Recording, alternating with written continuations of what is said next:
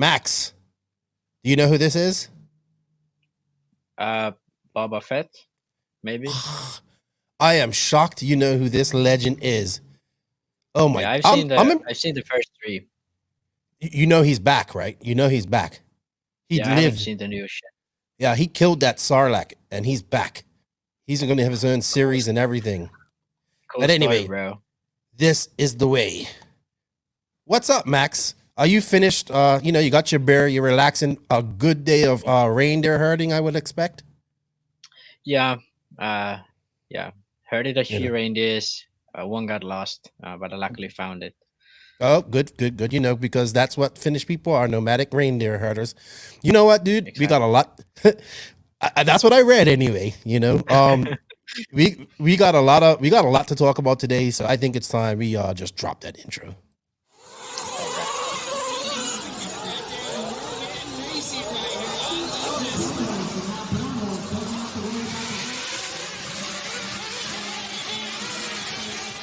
Nitro is the glory. Welcome to the No Name RC podcast with your host tonight, Keenan White, aka Lefty the Great, and if you are unlucky, the Finnish village idiot, JQ. This is the RC podcast with no name, but plenty of content. So sit back, relax, and get ready for some serious bench racing.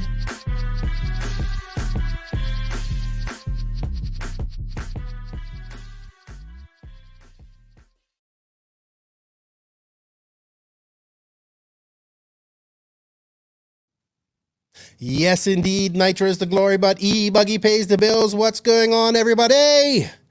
Welcome to episode number 119 of the No Name RC podcast. I'm your host, Keenan White, a.k.a. Lefty the Great. And to my leftish, rightish, right over there is the nomadic reindeer herder himself, Maximus Mortis. What's up, Max? What's up? I'm doing good. Thank you for coming on. I know it's late there in Finland. I know you had a long day of herding the reindeer, and extracting their milk and whatever you guys do with reindeer over there in Finland and all that type of stuff. So good job. How are you, man? I'm doing actually pretty good. I've been chilling. I've been working though, but I've been still mentally I've been chilling and preparing for the eventual melting of the snow and having a track to race on. Is it still snowing there? Is it still like the ground covered in snow and all that stuff? We still have snow. It snowed last weekend, but since then it's been like plus 2-3 degrees, so it's slowly melting away. The roads are already pretty clear, so. All right. Well, that's good to hear. And it feels like it's springtime.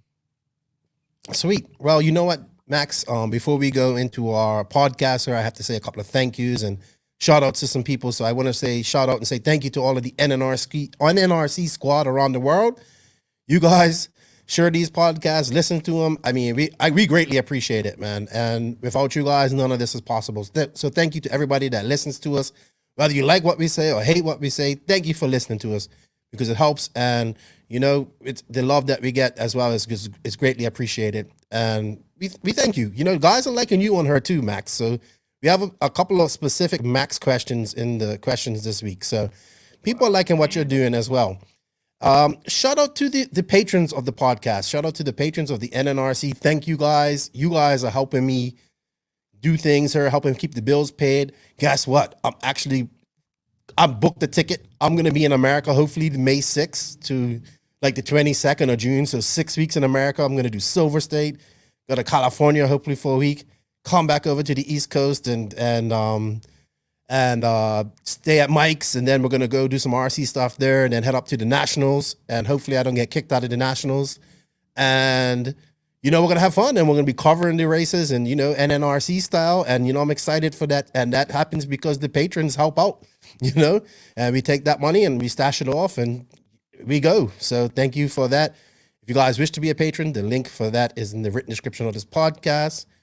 And hey, thank you to the awesome companies that support us. Obviously, we have Maximum Mayako, our title sponsor, Maximum Mayako, Maximum Performance, Maximum Support. That is Mayako. We're still waiting to see pictures of this phantom buggy that Joseph has designed. Still haven't seen it. Still have not seen it. Can't believe I haven't. You have. Well, yeah. Of course you He have. practices in Finland, you know. I get Yeah. a sneak peek around the corner. I'm sure you did. So I guess they should be dropping some information her soon. Joseph hasn't told me anything, so it's interesting to see what they drop her soon. Shout out to TNR Fuels, man. Thank you to Chris Nelson and his family. This is a fuel company run by a family-owned fuel company. He's a racer. It's fuel made by racers for racers. Check them out. They're headed down to one of our other sponsors, which is Sun City RC Raceway, for the TNR A Main Challenge Tour that's happening this week. This weekend, I believe it starts Friday. $3,000 in giveaways. Everybody that goes there, have fun. Good shout out to Sun City RC Raceway for their support of the podcast. They need a big race like this, and their facility is awesome. And hey, they're getting it this weekend. So everybody have fun. Beach RC has some things going on for Easter. I'm going to talk about that when we get into our segment on it. Thank you to Brent, Lucas, and the guys at Beach RC for the support. They've been a long time supporter of the podcast. Tekno RC, shout out to Matt, Danny, all those guys at Tekno RC. I think Tekno RC has got the biggest, heaviest lineup in 8-scale racer right now. You can't argue with that, I don't think. The amount of stars and talent that they have in their lineup is excellent. So shout out to them and thank you. Also, another long-time sponsor, JQ Racing. Shout out to all my JQ Racing family around the world. We're like baby-ass kids. Baby-ass kids. We don't die, we multiply. So we're still here. We ain't going anywhere. Don't worry about all that stuff. Manscaped.com. Check them out. Cut through the jungles and find your manhood. Manscaped.com. Use our promo code. All this stuff's in the written description. Papa Willie's Traction Tonic, another long-time sponsor. Hey, please go to papawillies.net. Use the promo code NNRC in all caps. You save 10% off your order and get some traction in your life. This is some good stuff. I want to see guys using this in the off-road scene. Really good in the oval scene. Let's get it in the off-road scene and get using that. Racecraft USA. Oh man, have you followed Racecraft USA, Max? Their ads are great, but I know. Did you see the last one? Understand the table, but the ads are great. The ads are the value of the brand. Man.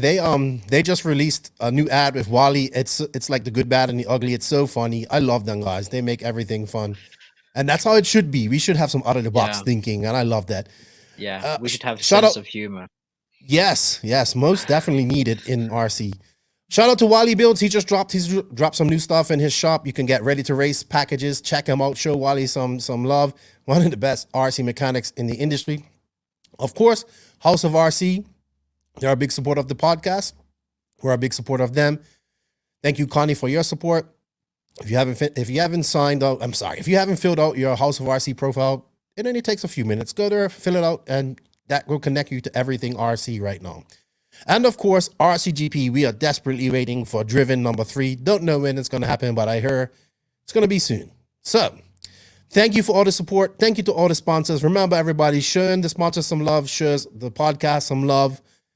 Go show them some love, please. We have affiliate links. We have promo codes. Check them out. And I just have to send some condolences because I always like to, when somebody in our RC family has some issues or somebody passes, we come together. Aaron Royston, his mother passed away this past weekend. Not this past weekend. I think it was last week. And our condolences go to you, bud. You're headed out to the A-Main challenge this weekend, and I want you to go have fun, hang around your RC family. And I know it's a tough time, but you will get through this, and you have our condolences. So, Maxi, you dropped the video. You've been busy. We haven't really talked. You've been working night shift and working middle shift. What was your video about again? Was it aerodynamics? That was a bit back. I think the last one was add-on weights, but I'm actually dropping one this week. It probably should be up by the time this podcast is up. Okay, what is it about? It's about anti-geometry. Ooh, now you're going to have to probably explain that a little bit to me. Yeah, so pretty much what this means is like anti-squat, anti-dive. So just the angle of the arm by looking off the side. And what is it actually? Because a lot of the times people only talk about anti-squat and they don't probably even know properly what it means. So trying to explain Interesting. That. We actually have a question about kick up and specifically for you, and it's all about kick up and anti-squat and all that stuff. So maybe they will have to go watch a video to get the full. Yeah, I actually saw the question and I read through it and I thought of any way to answer that question simply, and I couldn't find a way. So I'll probably have to say to this guy to just look at the video. But yeah, I'll give him some answer at least. All right. Well, Max, it's nothing been going on. I went to a crawling event this past weekend, and I went with my son, and I went with my buddy who I met him at the tracker, a Dominican guy, and he fell in love with RC, and we've been friends ever since. He's not the best driver, but he loves it. And he went on and done this, and he had such a blast. My son had fun. And you know what? I was thrashing away last week on my rig, putting all these new parts on it. You know, like I'm going like full nerd on this thing, like brass front knuckles, all this low down weight to keep it, you know, to make it heavier and to keep the weight down low. Do you have weight on the tires? No, like on the hubs, I had brass hubs, and then you have you can put weight on the tires too, but I did. Yeah, I remember people like put like I don't know how much, but a lot of weight just on the rim. Yeah, because that's where you want all your weight down low when you're crawling up and all that stuff. Man, I drove all the way down there, all excited. My car looked good. You know, all these new parts from my buddy. I got a whole bunch of parts from this guy in Poland, Artful Dodgers, and all these skid plates. So happy, proud of what I've done, right? 5 minutes into my run, I break. No, I didn't break, but basically, I should have drilled out the bushings where the bushings go in the brass knuckles. So it looks like it was just too tight, and it kind of just worked the nut from underneath it, and that came off. And then I lost a diff out drive and all. And then I was just like, I was trying to follow my son. Then I realized how out of shape I am climbing up these hills, and oh man, I nearly died. Like, you know, but I needed the exercise. It was fun. Everybody went ahead of me. And I got back and, you know, just sitting off drinking water. And then it was cool, man. I really enjoyed this. I really enjoyed the scale stuff. I know it's not racing, but I tell you what, breaking 5 minutes into that run felt like breaking 5 minutes into a 45-minute main. And I was just like, I almost wanted to go take my other car from my mate. So give me that back. I want to go drive. But he was having too much fun. And that's what it was all about. So Lefty didn't get to finish his route. His son did, which I was very proud of. And he had fun. And then they had like bashers there. So they had guys with like 6S Revers, like racing up and down the sand of the river. And just, it was people having fun, you know, reaching out to that bashing guys to try and get them to come in. And people just had fun. I had fun. And then it was in Santo Domingo. It's in the south of the island. So it's like a 2.5 hour, 3 hour drive. And then we came home, and it was a nice road trip with my son and my buddy. A boys' day out. I'm loving scale. I like scale trail, I'm telling you. Yeah, I mean, I actually kind of like crawling and that stuff because it's so chill. It's like sort of like you can just hang out, and then someone drives the car, and then you just like have a good time, and like it's still RC. It's not like racing. You actually have to focus and like you wrench, you try different stuff. Like even if you're just taking it easy, it's like you have to focus on it a lot more. Like this like scale trail stuff it's just like hanging out and having a good time. And you know what? We lose, you know, as racers, we lose touch on that a lot. You know, especially me, like sometimes, you know, we think about just racing and whatnot like that. We desperately lose out on not lose out. We forget about the having fun part, you know? So I've lost you. I don't know where you are. Hold on for a second. I lost you for a second. Oh gosh. Oh, there you are. Okay. Yeah, I lost my page. So all good, man. Nothing else really than that. You know, we do have some news to talk about. There was some racing going on this weekend, and you know, some announcements and stuff like that I want to touch on. So, do you have anything you want to talk about before we go into the Manscaped RC news, Max? Can't think of anything. You're probably, your life isn't probably that exciting right now. Work, beer in your attic with your hood on. Well, I mean, I consider my life pretty exciting. I get to like think about stuff, learn new stuff. I read about all kind of shit. So, I mean, it's pretty exciting. I could consider myself an introvert, so I'm not really struggling with this COVID thing. The funny thing is, you consider yourself an introvert, but you're very outgoing when you're around people. But I see the introvertness in you when you always got that hoodie on. And I noticed that, and we analyzed that, and we figured it out. That's your way of not seeing people. So I get it. But I mean, the thing is, when you get going, you're such a good, it's so fun to be around you. So that's why you own her, dude. So I don't really have much else to talk about. So I think we should just go straight in here to the Manscaped RC news. This part of the podcast is brought to you by Manscaped, who is the best in men's below-the-waist grooming. Manscaped offers precision-engineered tools for your family jewels. They obsess over their technology developments to provide you with the best tools for your grooming experience. Manscaped is trusted by over 2 million men around the world. Join the movement for all your below-the-waist grooming needs. I've joined the movement. I use my Lawnmower 3.0. I love it. You guys should get one too, because your wives will love you. And maybe, you know what, they can use it too. This isn't gender specific. It's developed for men, but it can be used by women as well.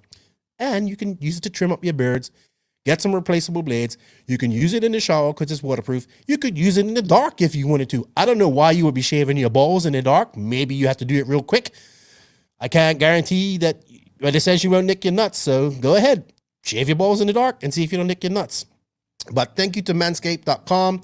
Check them out at www.manscaped.com. Use the promo code NONAME in all caps, and you will save 20% off your order. And you get free shipping. So thank you, Manscaped. And thank you to everybody that's buying. If you buy a Manscaped product and if you got the balls, please tag us in it. I want to see it. Don't send me a video of you shaving yourself or anything like that. Just say, hey, look, I got this. And, we're cool, but I don't really want to see you shaving yourself. So thank you. Thank you to everybody that has supported it. It's greatly appreciated. All right, Max. Okay. I'm not going to dwell on this much because, I'm recording this after I recorded with Joseph, and we kind of talked about this for a long time. He even made a video about it. But, hey, 1 year of work and study groups, and EFRA has a new logo. I mean, to give them credit, the logo is pretty cool. It is. 1 year of work, cool. But cool. It looks pretty cool. I'm not going to go too deep on this because I'm getting a logo made right now, which I'm going to talk about right here in the next thing. But hey, I love EFRA. I'm a bit disappointed with this 1 year doing a logo. So much more could have been done in 1 year of COVID. Nobody doing anything. Lots of time to focus on what to do. I hope they come with some more stuff here, better than this. So we shall see. Yeah. We shall see. All right. It's funny because we've been saying this on the podcast for a few weeks, and then last week, as I was telling you, I said we're gonna make. We just came up with the idea as we was talking about it, about making a virtual cup. And actually, I'm going through with it. I'm going through if it's going to be called the NNRC Cup. It started at DNC, so Ryan Mayfield's in the lead because it's pro class and it's pro nitro buggy. Sorry, people. I would love to do open and intermediate, but I just don't see where we can get all the same people at these races, so it's a little bit difficult at the moment. But this is a virtual cup that's going to be using DNC, PNB, Silver State, and the Nationals. And why those races? Well, I think those are the 4 races. Well, obviously DNC's happened, but I think you're going to see all the same guys at PNB. Maybe 1 or 2 won't. That weren't at DNC will be there. Silver State should be the same, I would say. And then, of course, everybody's going to be at the Nationals. So the idea, I'm actually getting a trophy made for this. I'm getting a logo made for this. I should have it by tomorrow. It's not going to take a year, by the way. And I'm getting a trophy made by this. Matt Owings, he's a JQ guy. He's making the trophies for PNB. He made the trophies for Josh Garbage's race as well. Really great metal worker. He's making me once I get the logo, we got it all sorted. And this isn't like an actual cup. Nobody's going to get the trophy. You know what I mean? It's just going to get so if Ryan Mayfield wins it, he's just going to get his name engraved on it. And he's going to be the first NNRC Cup champion, right? It's nothing serious. I just want to have fun with this. Give us something to talk about. Let's see how a series could go if we actually had one. You know what I mean?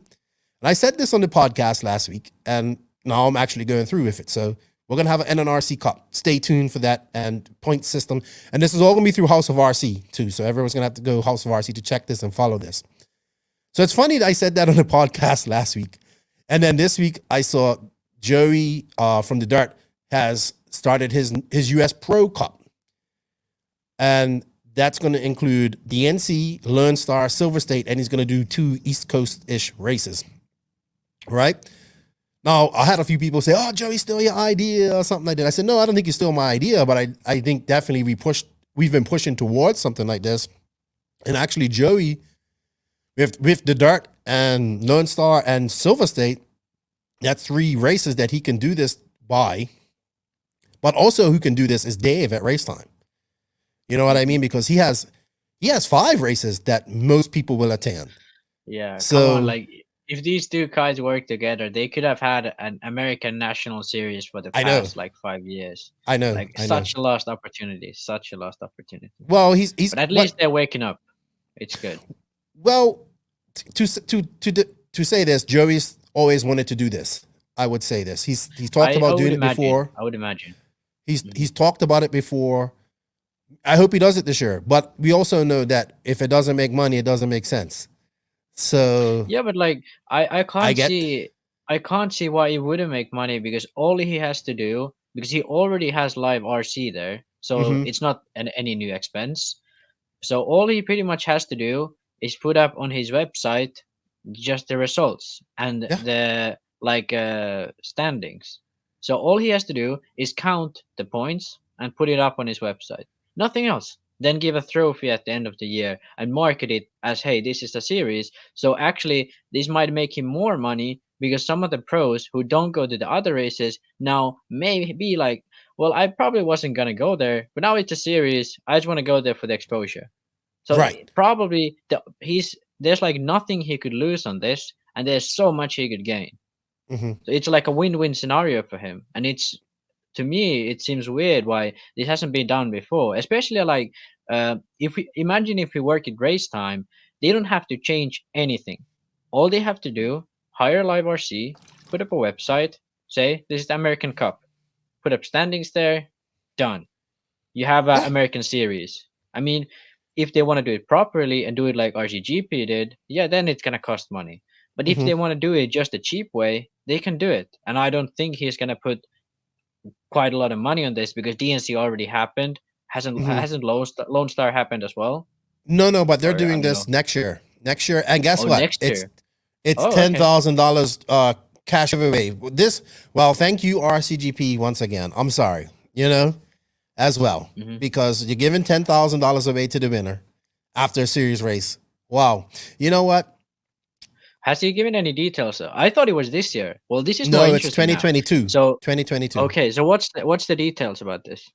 Just he says more details to come, but it's just there's he has 3 of those races already, and then Okay. he's been doing some East Coast stuff, so he's looking to do some Yeah, races on the so East Coast. okay, so he's already doing the 3 races, so no extra cost. Then East Coast races are gonna give him so much money because there's so many drivers there. So okay, if Joey ever listens to this, and I hope he listens to this, please, Joey, do this. Contact Mugen. You have Drake and Mayfield. Contact HB. You have Ogden and probably some other guy. Contact S-Works. You have Lime and Hackett. Contact Tekno. They have like 5 guys.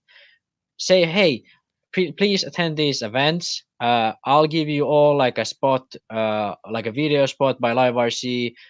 You get like this extra exposure. If you just attend these events, we're gonna say like you guys are a team and you guys are working as a team. You get more exposure. You don't really have to pay anything more because the entries are already pretty high. hmm And in the end, no one's gonna have to pay more. Everyone's gonna benefit, and it's gonna look more professional.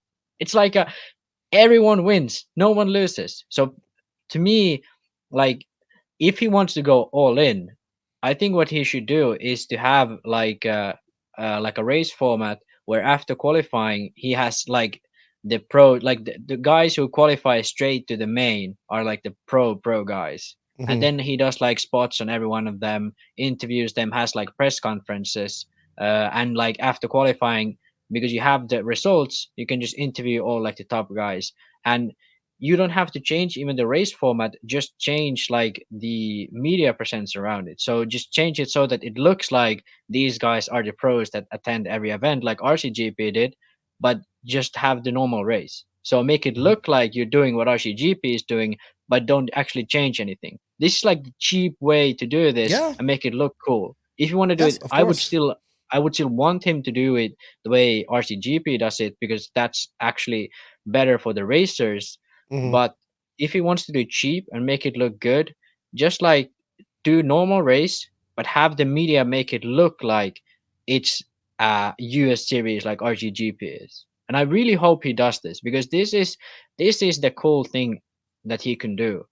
And this is what everyone has been wanting for so long. Like imagine like just like the storyline of it. Like you have the team Tekno, you have the team Associated, you have the team Mugen, you have all these guys, and they're not doing anything different. You're just saying they're doing something different. Mm-hmm. You know, it's like Mm-hmm. faking it all, but it doesn't look like faking it, because it's actually like people can see it now. They don't have to Mm-hmm. find it and look around the corners. Oh, those guys are actually attending all these races. Rivkin won the first one, Mayfield won that one. They are now, you can see it like it's front and center. Hey, this is a series, these guys are rivals. It looks cool, even though it's still the freaking same thing. Yeah, I'm all for it. Let's do it. You know what I mean? Yeah. And we Yeah. can do it in Europe if the Masters is Europe, and then I still want the RCGP thing, but you know, it's change is slow and very slow. I mean, look, it took a whole year to get a logo change, so you know. Yeah. Well, actually, We I gotta want to just add on to this that Okay. if like I don't think this, if you do it like the way I explained just then, you're not probably gonna attract any outside sponsorship, because it's not very organized. If you wanna actually attract like a Monster Energy or whatever you think of, you have to do it the way RCGP does it, in my opinion, because that's just, it's just everything is more professional. It actually, you can sell a race series, not just random races that you Mm-hmm. call a series. So And also get some if you, spectators. yeah, if you want to get like spectators and like big money into it, you have to make it look like it's actually a huge deal. Like in reality, like if they show up at the track, they're gonna see, oh shit, the pro guys are coming, and they look like pro guys because everyone's wearing team shirts. They have these team tents, and like they look like, okay, those two guys are that team, those two guys are that Mm-hmm. team, and it's actually just that. But if you want to make it look like inside the RC world that, hey, we have a series, this is the perfect way to start it out. Especially when you, if you don't want to invest so much money into it. Like RCGP had to invest quite a lot of money into that, and they made it work, in my opinion at least. And they just need to keep it going. But if you don't want to invest money, the way I just explained how Joy could do it is the best way. Yeah, it's better than nothing. I mean, it's only took what 20 something Oh years yeah, to do this, so. yeah, I'm all for it, man. I'm all for it. I think Dave should do it, or maybe work together as well, and they can have I a mean, whole East Coast, West Coast yeah. thing. But To me they should do it together, so you mhm. could have like the West Coast. Like I don't think Joey would actually even need to do his own East Coast races. They could just do a series together where they split the profit, like the This is series true. profit, Well, like they we're could have talking. sponsors for the series specifically, not You're only talking for the about a races. lot of cooperation right there, Max, and you're talking about Yeah, a lot of we need to make. And there's yeah. no offense because Greed and I have nothing yeah, against these guys making their money, yeah. but Greed you and know, cooperation doesn't go well together. no. And speaking of Dave and race time, I know we give him some flack, but I like what they're doing lately. Like they got the trophies, that he's doing the jumbotron, he's got live RC coming. He posted up yesterday. Wicked Weekend is looking to do a capped race with a different format, and I say, fuck yeah, let's do it. Why not? Wicked Weekends was a little bit slow this year because they did it at SMB and it didn't get as many people. It rained and stuff like that, so they will probably go Yeah. back to where they do it in Atlanta. But why not? It's one of the races that probably will get packed. But this is what I say. Cap that race, charge more, right? Charge slightly more so you can make your money, because you still have to make your money, right? Mhm. Cap it at a certain number, cap each class at a certain number. You know what I mean? Mhm. And do a different format. Give people more run time. You ain't there till 1 o'clock in the morning. You could go home at 7, 8 o'clock, go out with your friends, enjoy it, and make it a race where people actually enjoy it. Like, okay, I'm saying people enjoy it, but you know what I mean? Where people see, hey, I can run one class, I can run two classes and get so much run time. And I don't have to be up at 5:30 in the morning because my main starting at 6. It starts at 8, a decent time. And I could be out of there at the latest 8 o'clock in the afternoon. So I think you should do it, Dave. Get it done. Let's see how it works. If it doesn't work, you just go back to the normal way. Yeah. But I guarantee people's Yeah. gonna be like, this is better.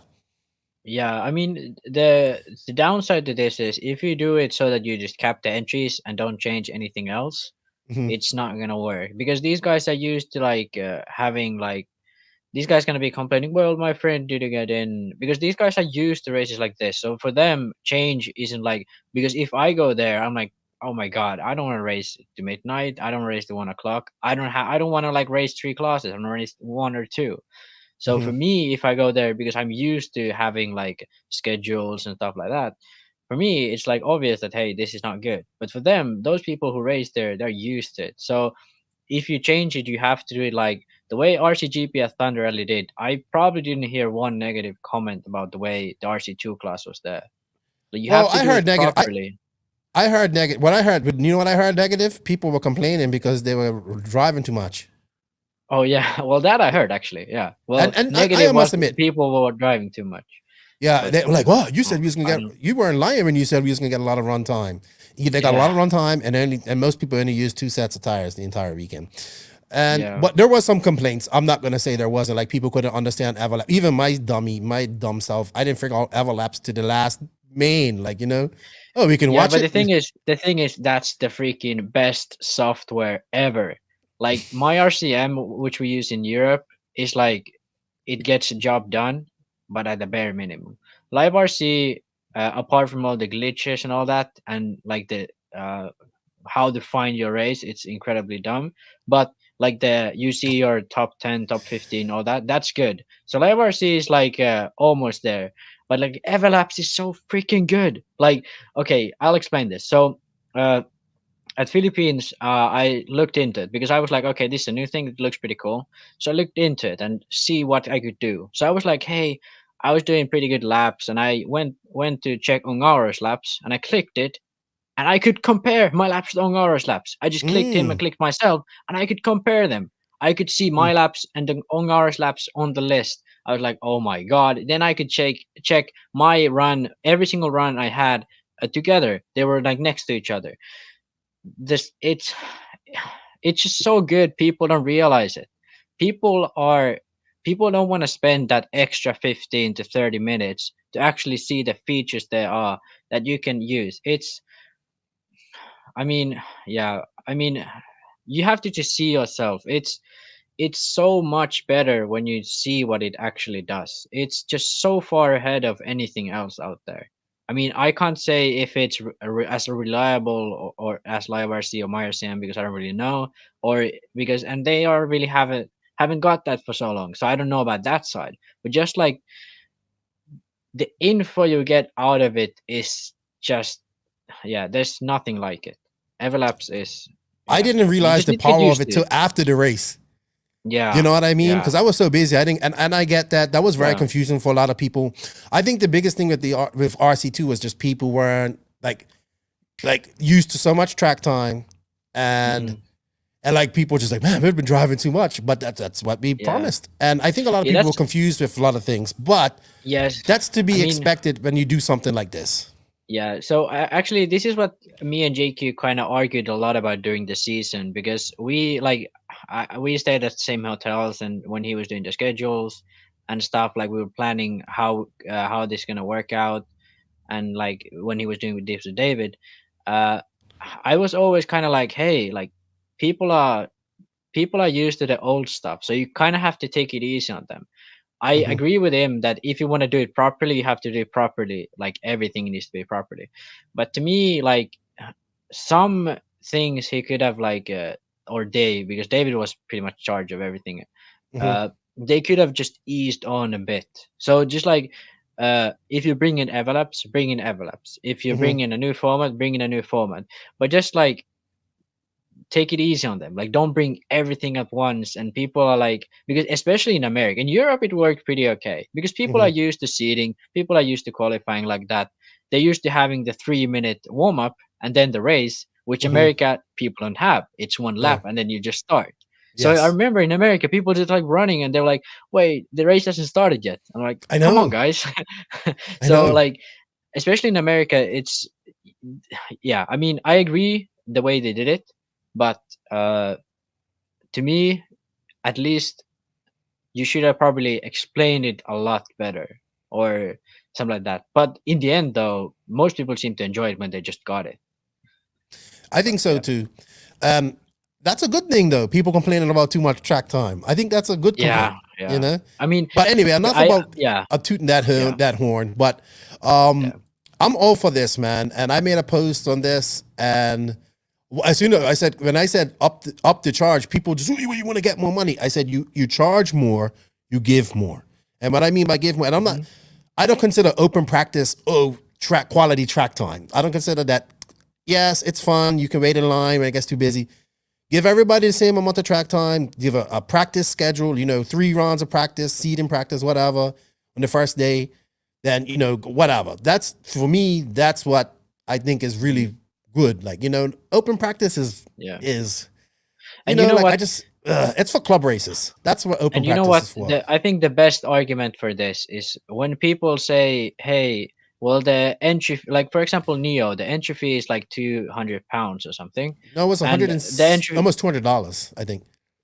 Yeah, well, around $200 or whatever, but it's pretty expensive. And then like the DNC is like, I think it's 90 nowadays per class. Yeah, around there. Yeah. So we actually counted. So with the $200 you pay at Neo, you pay half as much per minute at the track as you do at DNC. So actually, DNC is twice as expensive as Neo, even though it looks like on paper, hey, I'm paying $90, and at the Neo I'm paying 200. Actually, what you end up getting is it's like a like 50% off. Like if you could pay Neo entry fee would be $400 if the track time would be the same, like comparing with the track time. So the ratio between money you pay and the track time you get is half the price at Neo than what it is at DNC. So don't just look at the first number you see. Actually think about, hey, what am I getting out of this? Yes, and not remember when you run 3 classes, man. 3 sets of tires. Yeah, that's that too. Like even the thing like with if you run 2 classes, let's say you run 2 classes at DNC, and if even if you run 2 classes at DNC, it's almost the same price as RCGP or Neo. No, it's more. And you still it's like $20 or more or whatever. No, but anyway, RCGP is 125 and two classes at DNC are 180. Oh, okay. Well, let's compare to RCGP. So it's more, but still running RCGP, you run one class at RC2, you get more track time than running 2 classes at DNC. And the thing is, let's imagine a race where you run 3 classes, you pay the same amount as you pay for an RCGP race where you run just 1 class, and you get the same track time. I would argue that running 1 class for more track time compared to running 3 classes for the same amount of track time is more valuable running that 1 class, because you feel your car, you can focus on that 1 car, you don't have to have 3 cars around, and you don't have to mess up your race schedule and all that. Like, oh, I run truggy, my buggy feels kind of weird, then you get used to it and you run all that hassle is not worth, even if DNC was cheaper, if you run 3 classes than what RCGP is running 1 class, even then I would argue it's more valuable to run 1 class properly than run 3 classes half-assed. Well, see, you're missing out on the other thing here. It's not always just about track time. It's about the chance to make a main or get a podium. That's what running all these classes I don't do. know. I mean, so to me, I would argue against It's nothing wrong with that. It's nothing wrong with that. You can do that. But I think I don't know how they're going to do this at Wicked Weekend. But I definitely think you should up the price a little bit. Like, I think you should, if you want to run 3 classes, that's your choice. But if you want to run 1 class and if you can run 1 class at this race and get as much run time as you did running 3 classes at any of the other race time events, and I'm not including open practice. We're not talking about that. Yeah, open. Let's then go for it. If you want to run 3 classes and you know that this is a cap race and it's going to be more money, but you will be in a comfortable race, if you want to pay all that money, then go ahead. You know what I mean? But there's people out there that may not want to pay that money and they want to run, but when they go to these races, they know that they have to run multiple classes in order to get proper track time. But if you know you can do it with one class or two and be sufficient, then it will be all right. So I hope they do it. Please do it. And I can't wait. I would love to go to Wicked Weekend. We'll see. It's in August, I think. So And also, I've always wanted to go to this race anyway. I want to actually argue against your point about people want to make it the main. I think people want more head-to-head racing. So, like at European races, even if you had like a few qualifiers only, you will always have that 20-minute main. In America, you might have a 7.5-minute main in Nitro. Like, and like that's the thing too. So let's say you have less track time, but more of it is racing. That's more worth it. So if you run 3 classes, yeah, you might get a few more. You get 2 more 7.5-minute mains. But is it really worth, let's say, having like RCGP, you had that 20-minute bump up main, and you also had that qualifying race. Like you already there get more track time than you could ever get running like let's say DNC and running 3 classes. You get more head-to-head racing. I mean, obviously, if you make the main, but it's the same in RCGP. If you bump up, you get more and more track time. Yeah, of I remember course. some people ran like over an hour during the bump up day because they bumped up so many times. People are getting exhausted about running. I know. because they weren't used to it. Oh man, how about okay, I just got to say this. The LCQ race at Thunder Alley when the thylacine just Yeah, that was the best, one of the great. best finishes ever. Like I'll never forget that Little Bump and Herg. It was Little Bump and Hergzig were battling, and the thylacine Aaron Dex was just behind. And I was like, oh man, I really wanted him to make the main or bump because there's only one. And I just had to bring that up because that was such a good race. And they made that bubble on the last jump at the last corner, and Dexter was just right behind him. Went, whoop. I was like, that's so cool. That's what you get. That's the excitement from LCQs. I have people against LCQs too, man. I don't get that. Yeah, I don't get that. I don't get that either. All right, enough about that. I hope Wicked Weekend does that. Let us know you guys' thoughts on that. We went off on a tangent on that. Yeah. All right, Max. We did have a big. Well, with these topics, it always seems to happen. I know. So we had a race, J Concepts, the J Concepts Western Carpet Nationals at 702 Raceway in Vegas. I wanted to bring this up because the GOAT was there and Rivkin was there, and actually, wait. This is not the right class. No, I know. I'm giving a shout out to Born a Crime because he won. He won 2-wheel drive, but I'm still gonna say that he has to. If he doesn't, he needs to. He's gonna said he's moving up to mod next year. So good. He needs to move up to mod and nitro. If any of these guys have finished top 3 in a major stock race before, they would need to move to mod the next race. Well, you missed our debate last week: stock versus mod, live. Yeah, I don't really think this topic is debatable. Well, it was fun. It was a lot of fun. And stock doesn't even exist here. So all right, let's go to. Well, this is Brock Champlin's home track. Yeah. So he TQ'd and won. That's a good win for Schumacher. But I'm sorry, we know Brock's fast on carpet. We know that. Super fast on carpet. I mean, this is he needs to like do this on the dirt. This is like good result for him. This is not like, hey, he won. It's like, okay, he won. Like if he didn't win, I'll be like, hey, yeah, he practices here all the time. He runs the best car for carpet. None of these like, okay, A cars are pretty good on carpet, but like TLR, like, come on, like these guys probably never run on carpet. At least I would imagine so.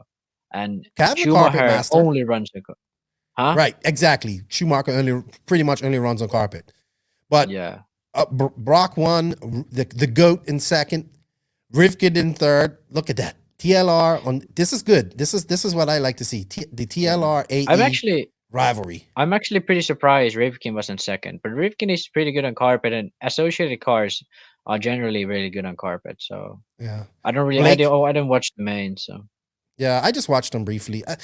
It wasn't an EOS track. It was cool, but when you see those EOS tracks, it's the EOS tracks are way harder. The American track seems to have much better flow, and like the carpet is much like more forgiving. The EOS tracks are just like they're crazy. And this is actually I'm kind of surprised. Like the Schumacher four-wheel drive is like out of this world. So Yeah, AE, I think AE have actually just brought up the game with the new one though. So mhm. it could. I haven't driven the new four-wheel drive, so I can't really comment on this. But like the Schumacher four-wheel drive, less at DOS seems just like so over anything else. I mean, we haven't Well, seen Yon around in a while, so yeah. can't really say. But yeah, I Well, was actually pretty surprised seeing this. But I well, mean, good win Rivkin. for Spencer. Yeah, Rivkin won this. Brock in second. I do that because that's all Paul Heyman does. Brock Lesnar's into Where Brock was Cole Pollard Lesnar. in tool drive? Yeah, let's see. But I just the goat in third. I have to say this Associated won the week this week, even though this is a great Oh result yeah, for the yeah, goat. Um, yeah. Associated, Associated I think one. I think the score is like 2-1 now. I've lost count. But Yeah, but I would even consider against Brock. This is a win for Spencer because this is Brock's home track. Remember mhm, this. So mhm. Tollard was fifth in two. He's a silent okay, assassin. He is, and he's good in 8 scale yeah, too. but he's kind of like he's under the radar quite a lot. Hmm. Like Yeah. he doesn't get that same exposure. Like drivers like Van Dalen get much more exposure, and Cole Tollard is actually pretty versatile. He's really good in 10 scale. He's pretty good in 8 scale. Like Speaking of, he's yeah, I agree. yeah. So Speaking of drivers that are disappeared, where's Alex K? I haven't seen him around for a minute. Alex Kuzawowski or whatever yeah, his name but is. actually, I don't think he runs carpet. I'm not Yes, sure. he And this is does just he does, because he lives but up I in don't think I've Connecticut, ever. but Okay, he well, I don't hasn't been think I've racing ever at seen him all. run I at haven't all. heard about him in Okay, well, I mean COVID too, but he's just kind of not around, and maybe he's in school or something. I don't know. Just kind of, weird. it's a really Because smart thing to do. he was like one of the fastest up and comers Yes, at one point. yeah, and he's just gone. He's just disappeared. That's actually true. Weird. So this was it was okay. A good result for Brock. A great weekend for Cav too and Rivkin. But yeah, we got to give this weekend to. Well, I guess we got to give it to Schumacher. But I mean, in the I don't know. TLR I would actually give it to Spencer because this is Brock's home track. Like Mhm, mhm, that's a big deal, and they didn't change the layout. Like if they changed the layout, then it would be free real estate. But yeah.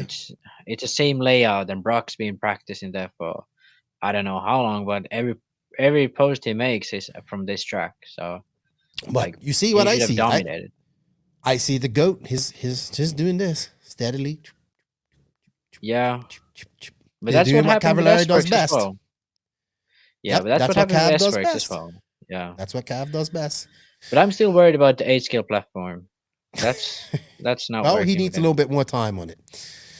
You put a Yeah. note on her SMJ wheel shims. You should have put a link on her because Oh I didn't see yeah. this.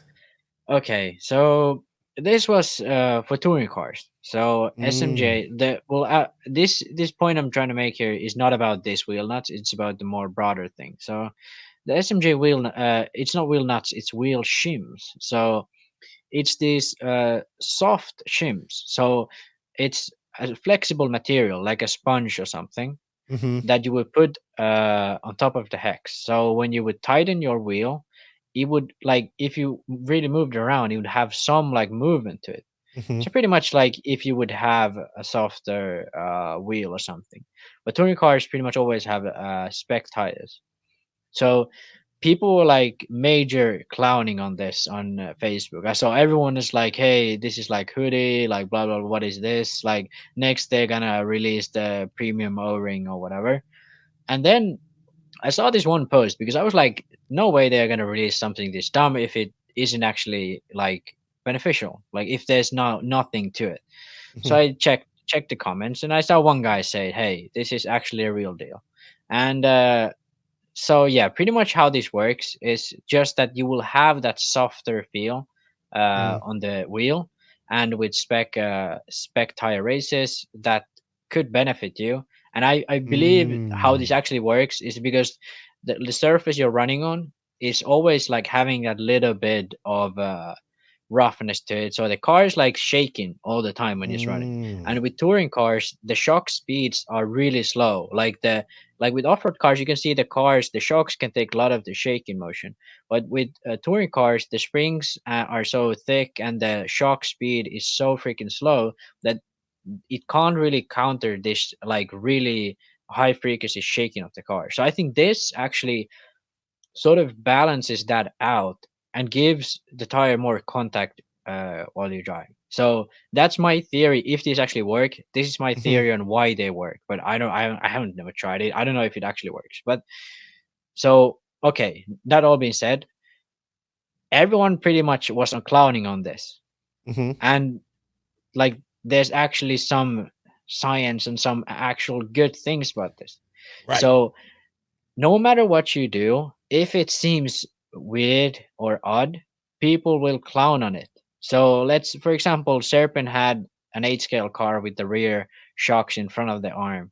And there's a rumor going around that it was better, but they switched the shocks with the rear of the arm because people thought it was worse.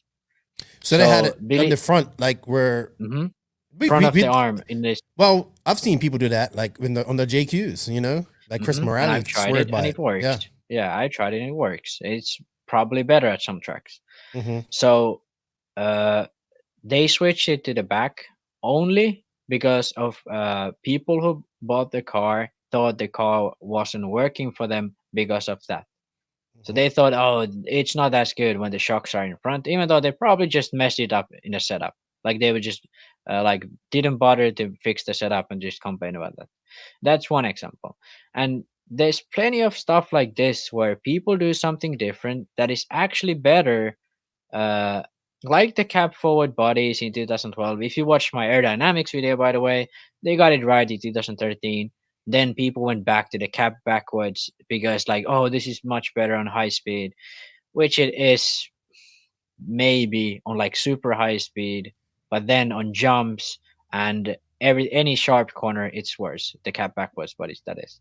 And if you watch my aerodynamics part 2, you can hear the full explanation about why that is. But people have these misconceptions and they have their beliefs that are based on nothing at all, and then they just like spoot around until they have to be like really really convinced about things. They Mm-hmm. don't think about it. Like, everyone needs to like stop and think, hey, it seems weird, but hey, this actually works pretty damn well. So yeah, that's just my take on this. I just actually accidentally saw this and saw Mm-hmm. people clowning on it, and I was like, yeah, there's got to be more to it, and there was. Well, most of the people talking on Facebook are like me. They don't know what the fuck they're talking about. So Hmm. I wouldn't know what I Yeah. was talking about anyway. But now that you talk about it, I was also thinking maybe it affects wheel width as well. But then they have to fit a Yeah, but certain. you would obviously compensate for that. So that's not the thing. You could just Well, use normal shims. well, But we think used to about this because use. they sold two different stiffness. So it's a Okay, flexible material. So it's a it's all tunable suspension. thing. It's suspension stuff. Yeah, I get Yeah. that. All right. Well, I think that's all we have for this. I think we should. I don't have any more news, and Yeah. it's I think kind of that's the slow. news. The news. Yeah. I mean, come on. It's winter, COVID. What kind of news could we have? I don't know. But you know what? We do have a lot of questions, so I think it's time to go to the Beach RC Bench Racing Q&A. BeachRC.com, the racers' one-stop online hobby shop. Choose from all the popular brands and variety in stock with super fast shipping and great customer service. BeachRC.com still has the local hobby shop feel with all the benefits of the internet. BeachRC.com is the exclusive distributor for Ultimate Racing, JQ Racing, Pro Circuit Racing Tires, Nitro Lux Fuels, and Assault RC Performance products. So fill up your cart and check out at BeachRC.com today. And thank you, Beach RC. We actually have a message from Brent at Beach RC because the BeachRC.com virtual Easter egg hunt is back for 2021. It's bigger and better with more gifts and a grand prize drawing.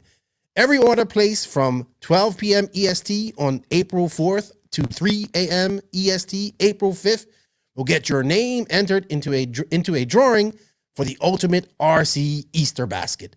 But that's not it. Tons of shoppers will find Easter eggs in all sorts of places. We can't tell you where they are, but you will know when you see one.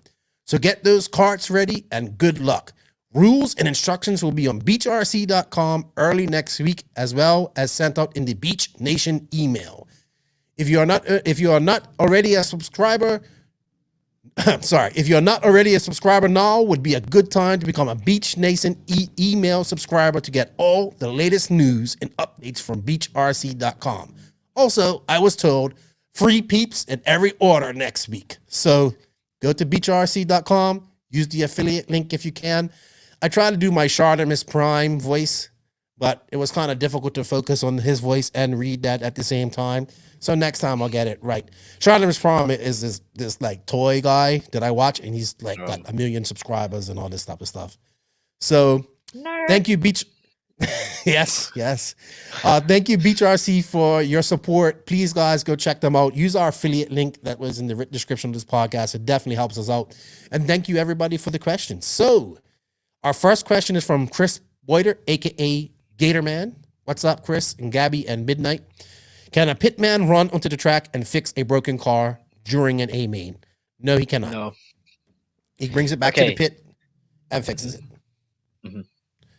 And also, Marshall cannot do it either. Let's say, with 10 scale and ball cups, that's a gray area for me. Because if it's like ball cup and it's like pop and back in, okay. But if it takes more than 5 seconds, leave it on the ground, that's it. Okay, I can agree. That goes with 8 scale too. Yeah, if 8 scale, you have your body fucked up, or something is between your arm, or I don't know, whatever, like something small. Mm-hmm. Then do that. If it takes more than 5 seconds, mechanic comes, takes the pits, fixes it. Yep, done. Simple. Not on the track, because you have to restart in the pit, I believe. Mm-hmm. All right, Josh Garber of Scale Racing Sports, I believe. He's the guy who behind the Blue Ridge Nationals, Summer Sizzler, and it looks like they're also doing a race at Clemson. They're going to have live RC there too, so this is another East Coast indoor race coming up, indoor races coming up. And they've got a big support. Excuse me? No, this is SRS, Scale Racing Sports. Josh Garber. They have excuse me, is it a new thing or? Well, they started about 2 years ago, so you know, they're getting there. Mm-hmm. He's actually the question. So if you guys don't know him, please go check out SRS, and they're putting on 3 races this year. Summer Sizzler, then they're doing a run at the actual campus or gym of Clemson University in South Carolina. And then they're doing their Blue Ridge Nationals, which they have in November. So this is the question about pills. And I don't know if we have time to answer this, because you said there's no quick answer to this. So I think he has to watch your video, but let's ask his question. Talk to me about pills and the pivot angle of your arms, both front and rear. Why would you want to run them flat? Why would you want the leading edge tilted up? Why would you want the leading edge tilted down? What are you trying to improve with this adjustment? Corner entry, exit, drive, corner entry, or exit, steering, or is it a suspension thing? Smooth track versus bumpy. Thanks, Lefty. Thanks, Max. Max, do you have a quick answer for this? So I think actually the first time I read it, I thought he wanted to act about everything about the pills, which is kind of hard to completely answer, because like moving the arm any which way is like the basic fundamental change in a car that you can make. But pretty much, so actually the video this week that will be up is about exactly this, which is like anti-squat and kick up. So if you look at the car, like you have the wait, I have to see this. So the rear arm is kind of like this, and the front arm is kind of like this. You know, both are like up like this. So if you look at just the rear arm, what it does is it has anti-squat. So it will sort of work against the squatting motion of the car when you go in power. Then if you would have it the other way around, it would actually be pro squat, which would mean that when you go in power, it would actually squat even more. So that's the basic principle of it. Then in the front, you will have kick up. So if you have the rear arm like this, you will have the front arm like this. So kick up. in the front. So the front edge of the arm is up. You will have kick up, which means you will have pro dive. This would mean that when you brake, the front end would go down more than if you would have the arm flat. The flatter Mm. you have the arm, the less it will go down. And if you would angle it inwards, like the leading edge would be downwards, it would mean that you would have anti-dive, meaning it would be stiff once you brake. So this is like the very basic thing about it. And there's a lot more to it and a lot more like how this really works on track. And but this is the very basics of it. So if you angle this rear arm towards the center or angle the front arm towards the center, you will have anti squat and anti dive. But we angle the front arm, the leading edge up, which means you have a kick up, which in other words could be described as a pro dive. So that's the very basic explanation of this. Josh, I think it would take 30 minutes to describe everything you asked. So, you know what? Max's video is dropping her, and guys should check it Yeah. out. Max Mort on YouTube. Yeah. I'm pretty sure he also asked about like the toe angle as well. And I have a video about that as well. And that's also what you do with the pills of the car. And Yeah. that's as well much more complicated. But the videos give you a much better understanding of the whole concept if you actually want to like know. Yeah. Thank you for the question as well, Josh. I think he wanted more to know about like when to use it and what they do. But I mean, that would be a very long answer. Yeah. I'll go through all that in the video. And that's Sweet. like there's so many different things. Sweet. So check them out, Josh. I know that's a long question. So Yeah. it's best But it's a done good with question. visual. It's Yeah, it is. it's Very good. that type of questions are the important ones. Yeah. All right. Connie Swenson of House of RC. I want to hear Max Mort's take on body aerodynamics. This is going to be another long answer. I've seen his videos on the subject, but some people just state it's a placebo effect. As an example, look at how X-Ray described the positive effects on their latest body design, which many stated was an obvious copy. It sounds on the description that this is one of the most important things you can change on a car, like saving many tenths of a second.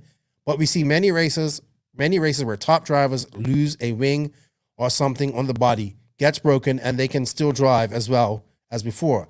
What is the real effect? Is this just marketing? I want hard facts, not feelings. He also goes on to say, X-Ray's description of their new body, the redesigned sides of the body improve stability at higher speeds.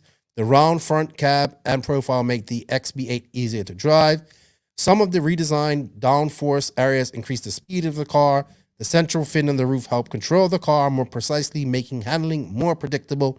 Overall, the new Easy Body is the most significantly improved performance offer body we have designed. This is all you, because you've been preaching this for a very long time. Yeah. So let's get the wing brakes mid race. People do better laps. So if you go to a big race, most of the times these top guys run their fastest laps in the end, where they're trying to catch someone or whatever. And you watch their tires after the race, and they're completely bald. Now you would never argue that running bald tires is faster than running new tires.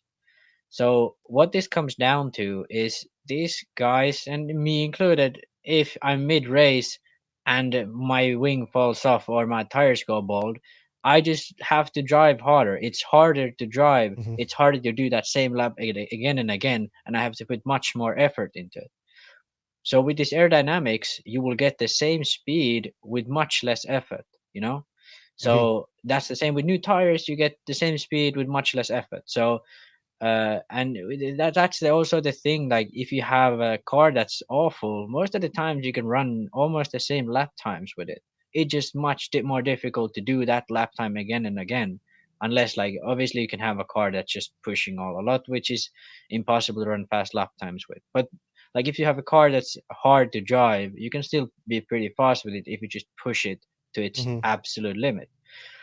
So that's to counter that type of argument, like because RC in the end is very much like driver based still. It's not like if you have the fastest car, you will be the fastest driver, like let's say Formula One is. Uh, but that's just to take that argument, and then to people who say it's just a placebo, I would say yeah, it can be a placebo, let's say a front scoop or whatever, most people won't probably even notice it. And especially if you aren't really used to setting up your car or trying different things, it can be a placebo. But I've tried this so many times on so different conditions, to back to back to back, and every single time when I have a cap forward body, preferably with the side wings, it's always A, faster, B, much easier to drive. Mm-hmm. So with aerodynamics, the biggest difference I feel is just that you have much more trust in the car. Mm. It gives you that extra grip that you can trust in the car and you can go where you want. Uh, you could think, like as I said earlier, with both tires you can have that best lap at the end of the race, but the trust in the car is minimal. Like you just like pushing it to its absolute limit without having any good control of it. So that's how I think the best way to describe aerodynamics is, you wouldn't want to start the race with both tires if you can start it with the new ones, and you wouldn't Mm-hmm. want to start the race with the badly designed body and wing setup if you can start with body and wing that has good downforce. So that's the way I would counter these arguments, and uh, You know it's who really hard to your biggest go ahead. opponent against this is Joseph, and he Yeah. says it's all placebo. But then I like Greg. You know how Greg is. He Hmm. has a carburetor that's 14 years old, and he believes in all this type of stuff. So Greg swears on these remember that guy who used to in Singapore that was making the JQ bodies at one point? Yeah. So Greg has like three of Duration. these Yeah. all painted and is like, these are the last ones.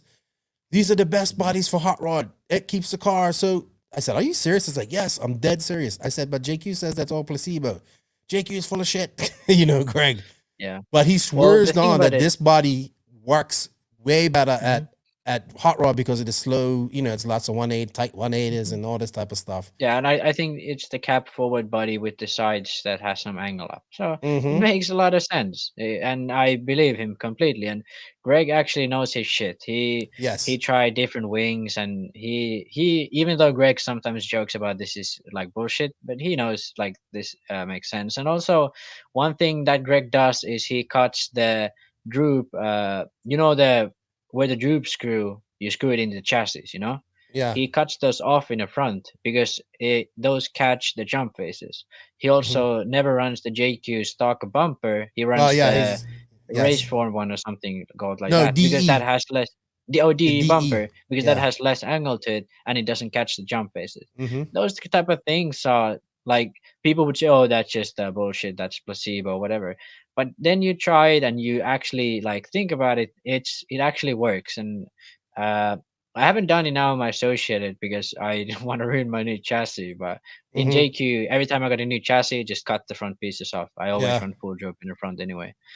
So that's that. And what comes to JQ, I think he knows that the body makes a difference, Mm-hmm. but he wants to make the car work first. And I get it. I do that myself quite a lot as well. For example, last summer, because I didn't know the car, I don't want to put aerodynamics or new tires on it like all the time to have like the Mm-hmm. Mm-hmm. best Mm-hmm. possible, scenario, because you want to know where the car is bad. You want to know where the car is letting me down before you put all these other things around it. And the best way to find it is not to have all these, I would call them aids, but it's just like it's just a complete to complete the car. The body and wing are a big part of it, but having like new tires all the time, having the best possible aerodynamic setup of your car, you're gonna have a much harder time identifying the issues with the car. And I really believe, and I'm pretty much 100% sure, this is why JQ is against like this talking about bodies, because he wants to make the car work first and then put all that other stuff on top of it, which is completely understandable. And I do it myself when I test a lot of times. But yeah, I mean, if people like, even if it was placebo, whatever, I most of the time I put the normal body on. Mm-hmm. Then I have two bodies. I've done this multiple times. I have two bodies. one without the wings, like the cap forward body, one without the wings and one with the wings. I go drive with one without the wings. I drive. It's kind of hard to control. I make lap times. Then I'll put the other one on. Go drive. Easier to drive. 2 times faster. Put back the normal one on. Again, 2 times slower. Harder to drive. Put the other one on. 2 times faster. So you can say that's placebo. I don't care. I've 2 times faster with the other body. So yeah. Yeah, I remember. I'll never forget when we was at Thunder Alley and Chris Morale was like explaining all this to Joseph. Remember, because he had this side pods on and you was all into it. And Joseph was like, "That's bullshit. It doesn't work. Placebo." Yeah. And but you know who else believed in this heavily? Was Carson Wainermont. And I actually, if you watch my aerodynamics video, he is very much included in there. His body designs. I haven't watched it yet. Sorry. Yeah. Well, I was I will talking to watch just it. people listening. Yeah. Okay. It's a long video. It's one of my longest ones. I know. It's hard for me to get in science mode nowadays when I don't race. So. Oh yeah. Well, I don't think my target audience is you per se, because Of course you're not. like more like talking about like the RC scene. No. Yes. All right. Adam Duckett. Well, actually, I'll say one more thing. So Okay. the Toyota WRC car, the rear wing, when you're going, I think 100 kilometers an hour, it's 90 kilograms of downward force from the rear wing alone. Only the rear wing. So if you take the rear wing off, it would be the same as taking 90 kilograms of downward force when you're going 100 kilometers an hour. So if you just scale that down to RC, it's a pretty significant difference. And if you look at F1 cars, the downforce those cars produce is so high that if you lift, it's heavy. Just lifting, the force in the wings is higher than if you would do slam on the brakes in a road car. There's so much like drag and downforce in the wings. Sweet. So sounds good. yeah. Sounds good. Yeah, man. So I think it makes a difference, man. I understand why Joseph probably doesn't like it, because he wants to make the car work, and that he probably thinks that's like band-aids or whatever. But I also think it goes in part and package with doing all the little things to your car. You know what I mean? Yeah. So, but setting up your car is easier to not have those around, in my opinion. Sweet. All right. Adam Duckett. What's up, Adam? How you doing? Adam's a big dude. He's like 6'10" or something like that. He's just one of the, he looks like he would definitely rip you to shreds, like tear you in half like a wet paper bag. That cool guy, man. He used to play football. Loves RC.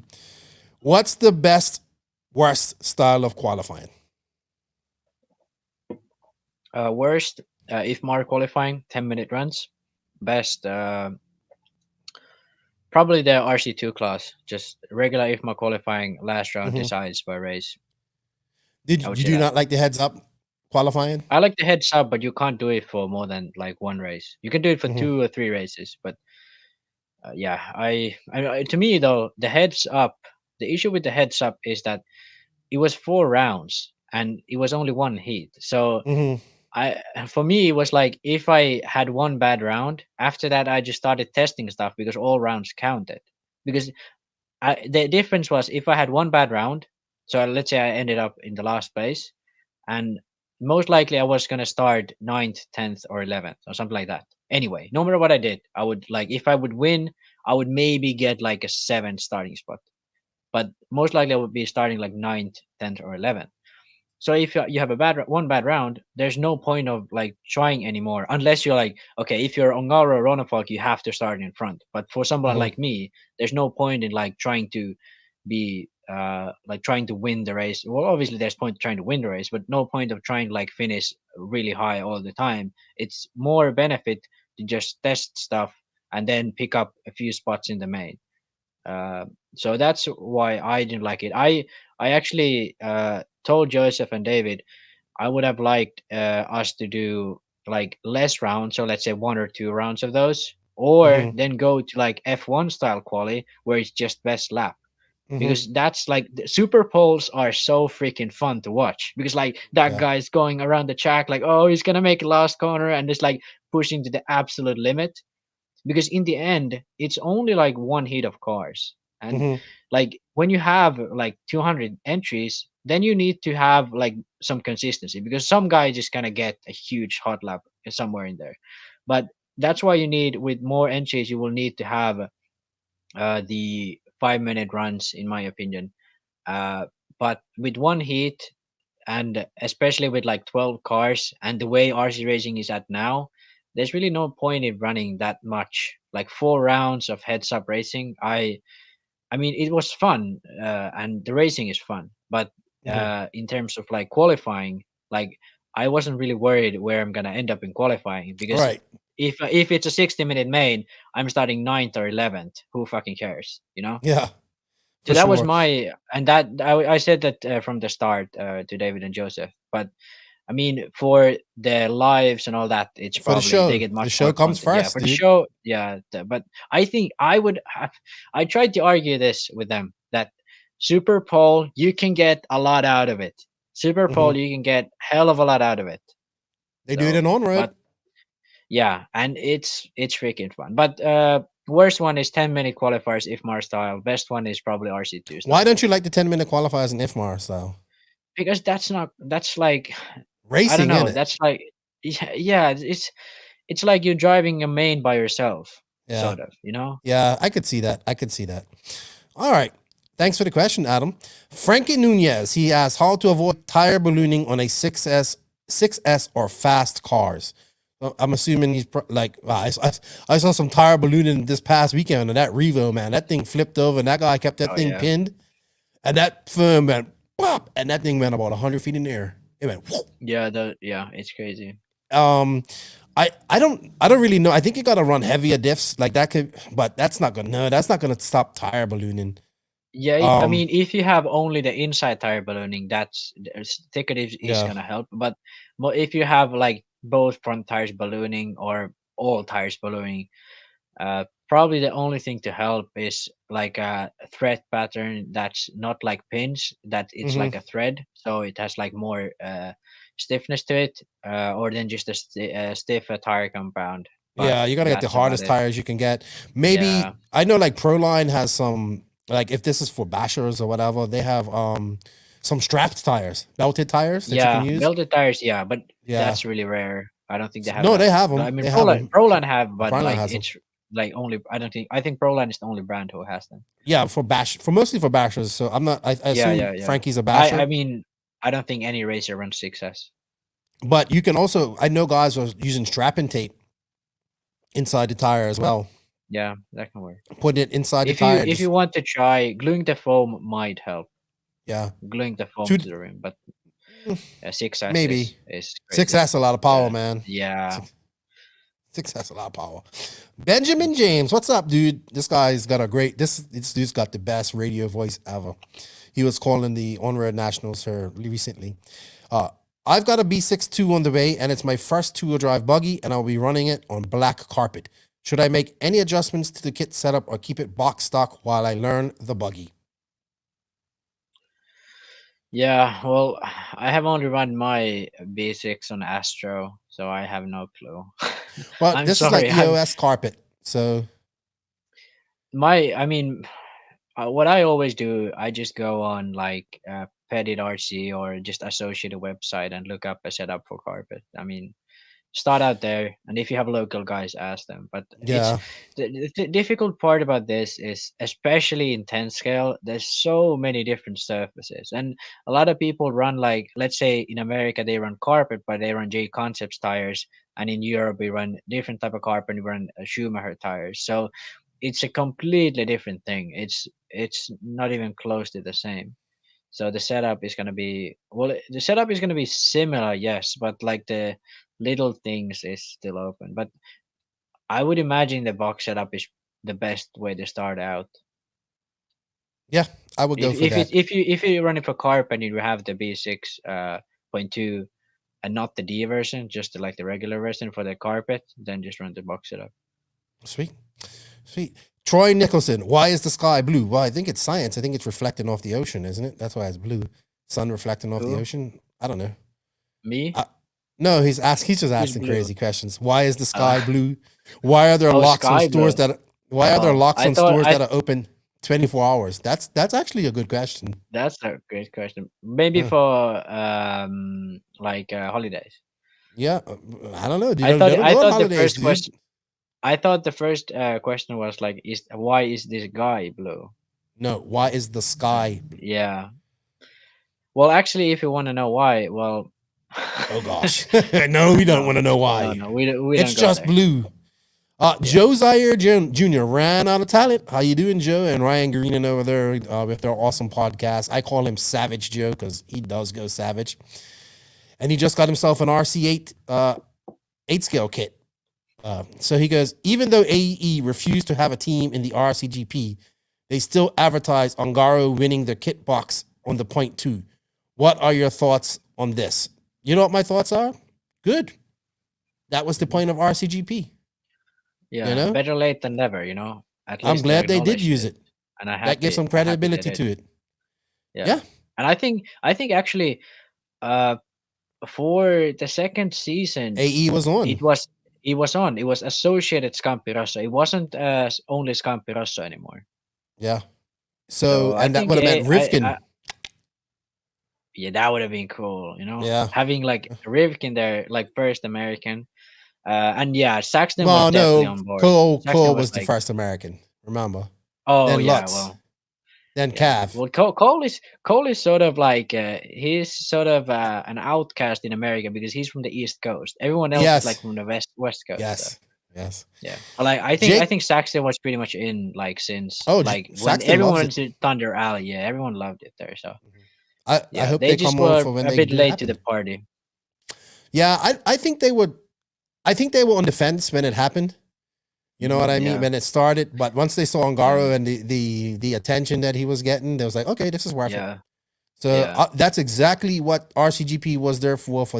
Even though they didn't sponsor it, and maybe it's not absolutely fair to the other companies that sponsored it, it was a unique case because the team that put him in ran associated. You know what I mean? Yeah. So, all right, Jacob Gonzalez. Since you guys want to do race organizing without classes, give an example of the schedule for the day at a large race, Sunday Nitro Buggy Day.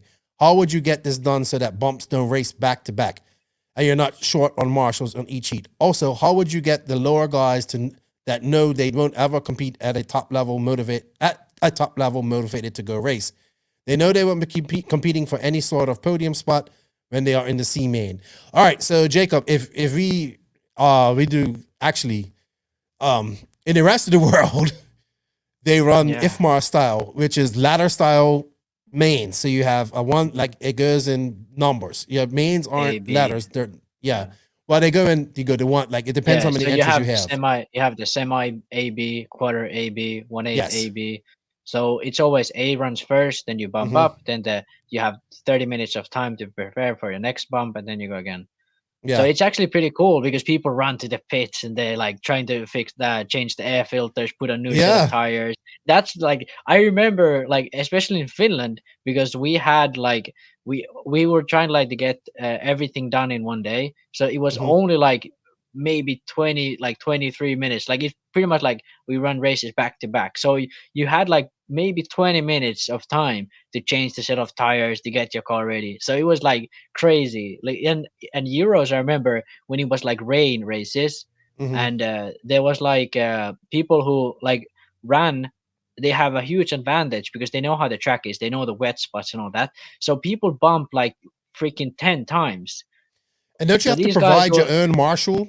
Or don't you have to marshal before your races? At Euros, it works in a way so that every country has a designated spot. You know, so if there's 12 spots on the track, let's say UK has like 15 or 20 drivers. Every driver has like, they just like let's say the team manager says, hey, you go then. Like everyone just decides I'm gonna marshal there. So every country has to fill a spot. You know. Okay. I get that. But yeah, I remember it was crazy because they were like rain races. So the cars were like full of mud. So these guys run 20 minutes, then bump, then like clean their cars, change tires, sometimes put in a new engine, then go back again. It was amazing. That's the best way of racing ever. Yeah. That's I think cool. that would be hectic for most people, but also these Yeah, races but that's have the less thing. entries though. So you have maybe you have a little more grace time in between your races. You know what I mean? I mean, the Euros has 160 entries.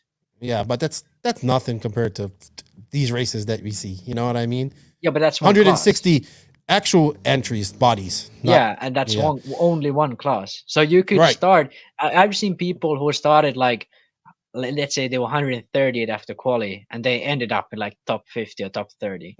They bumped all the way through. That's crazy.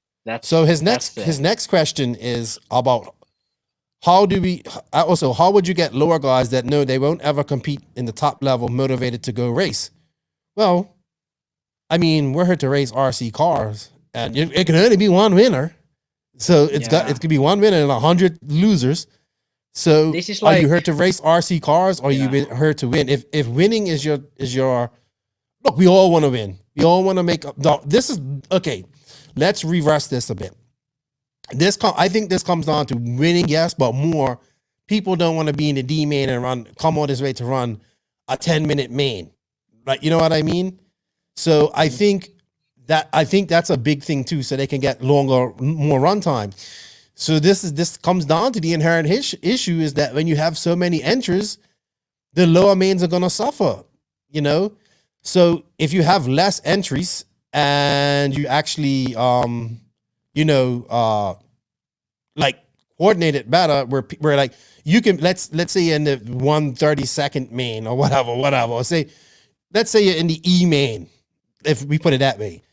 The E main's still getting 20 minutes. You know what I mean?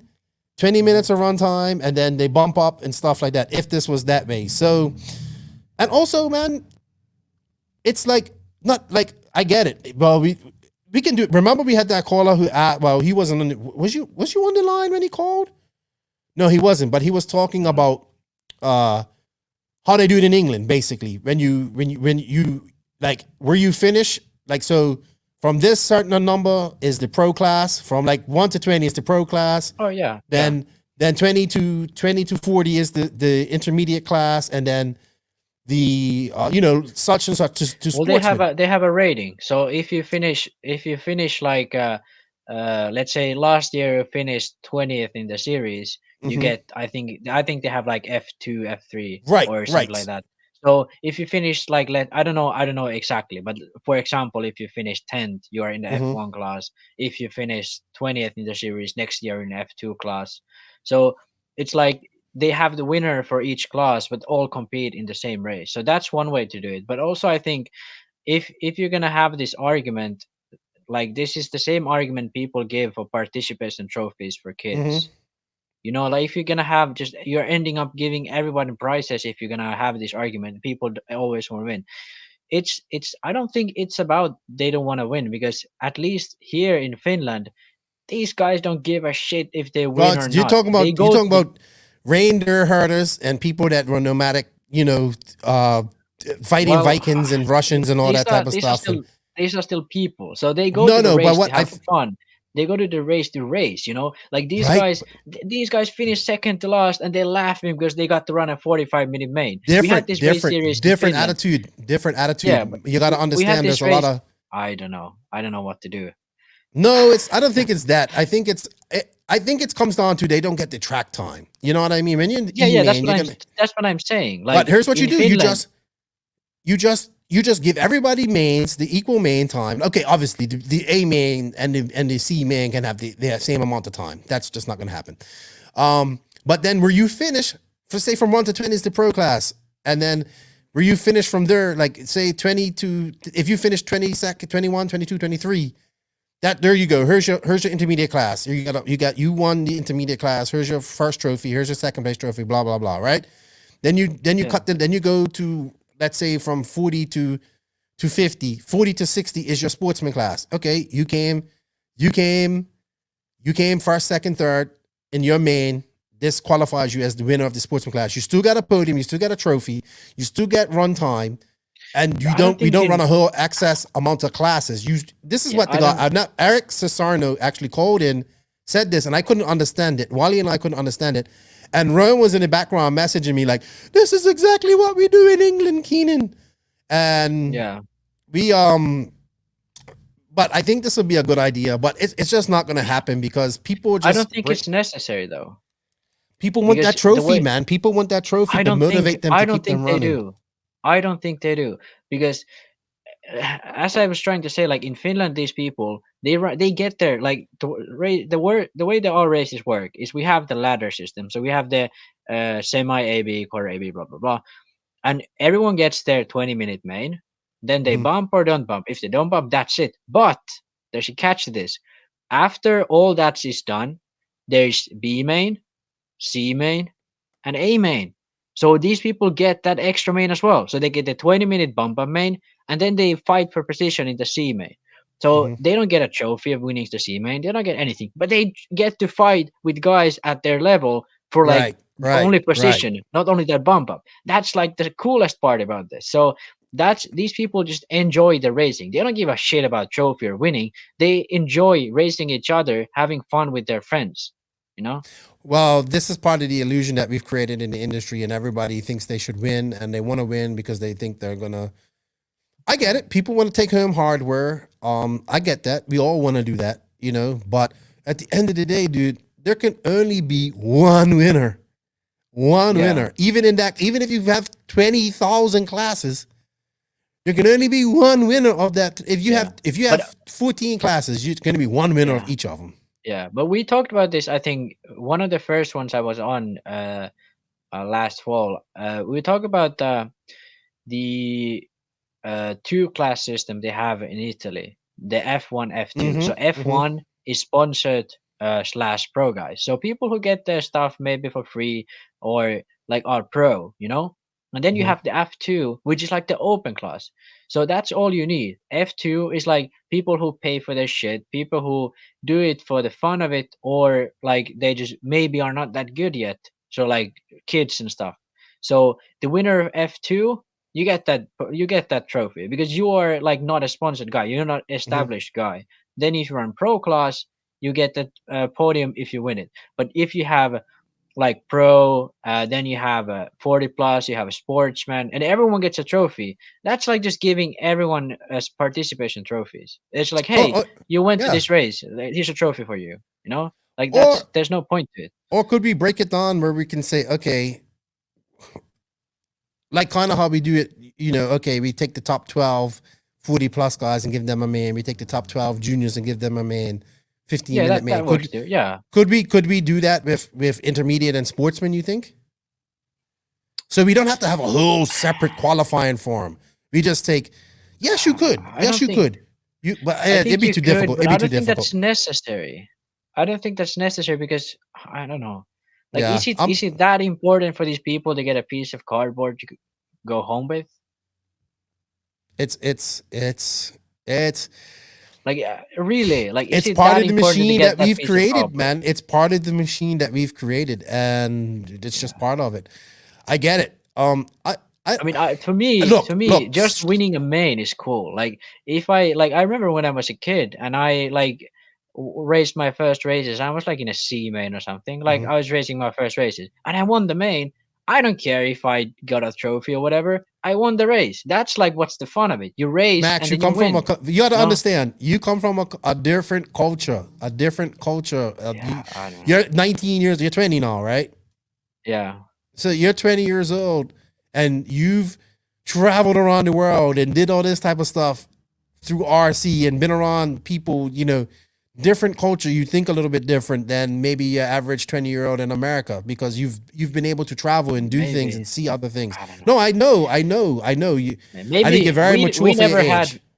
We never had participation trophies, so maybe I just like missing the point here. Maybe that's a thing. That's a thing now. That's a thing now, and everybody has to win. Everybody has to win so people don't feel sad, and it sucks. But at the end of the day, I get it. You want to win. Well, if you want to win, not everybody like. Hey man, Just because all right, here's a prime example. I want to be a millionaire. Like I do. I love to be it. I got to work my ass off and figure out how to do it. You know what I mean? But not everybody can be a millionaire, you know? So, I don't know. I don't know the answer to that because, but the classes aren't going anywhere. And you know what? I actually am over the hill. We are going to have one class. Let's have sportsman intermediate. Let's have them. Let's figure out a way. Let's figure out a way to use them to make stepping stones in RC and not just have people just staying there forever and all that type of stuff. Let's actually use, if we were smart, we would be like, all right, these young kids, they start out in junior, they go to sportsman, they go to open, and we would have a pathway to becoming a pro with these classes, but we're not.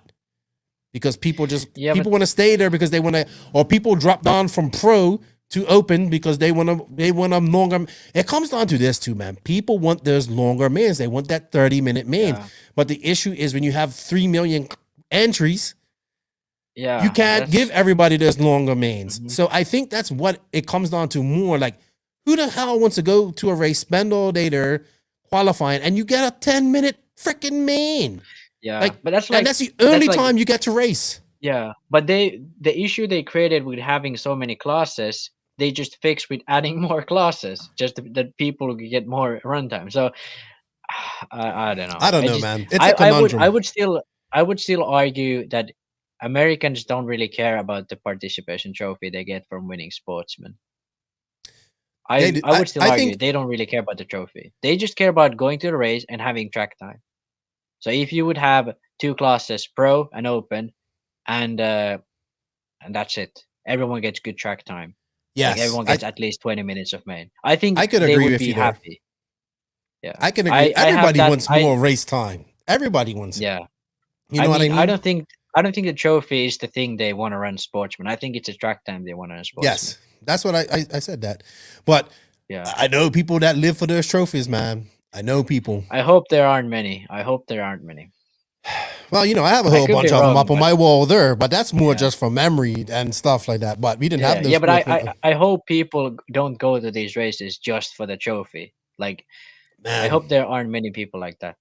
I have that much faith in Americans. Yes, still. Oh, it's not just an American thing because it's a human thing. Everybody wants to win.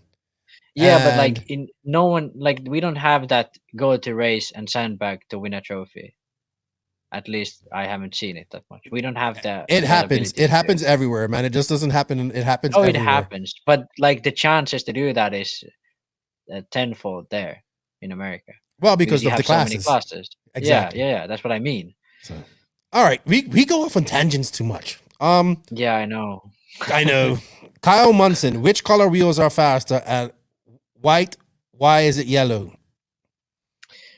It's yellow because you can see them. They look cooler, and white is kind of boring, and they get dirty also. Yellow wheels, when they get dirty, they look even cooler. You know, I think white you can wheels see them easier too. Yeah.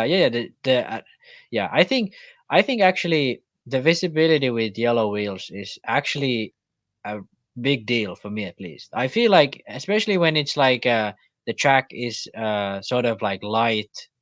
And it's just hard to see like the pipes and all that. It's the yellow wheels actually help you a bit with that. You know what? But I've been pretty fast with both wheel, so I don't think when you race on a budget, you go. It doesn't matter what color you go. You go for the cheapest wheel. So there you go. It doesn't matter if it's pink. You use it. All right, Adam Reevy, what's up, dude? How you doing, man? 1 stage or 2 stage idles? Just kidding. I just wanted to fuel the flames. Oh, I think JQ got in something with that. Jay Zellner is 3 stage idle. Yeah, that's the new meta. Okay, Jay Zellner, is Max back? We still actually get answers to the questions. JQ is good. JQ gives good answers when he actually cares, but that's rare. What's up, Jay? I agree with you. Jason Sandlin, like the last one, he was like really uninterested. Is he like actually busy or what's going on? Yeah, he had a Mayako meeting. Yeah. So, we actually had to get back and record. But this week he was very engaged. So you know how JQ is. It's like the wind; it comes and goes. So Jason Sandin asked, does anywhere know where any 10 scale tracks are in the Sarasota Brandon area? This was posted in a Florida racing group, so I don't know, dude. I'm not from Florida, so I'm sorry. All right, we have a couple more. We have two more questions here, and actually, I wanna talk about this. So these are Instagram questions, so I don't really know who they are. But J32 Bucks, he asked, why is it hard for a newbie to even get a partial sponsorship from your local guys once a nobody and became a somewhat reputable person, and now they turn their nose up to any newbie but go after the more well-known racers instead of giving back to the people where you started and who you raced with? I just don't get it. It's not hard to give back and be humble. Well, I kind of wasn't sure what his question was asking, but he was like, yes, it was like a local guy that started racing forever, and then that one local guy who happens to start his own business and gives out sponsorships, but not to the guys that started out with him, but to top racers instead. All right, I'm gonna answer this way. Yes, you should give back. You know, you should give back to your people. You should that you started out with and all that type of stuff. But also, I feel that those people should want to support you because you are from that area and you're trying to do something. So I'm not saying that he shouldn't give you guys a break, but I'm also saying maybe you guys shouldn't ask for a break on that. And if he's your friend and you know him and you want to support his business and you want his business to grow, support him. Don't ask for a discount. As for him sponsoring outside, like people out of the industry, out of your area, maybe he's trying to grow his business in other areas. So he has to sponsor people there. Yes, he should sponsor some people in the area. Of course, he should do that. But I'll use me for an example. You know, I'm from Bermuda originally, and you know, I was one of the guys that actually helped start off-road racing there. You know what I mean? It was me and a couple of guys and some cones in a field. I was deeply involved in Bermuda racing for many years. Some, you know, maybe I would take a few months off and come back or whatever. You know, it's like that. You know, you get involved, you get girlfriends, you do stuff, life happens, you lose weight, you're having fun, stuff, all that type of stuff happens. So to say all of that, I was deeply involved in RC in Bermuda, and even up to my accident when I had my accident in 2005. I had just come back from an RC trip. You know what I mean? So I was really involved in RC in Bermuda. Now fast forward 15, 16 years. I'm here working. I'm working in the industry, right? I can say I'm working in the industry. I've been doing it for 4 years now. I don't, like, you would think that like everybody in Bermuda would have a JQ. They don't. One guy has a JQ. You know what I mean? It's Salty Joe, which is fine. I don't expect them to support me just because I'm Bermudian or whatnot. And you know what? I'm more than willing to give them discounts because, yeah, you know, that's how it goes and whatnot. So you can get a discount. Some of them tried it. They didn't like it. That's fine. I'm cool with that. But I think what it comes down to is like, I kind of look at, like, I remember one time they got on me. That's like, oh, you should give this guy a free car. And I was like, I mean, I would love for this guy, because he was good. I said, I would like for him to drive JQ. You know what? I would love it. Like, young Bermudian, black Bermudian guy, he's good. You know, I would love to see him run on a JQ because, yes, I'm Bermudian, and I want to see them, like, you know, I would love to see, like, I'm probably the first guy from Bermuda to ever work in the RC industry ever. You know what I mean? Yeah, no doubt about that. But I get it. Like, even I get it. You don't have to support me. That's fine. I'm more than willing to give you discounts and all that type of stuff because that's the nature of the beast in this industry right now. But even with the podcast, man, I mean, I get it. We joke. I'm in the WhatsApp groups and stuff with guys and all that stuff. But it's like sometimes when I talk to guys, they think I'm just talking out of my ass. Like, I don't know what I'm talking about. And I'm like, no, I'm telling you this is how it works. And they're like, no, I'm like, no, I'm telling you this is how it works. I know because I know. You know, I'm here. Like, I'm not reading this and I'm here. I know. People tell me this and people, you know, and I think some of them just don't believe that. Or maybe they're just like, Keenan's just a dumb, like, you know, this is the same Keenan from back in the day. So to say that if your friend has a business or you know a guy that has a business, support his business, man. If he wants to give you a discount, go ahead. Like, I see lots of, like, as I don't know, man. Like, I don't ask for nothing free. I don't ask. I barely ask for discounts. The only person I ask for free stuff for really is like Beach RC to help me out with giveaways and like Papa Willis and some of the sponsors and stuff like that.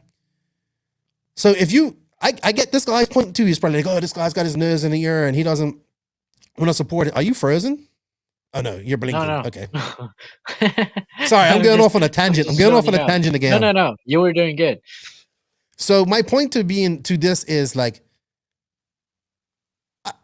I want to give God like so I went back to the where they wanted me. They was like, well, you should give this guy a free car. I was like, man, I can't give this guy a free car because when I give somebody a free car, I give you a free car because I want you to help me sell cars.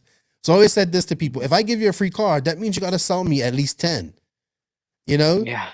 And if you can do that, then great. I mean, there's some people that don't do that, but at least and I said to guys, I said, I would love to give this guy a free car or the best discount. I would give him the best discount that I can.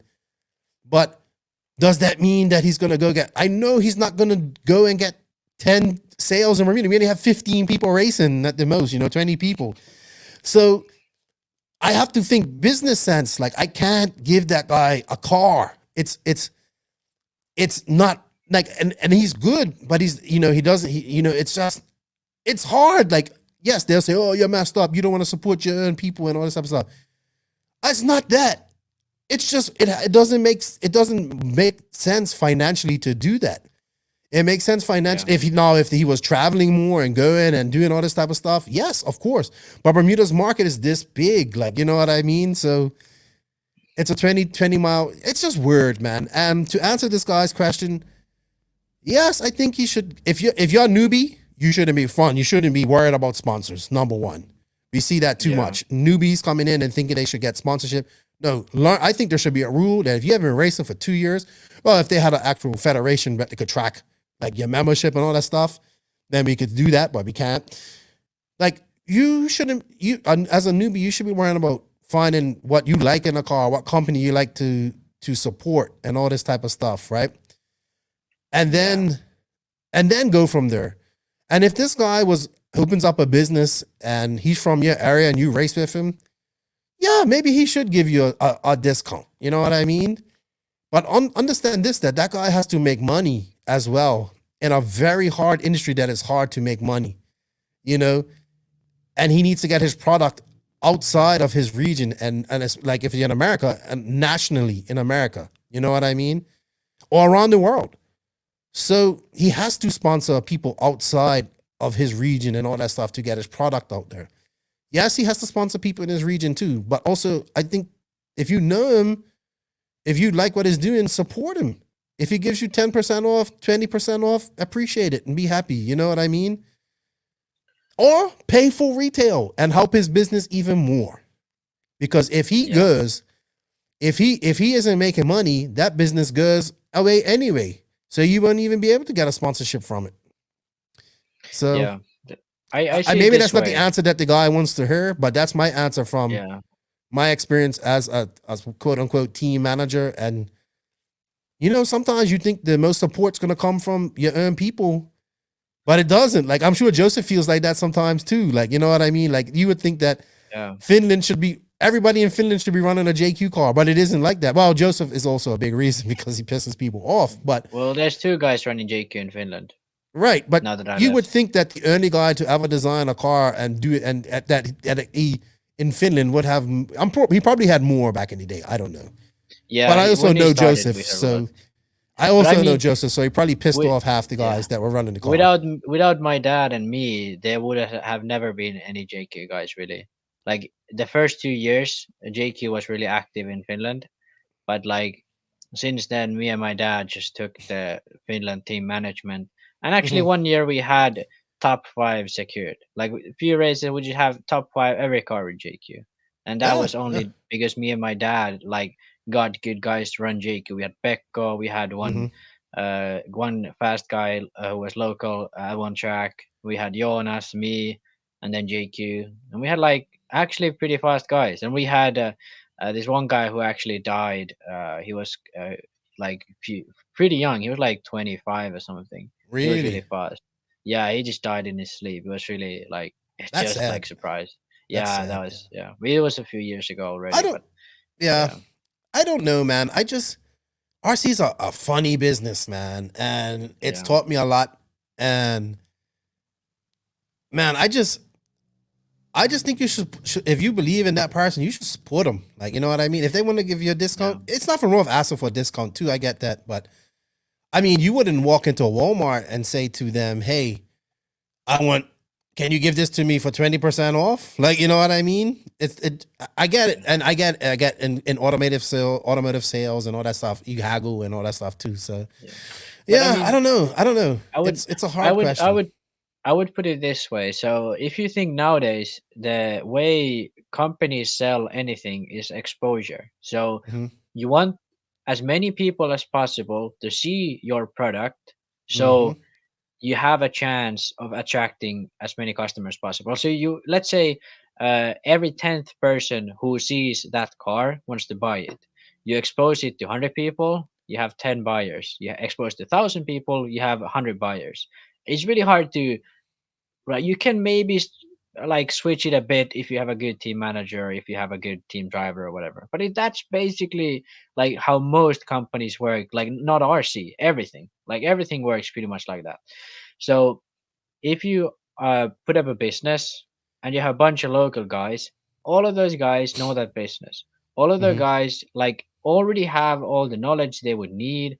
So you would like, okay, I get it. Like I would obviously give discounts to my friends and all that just because, hey, like I would help them out, but I would not give them it for free or like I would even take some money for myself because like I'm not gonna go out of my way to support the people around me. I would need to focus on the business, and the only way to have your business function is to expose it to as many people as possible. So if you need to sponsor a guy to get one to race somewhere, you want to go to some other track. You don't want to sponsor anyone from your local track because you are already there.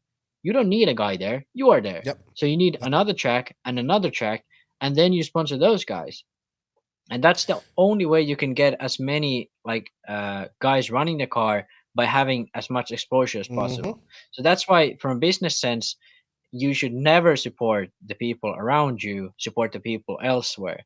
Obviously, if your friend is like, hey, I would like to run the car, can you give me 20% discount? You're like, hey, okay, I can get still some money between, and I would have my Yes. friend run my car. That's what you do. But you don't Yeah. do it so like, hey, I need to sponsor all of these guys on my local track, but now I don't have any budget to sponsor anyone elsewhere. Exactly. And if you give all your product away, you soon will not be selling product. You'll not be selling product for long. And people have to understand that. I mean, people have to make money in order for things to make sense. So, you know, like I don't get what it is with people thinking that people shouldn't make money in RC. I think you should. But I think you should give back to RC too. So that's a lot of things.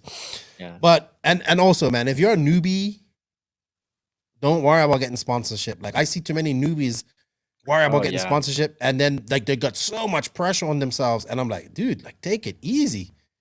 Yeah. You're just racing RC cars. You're not gonna be a pro guy at this. Like, all right, one more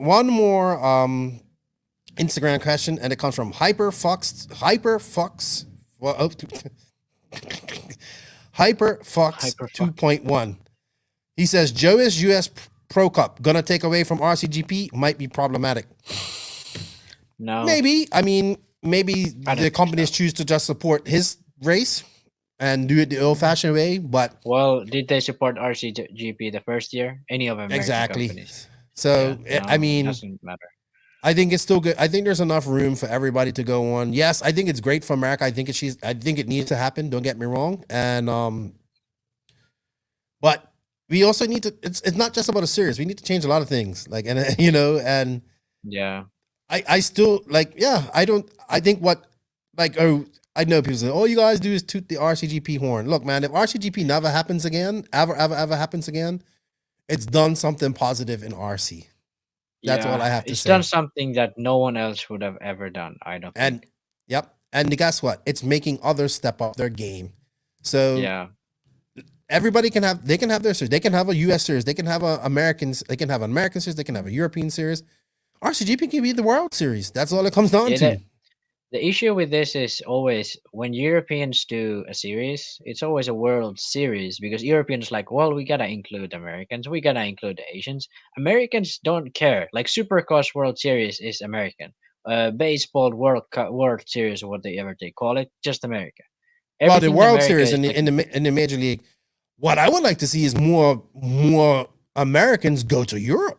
That's what yeah, I that's want to what I see. mean. Like Americans, what Americans always do is they just hold everything in America. Like with RCGP, they don't want to go abroad. They want to hold everything in America.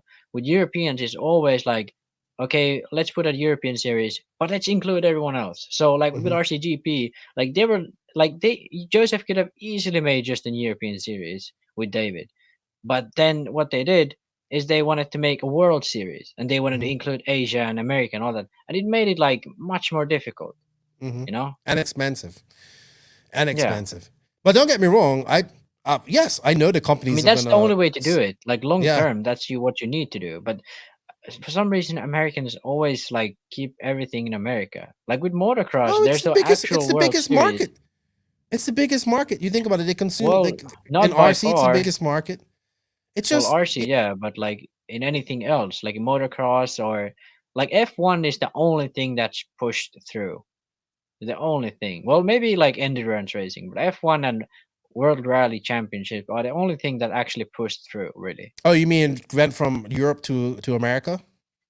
Yeah, like from like European based series, which is Hmm. bigger than like even in America, it's bigger than what the Americans have. Like in Americans think F1 is bigger than IndyCar now, but with motocross, they don't give a shit about MXGP. They Well, give a because shit about Supercross is AMA the number Motocross. one. Supercross is they have the names, dude. Like Yeah, but even the MXGP is outdoors. good. Yeah, but MXGP is good, but Supercross is the best thing for television, and that's what sells. You can see it all right Whatever. there on TV. Yeah, but the drivers, I would argue the drivers in MXGP are almost better, you know? Well, I mean, it's been proven at the Motocross the Nations and stuff like that. You know, when they have, and Yeah. that's the good thing. That's like that. I think the Motocross Nations is actually no. We're going off on a tangent That's again. We're yeah. going off a We need tangent, that in but RC. yes, Wasn't we do need RCGP that in trying to do RCGP. that? MX, Yes, yes, what's the yes. RC of MX Nations or of something? RC of Nations type of vibe, Yeah, which I yeah. think is good, I remember. and a That was a cup. great idea. Yeah, and a cup that eat like a Riders Cup, the Americans versus the Europeans, or you know what I mean, or Yeah. each country versus each other, and they win that cup and they pass it on. So yeah, I don't. Of course, it's going to affect RCGP because companies will choose because it's cheaper. It makes sense. Most of these companies are based in Yeah, America. but They're going to choose I to. mean, yeah, but which company is not gonna attend RCGP, which attended it the first year, and attend the American one? Yeah, Name one. There's none. So yeah. Look, I want it to happen. I'm happy with it. America needs a series to determine a series. They've needed oh it for a yeah, long time, yes. and I don't care. I don't care who's doing it as long as we get it done because it gives us something to talk about.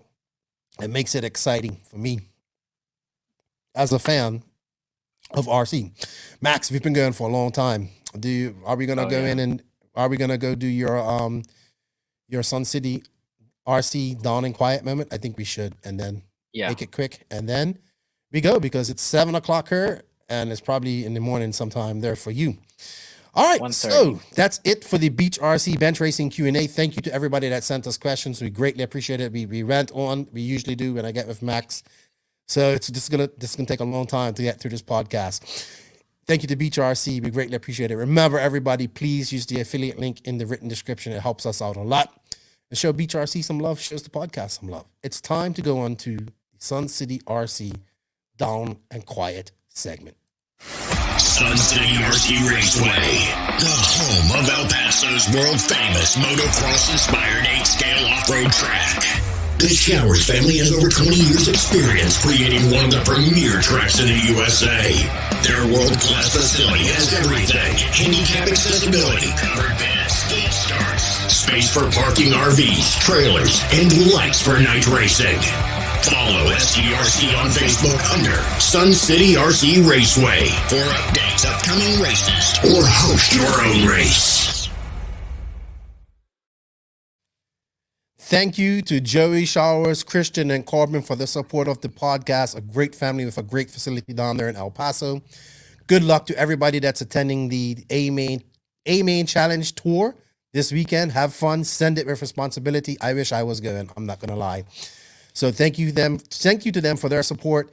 Max, you had a dawn and quiet thought this week, and I'll let you take it over. All right, so as it's pretty obvious right now, there's been a lot of these guys putting new videos out. The Infinity guys been putting up videos. Now X-Ray guys have been putting up videos with Hagberg and Coelho, and probably Hagberg's been missing doing it for a someone. while. Just Oh, Hagberg, okay, but the Coelho has doctor's been started. doing He it for a hasn't while. done okay, but Coelho hasn't been doing it for that long. I don't think so, and I think the Americans are getting also more active on this front. So one thing I thought about this is like I watched Coelho's engine tuning video, and yeah, it's okay. But like if you compare his video to JQ's video, it's just that Coelho isn't a car designer or engine tuner or setup guy, even though he probably knows quite a lot. Hmm. He's a driver and he's a world champion. You know, he's like a superstar. Yes. Same with Ronnefolk, and Ronnefolk already gets this. Yes. So same with Rivkin, and same with Fend, and same with all of these guys. They are like superstars. They are not like the setup guys. Like, I mean, I'm not a superstar, but I know my setup, so I make videos about setup. JQ is not a superstar, but he's really good at setup, and he has his freaking own car company, so he can talk about setup. But these guys, they are like these guys are the like the heroes of the RC world. These guys are the Ayrton Sennas and Lewis Hmm. Hamiltons of RC. So with these videos, they should make themselves look like it. Make yourself look like you're Ayrton Senna or Lewis Hamilton or Kimi Räikkönen or something. So we were talking with Kiran before the podcast, and I had this perfect analogy. So let's imagine you're a huge fan of Kimi Räikkönen. He starts making some YouTube videos, and he talks about, well, today I switched my front wing angle, and I tuned this in my car.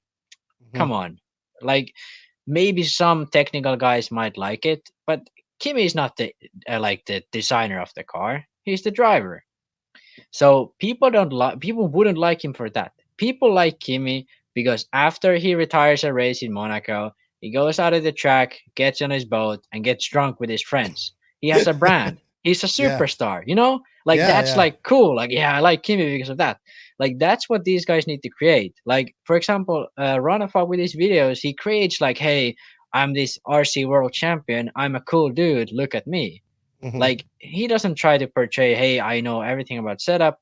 He probably knows quite a lot, but like that's not what he is. He's an RC driver. He's an RC pro, and that's what these guys need to put front and forward. And especially when they're doing the content on their own, they can choose what they do. They should Hmm. like embrace that. They should embrace, Hmm. hey, Hmm. I'm a Hmm. freaking world champion. You know? Yeah. I get it. There are value to these videos. Like Rifkin's videos are well watched because he's given setup help and all that type of stuff, Yeah, and but he's also kind of given a little glimpse into his in his house showing his dog. Like I like that type of stuff. yeah, but I really like like. I would Go ahead. enjoy if Kurt Wagner did the setup stuff. If like Mm, they call him the coach, like if yeah, I he know who did you're the talking about. setup video, and then you put Spencer in, and he's like, "Hey, I'm hanging out with my dog. I'm going out to the track." Like, hey, that's the superstar, and Kurt's Hmm. like the setup guy. So Hmm. that would be more beneficial for the racers because Kurt probably knows more than Spencer, and Spencer would probably say the same. Not probably, definitely say the same. So you want Kurt to explain the setup, and you want Spencer to be the superstar, you know? And like Yeah. it's cool that Spencer has this like, hey, I'm helping you guys out, but like I don't think that's his job really. Like that's the job of TJ or Kurt in Associated, and with Bertin or with HB, and in Infinity would be I can't remember his name, but the guy who's designing the cars. Uh, Hmm. like those guys can be the technical guys. Those can be the technical heroes. Like with JQ is like with his videos, people like him. Oh, he's the technical guy. Jake is not a Hmm. superstar driver. Coelho and Rivkin and all those guys are. and Ronafog as well. Like, but Ronafog, like I think he was too early though. People didn't Yeah, really get it. But yeah, now when this thing is popping up, if like all of our top guys start doing these videos and say like showing off, like, hey, I like if you look at on like YouTube, there's a lot of like professional skateboarders and stuff. They just film like daily vlogs, and people are like yes, huge fans of them because they're yep, so good at something, and they just want to know, hey, I want to know what this good guy does in his life. They don't mhm, care about, hey, I have this new truck, so I tune him like this. No, they care about what he eats, what he like drinks, what he yep. smokes, whatever he does. Like That's like the people are culture. You need following. to embrace it. Yeah, like people are following Ron Fox building his house, like renovating his house. People are following Yeah, that on Facebook. I agree with you. I look. I'm not saying like I am. I'm glad Coelho is doing these videos and getting out there yeah, because yeah. It's because better than nothing. But we're talking about one of the probably the most talented guys to ever touch or control right here. You know what I mean? And his mental focus is insane. Like yeah, I get it. I get everything that you're saying. I get all of that. I think these guys need to embrace that and embrace it. And people want to see this, man. yeah, I want to see it too. I loved, like, I remember when Ronafog first went to the Philippines and he did that video and he took his camera guy, and then he came to RCGP, he took his camera guy and all that type of stuff. Yes, it's been a little bit difficult because they're not racing during COVID and all this type of yeah. stuff, but it's better than nothing. But man, it will be like these are the superstars, and Yeah, and the thing is, I get like, it. They want to be private too. They need some privacy, but oh when you're yeah, at yeah, this level, you have to understand that that's one of the things you sacrifice is privacy, and yeah.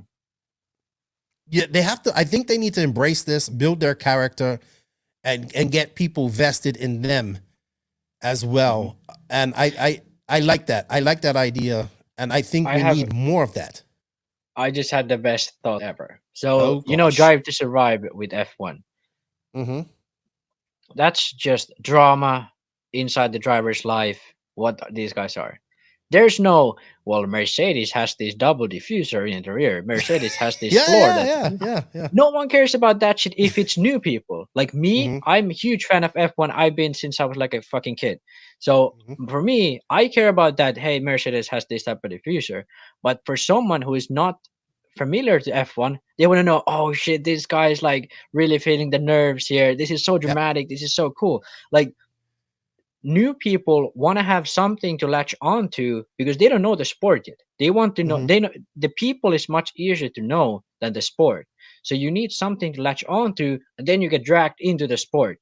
Like Yep. with JQ, his type of content, if you're new to RC, you don't give a shit. Like Mm-hmm. when he says, "Well, you need to tune the upper needle," like needle, is there needles in cars? What the hell? Like no, Yeah, yeah. like yeah. But if you have a coil and he's saying, "Well, I've been practicing. It's been kind of hard, and the pressure is immense, and yeah, tomorrow is gonna be a big day." People are like, "Oh shit!" Like he's actually putting his life into this, and this is cool. Like even though they Mm-hmm. don't know shit about RC, they can see Mm-hmm. like, "Oh my god, this is cool. This is like," and that's what we need to do. Like if all these guys did that, maybe they get 1,000 views on their video. 10 guys do this every day. They get a new guy in, and they're like, "Oh my god, this is so cool! I want to be Yep. like him." And they buy an RC car for themselves or for the kid or whatever. Yep. I agree, but we need that at the races too. Yeah, I said this. yeah, I've said this a few times. I said it to JQ in the rant, like in the rant, which is coming. I know I'm talking about things that I've already recorded, but we're not utilizing our pro drivers to the full extent, and we yeah. should we And should demand more out of them. Yes, they're there to yeah, race, but it also remember Joseph's thing about branding. You know what I mean? Like even you right mhm, now yeah, sitting there in your hermit hoodie. We need to get away from that. I mean, look at me. I got my black shirt on. This is RC guy's uniform, black shirt. Joseph's I don't know. and I S-Work's think I doing a good think job of it actually with making Yeah, but their I don't guys. think I don't think that's an issue because like It motocross has is, its own culture because yes, motocross but has that loose shirts, loose like, and F1 has these tight shirts. Everyone has the same thing. Like, and skateboarders have a completely different culture. I well, don't think I don't think that's like. I Well, don't let's think put it that that's the way. biggest deal.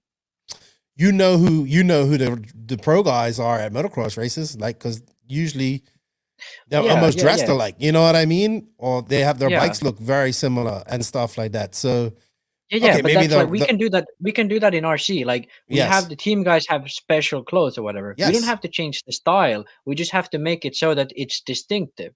You know? yes, and at least like make it. You know how Joseph was a stickler. You must wear black pants. You know what I mean? And black Dickies Yeah. pants.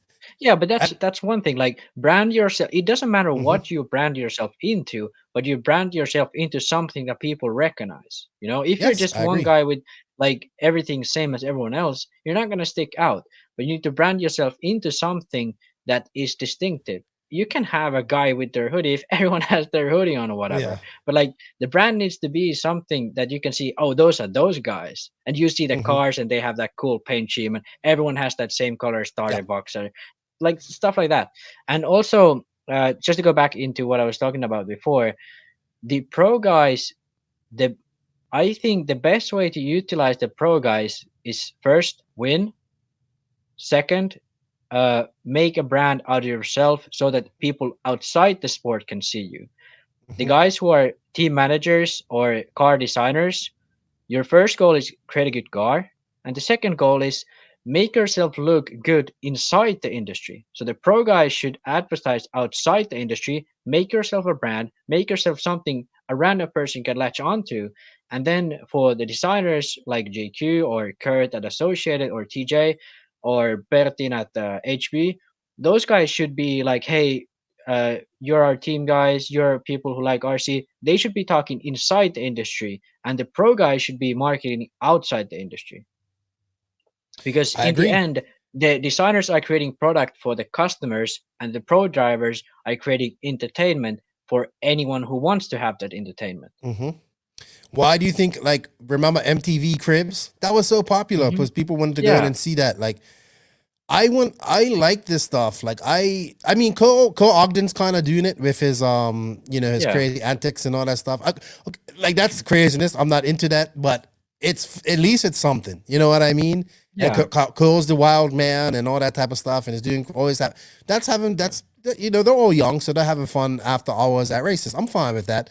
Um, but yeah, something has to be done, man, because you also got to understand that a lot of these guys are very introverted too. And yeah. But like F1 guys aren't. Come on. yeah, it's weird, but Like motocross is it's the best sport required in because those. F1. That's the thing. It's required in F1. It's Yeah, but part of it's the required deal. here as well. But Well, like I think motocross is like those guys are the best and skateboarders as well because those mhm, guys are like cool, you know? They have like that cool thing. you know, RC, F1 R and even WRC, those guys are like kind of like nerdy and they're just like, cars like they don't have that cool factor to it, yeah. you know? I mean, Coelho lives in Portugal, man. Show me where you live. That's what I want to see. Because Yeah, I like can't go go go there. to the beach and film it and then like say tomorrow I'm going to a track and like whatever Ronapug's doing, he's doing pretty Yeah, good with it. And yeah. that's like we need more of that. And then when we have enough of that, we have this like idea that pros Hmm. are something other than like these guys don't make that much money. They make Right. a good living, but they don't make that much money. But make it look like you're actually doing freaking great Hmm. and your life is amazing. And then people are like, oh shit, I want to be that guy. And then they start RC. Or then they just want to be like, I want to be that guy. But then just realize, hey, this is actually just pretty fun doing this just for fun. So, Yeah. like, just, yeah, that's like, have something you can latch onto from outside RC. Yeah, I agree. You know who I'd like to see a day in the life or Marco Barufalo. I think it would be fun. Yeah. You know how he is, like, I don't wear it. Oh yeah, you know how Marco like. Yeah.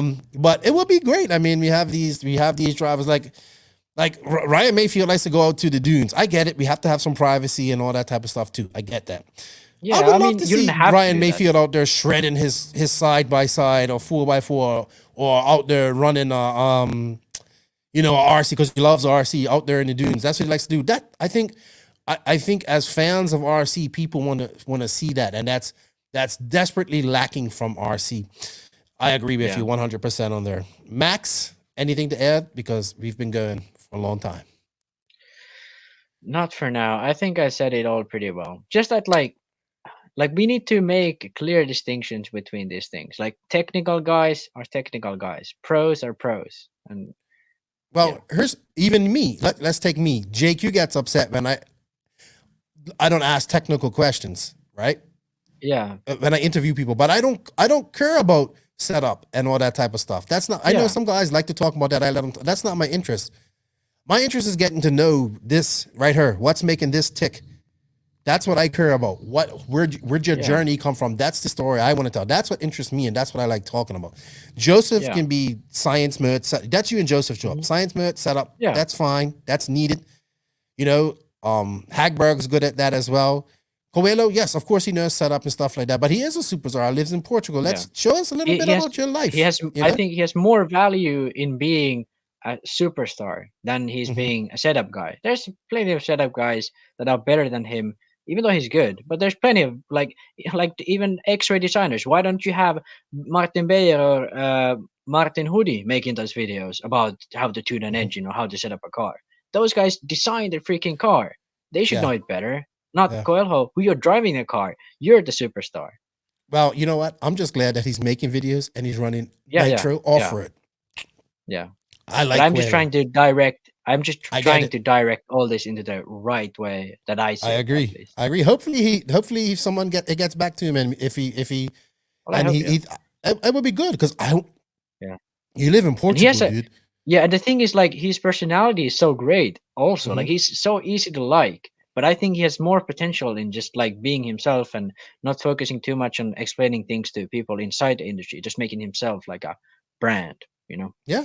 Well, I think all RC guys can go from that and branding themselves and maybe creating a character. I'm still waiting for my dream RC guy who's going to have no qualms about saying, I'm going to kick ass and take names and let's do some wrestling promos like before we go to races.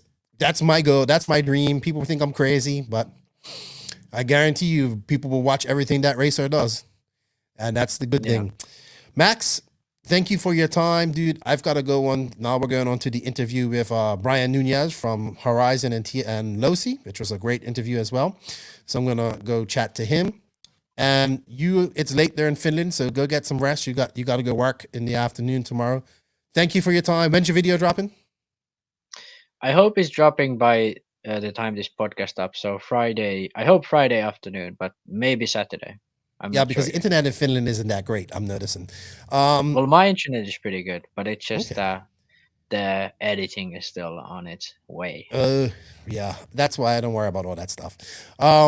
Thank you, Max, for your time. Shout out, say goodbye to everybody because now I'm going to leave you and go on to the main interview. See you later, Max. Thank you for your time. It's time for the Tekno RC main interview. Tekno RC. Tekno RC.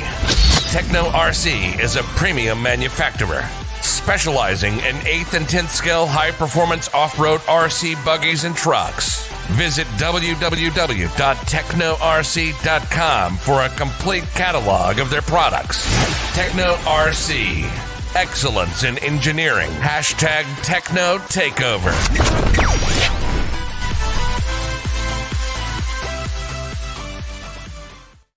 So a couple of weeks ago, I did a live with my buddy Tyler Zavido and Sean from RC Drag Talk. We was talking about the King of the Streets race, and we had a lot of people calling in.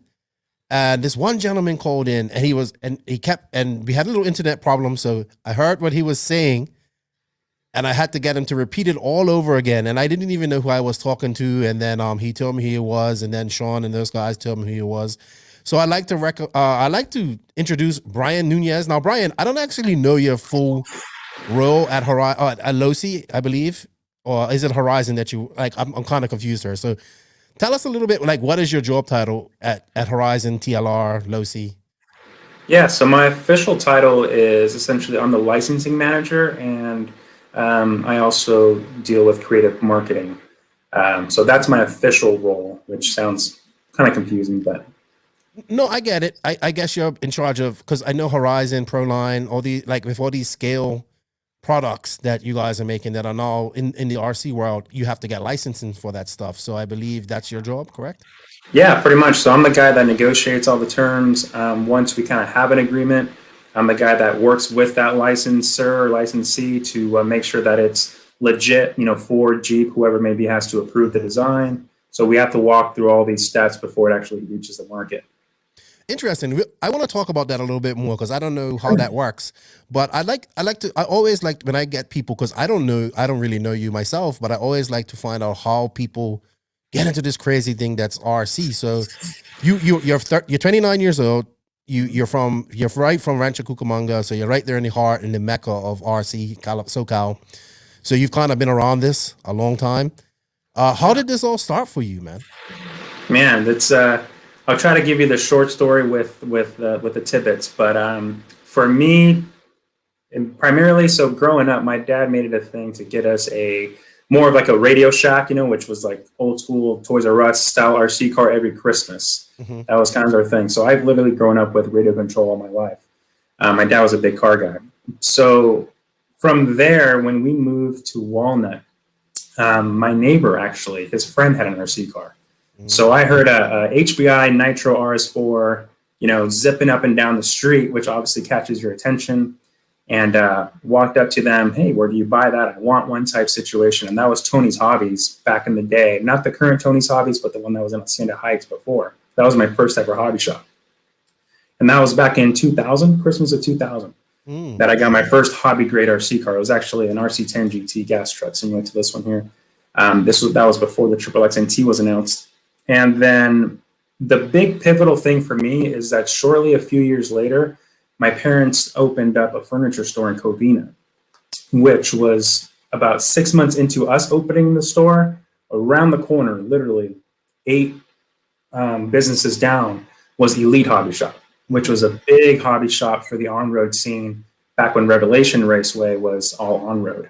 Okay. So I was the kid that after school I'd go, to the shop, with my mom who was taking care of the shop. And I would always just finish my homework and go to the hobby shop. So I essentially grew up in a hobby shop as a young kid.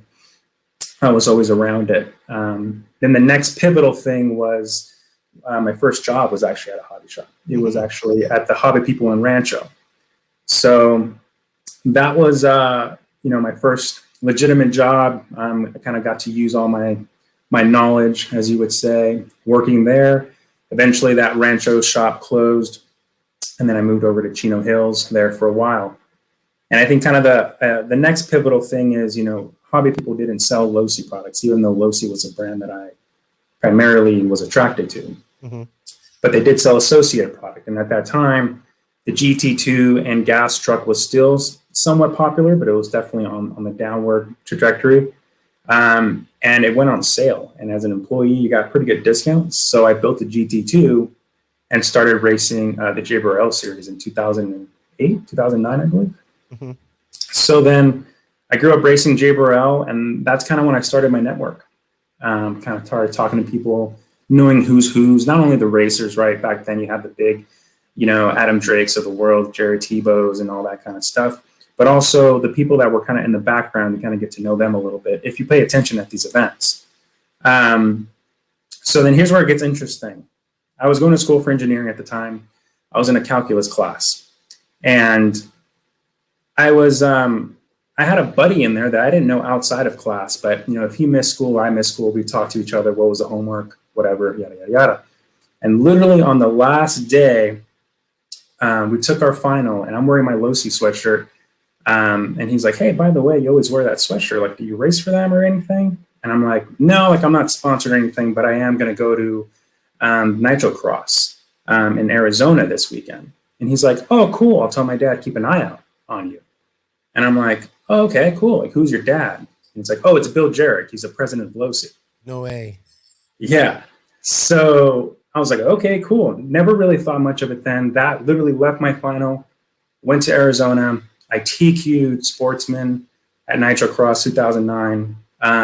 Pretty much started up front, was up front. I think it was like 42 seconds to go. My throttle servo got stuck, wide open, went straight into a wall, blew a rod, destroyed itself, right? And I ended up being... truck, right? No, this is now buggy. I'm Okay. racing the Losi 8 at this point. Sorry. Okay.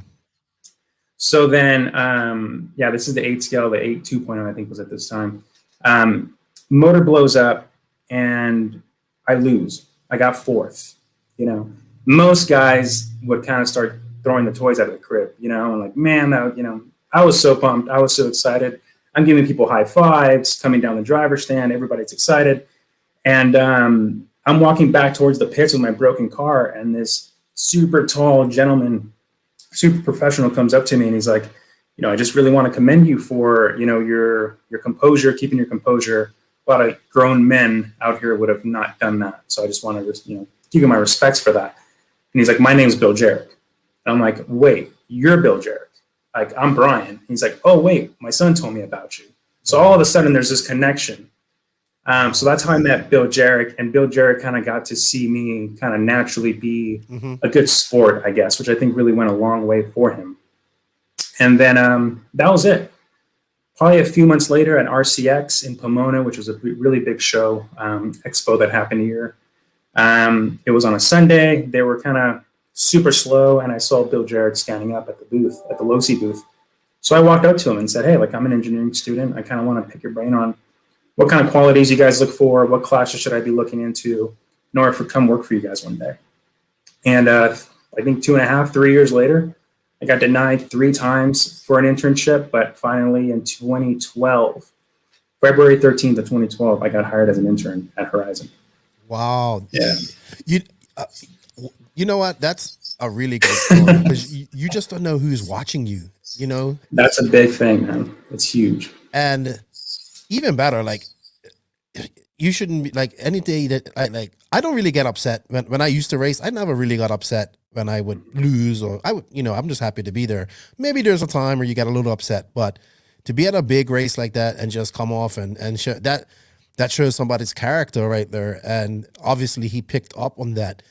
And I guess you said you was really a big fan of Losi from the get-go. What was it that influenced you to be a Losi fan from a young age? The big thing, believe it or not, to me was the Mini T. So back in those days, you know, HBI was kind of probably, to me, the biggest player with the nitro on-road scene. My brother's first car was an HBI, and mine was the Associate RC10. But at that time, HBI had I really loved on-road. On-road sedan is what I truly love. But my father wouldn't buy us one because we went off-roading all the time. And it's like, you're not going to be able to play with it when we go. You need an off-road car. And one of the cars that I was always into was the Micro RS4 from HBI.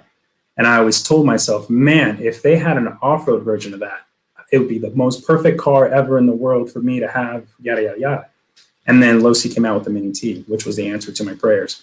So to me, that just put Losi right on the top, because they gave me the product that I really wanted.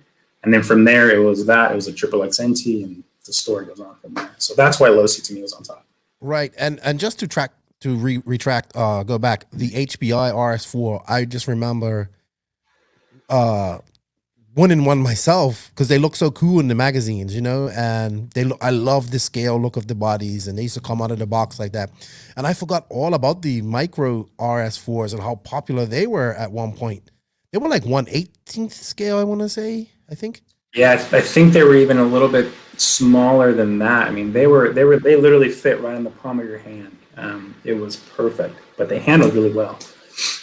You know what's funny that you say that is that it seems to come back to these micro versions of what we raced, Mini T, HB, the RS4. Right now, the obviously in like the scale world, the SCX 24s and all that stuff are pop. I have 2 myself.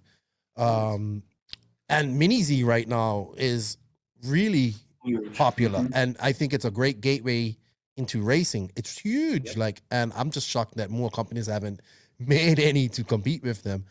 But I've met so many people that Mini T or the smaller version. So I guess we're even obsessed with even the smaller version of what we actually race. So it's pretty cool to see that. Cool. So, and not only that, like getting rejected. I was trying to be a firefighter at one point, right? I got rejected once at the airport. Then I got rejected again for like structural. And I was like, that's it. I'm not going to be a firefighter. Just, forget it. I had asthma. They kind of knew that. And, they didn't really hire me. And then out of the blue, I left another job. I left being a prison officer to become a postman. And I had like 6 weeks off. And I just remember halfway into my vacation, the chief stopped me. Hey, ball's in your court. We got to open it. You want it? I was like, yeah, sure. So it's funny how life works out like that. And then now I'm, so it's great that you was persistent and you knew your goals and whatnot. So you did graduate school and whatnot. So you have a. Believe it or not, no. So that's part of the story on why I transitioned into marketing.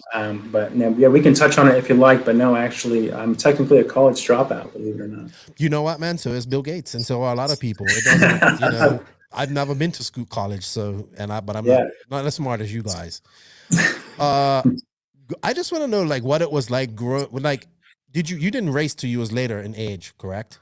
Yeah, not till I was got 18, 19, 2009 or so. Yeah. So was you like really caught up in that you're in the mecca of RC? Was you racing a lot? Yeah, I mean, it was pretty much any time that I wasn't in school, I was at the track. I mean, every big, back in the day, Revelation Raceway, which is right around the corner from the ranch pitch stop. Everybody knows Revelation, Thunder Alley. Tuesdays, Thursday nights, any race that they had, I was there. Any race that was happening in California within like 3 hours of driving distance, I was at. I mean, I was in it deep. And this is what a lot of people don't understand about California, especially SoCal.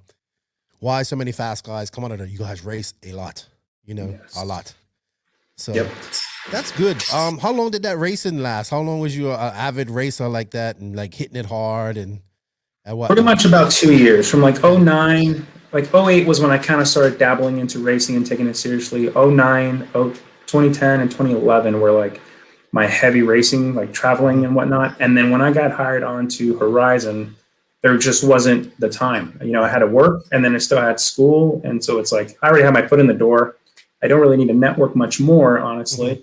So then I kind of started, hanging up the flag. Yeah, and you know what? When you work in the candy shop, the candy isn't so sweet anymore. That's a big thing, man. I think a lot of people say, hey, you got the best job ever. And I do, honestly. I'm super grateful for it. But at the end of the day, anybody within that I work with will tell you it's still a job. It's still challenging. It's not all rainbows over here for sure. Oh no, it's not all unicorns and cupcakes. That's for sure. Okay, so I guess I'm just going through my notes. It was your goal to work in the industry. You got there. What was your first job at Horizon? Oh man, it was literally, I was what was kind of referred to as a deckhand, which was pretty much doing all the grunt work that nobody wanted to do. So literally my job was, after all the races that I wouldn't even really go to, I'd wash all the tents and all the equipment, the chairs, and get ready for the next tent, for the next race. Reworks was a big thing. One of the big things, like the first jobs that everybody was like, oh man, that sucks, is we actually got a bunch of starter boxes in. And then we got a complaint that they were actually spinning backwards. So we had to check like 300, almost 400 starter boxes. I was essentially in charge of the project to inspect all of them, and the ones that were spinning backwards because the polarity was soldered in wrong, was fix them and get them back into stock, which was kind of like a huge task, right? But like, so I remember Todd Hodge, which was my boss at the time, great guy. I have to give him a big shout out. He was expecting this was going to take me about 6 to 7 working days to get this job done.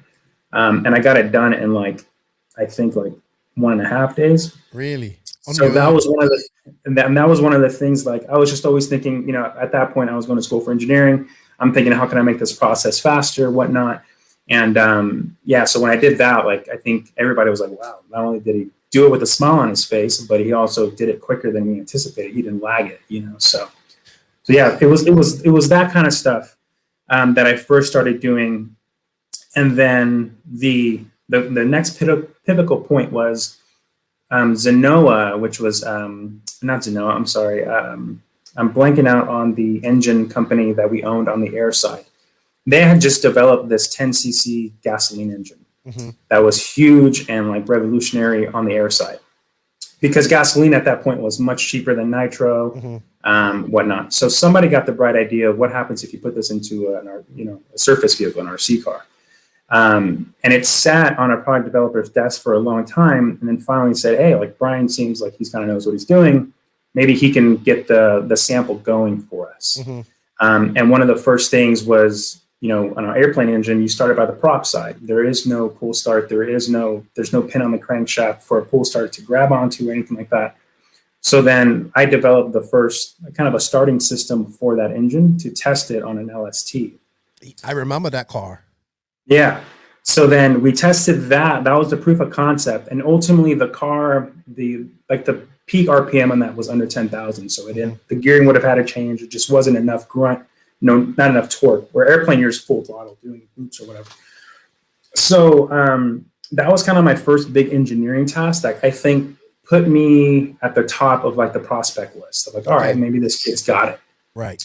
So then I ran with that project, but I think what got me my most legs was at that time at Horizon for the surface team, we would pay somebody for the bodies to actually carve them out of wood like they would in the old days, which takes a lot of time and it's really expensive. At that point, nobody had designed a body in CAD yet. So I was going to, like, SolidWorks was my drug. Like, I was super into SolidWorks. I was pretty quick on it and efficient. So I told Todd, hey, like, we have an opportunity here. Why don't I try to design a TLR body in CAD? We'll be able to change it. It should be cheaper to manufacture, yada, yada, yada. And I kind of got shot down a few times. But then our body guy, the guy we outsourced, was busy. And he wasn't going to essentially start on the project for like a week and a half. So I told Todd, give me the week and a half and I guarantee you I'll have the body done on CAD. So then that was a 22 2.0 body that I did. That was my first body I ever designed. And long story short, let's just say it went from us costing like $7,000 to $10,000 to design a body. And then the manufacturing process and time after that, right? It would take probably up to like 3 months. It cost us $300, I think, to do the first body, and we got it done in that week and a half. Right. So all of a sudden, we're producing product faster and cheaper, which is a key for success, right? So then I think that's when I really at that point, that's when I got hired on full time, left my intern status into an actual product development associate engineer or designer, I think it was at the time. And that's what gave me my legs, man. That's from there, it was just straight onward. I proved myself, and that's what it was. You know what? Just to clarify, intern, you was getting a salary or no? I was getting paid hourly. It was a minimum wage hourly job. Yeah. Well, you know what, man? I think your story is great. First, you got shut down 3 times before getting the job. Then you start look, man, we all have to cut our teeth somewhere. When I started out in the tunnel work and stuff, when I started in the prison service, they put me in the crap, of all the worst part to see what I was made of. You come through that, you're all right. Same with the fire service. They always tested you. And I think that's lost on a lot of people, especially in our industry. As me, as somewhat of a team manager, I guess I'm still a team manager somewhat. I don't know. Yeah, I guess. I see so many people that want everything, but haven't put in the work to get it. And the one thing I value when Joseph gave me this job that didn't pay anything, I said, well, I want a car. He said, well, you can pay for it out of your earnings. And I was like, that's not how it works. That's not how it's supposed to work. I'm supposed to get a car. But it made me appreciate working to get that car. And I still have that car. And obviously later I got a car for free and stuff for free. But too many people just don't understand. Even in RC, in life, period. If you want something, it's about putting in the work to get there and sacrifice and maybe not doing the job that you want to do right at that time. So yeah, man, you sound like you went through some haze in there and you weathered the storm. And yeah, a little bit, man. But it was honestly, I was a kid in a candy store at that time in my life. There was nothing that anybody can tell me or give me to do that I wouldn't do it with a smile, Also a fun story is the first week that I started, Gary Keyes, which was an old school critical player in the early Losi days, was retiring. So we had a party at Dave & Buster's. We went go-kart racing all in my first week.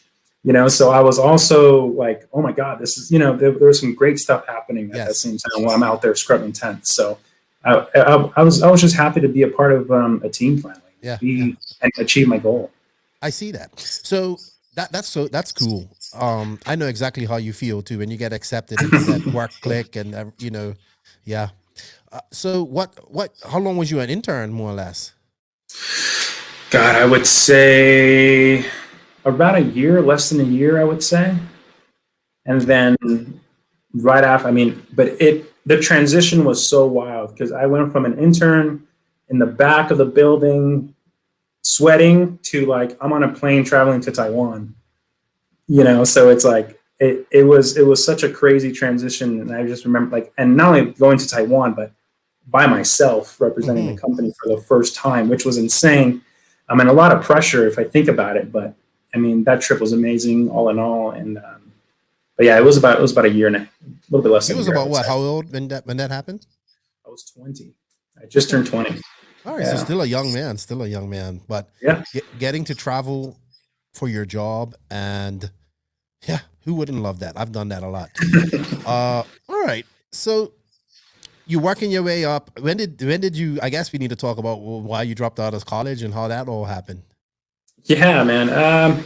Long story short, at that time, Horizon was at a completely different place, much different place than it was now. And one of the things that I can see is that they weren't hiring mechanical engineers or any type of degreed engineers, actually.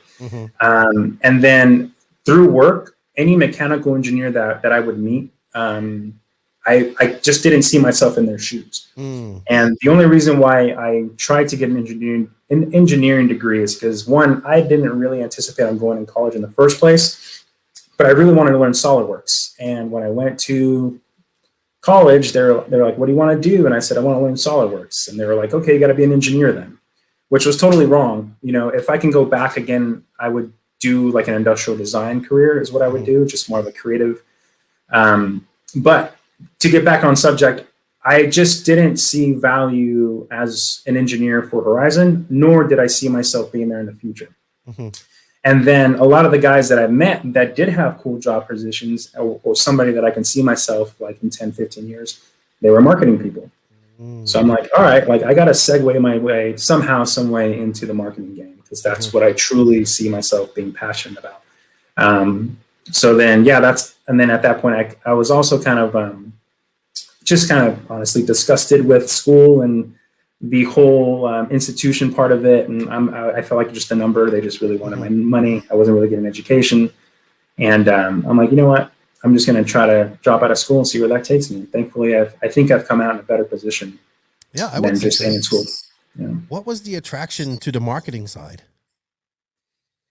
I think before, when I was young, I never saw how creative you could be in marketing, or even what marketing truly meant. I think the big thing that I can think of is at that time you had like Steve Jobs was at his peak, right? Like with Apple, right?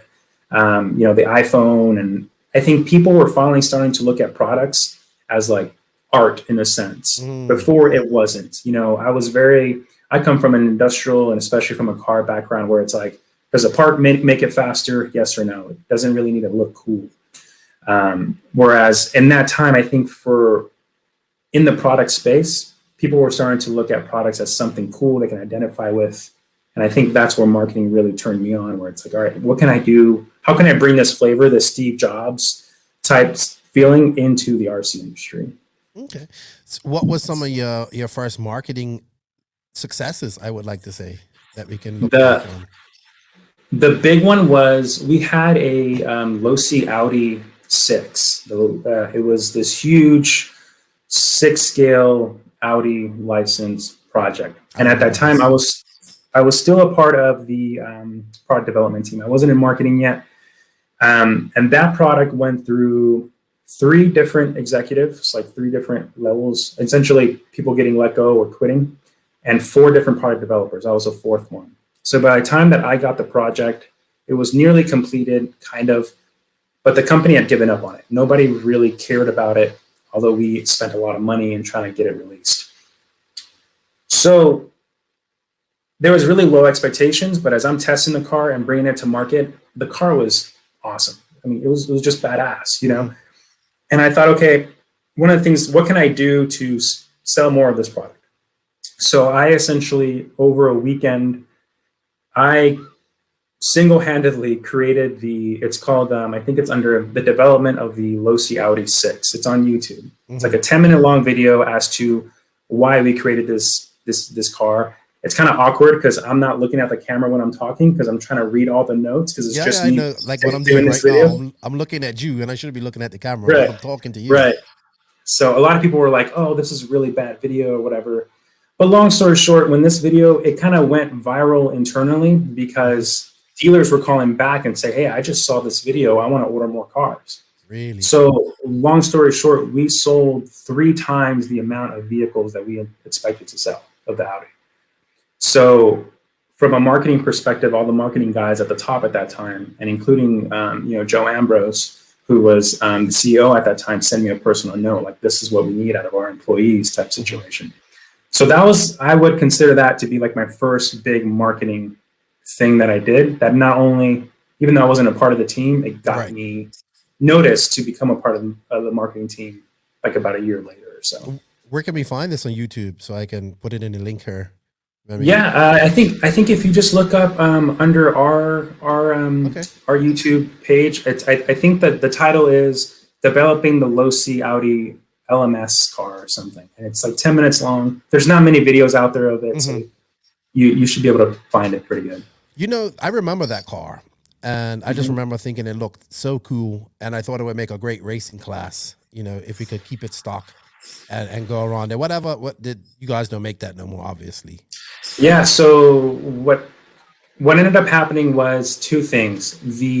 Like I said, it was 4 bosses and 4 product development, 4 product developers. By the time we released the product, we were nearly up on the licensing agreement for Audi.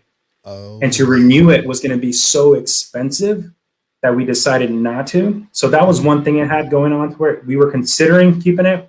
But then, believe it or not, the manufacturer that we worked with to develop that vehicle, that essentially makes it over in Taiwan, went bankrupt. Ooh, okay. So it had a bunch of things going on for it. A lot of people got mad, like that we discontinued it. It sucks. Like the car wasn't popular. No, it was. We would have kept it, but it had so many things that kept us from doing it. Okay, but you was kind of ahead of the game there. Like you was using social media, YouTube, video. Did you know what door you was opening when you did that? Oh, for sure, 100%. I mean, at that time, we weren't even taking Facebook seriously. Yeah. I don't think any company was. But as the low guy on the totem pole, who's going to listen to me, right? And I think, like you said, persistence. Nowadays, I think everybody knows that I opened that can of worms, or we were starting to open that can of worms, and now it's like, cool. Like maybe Brian didn't know what he was doing. Yeah, for sure.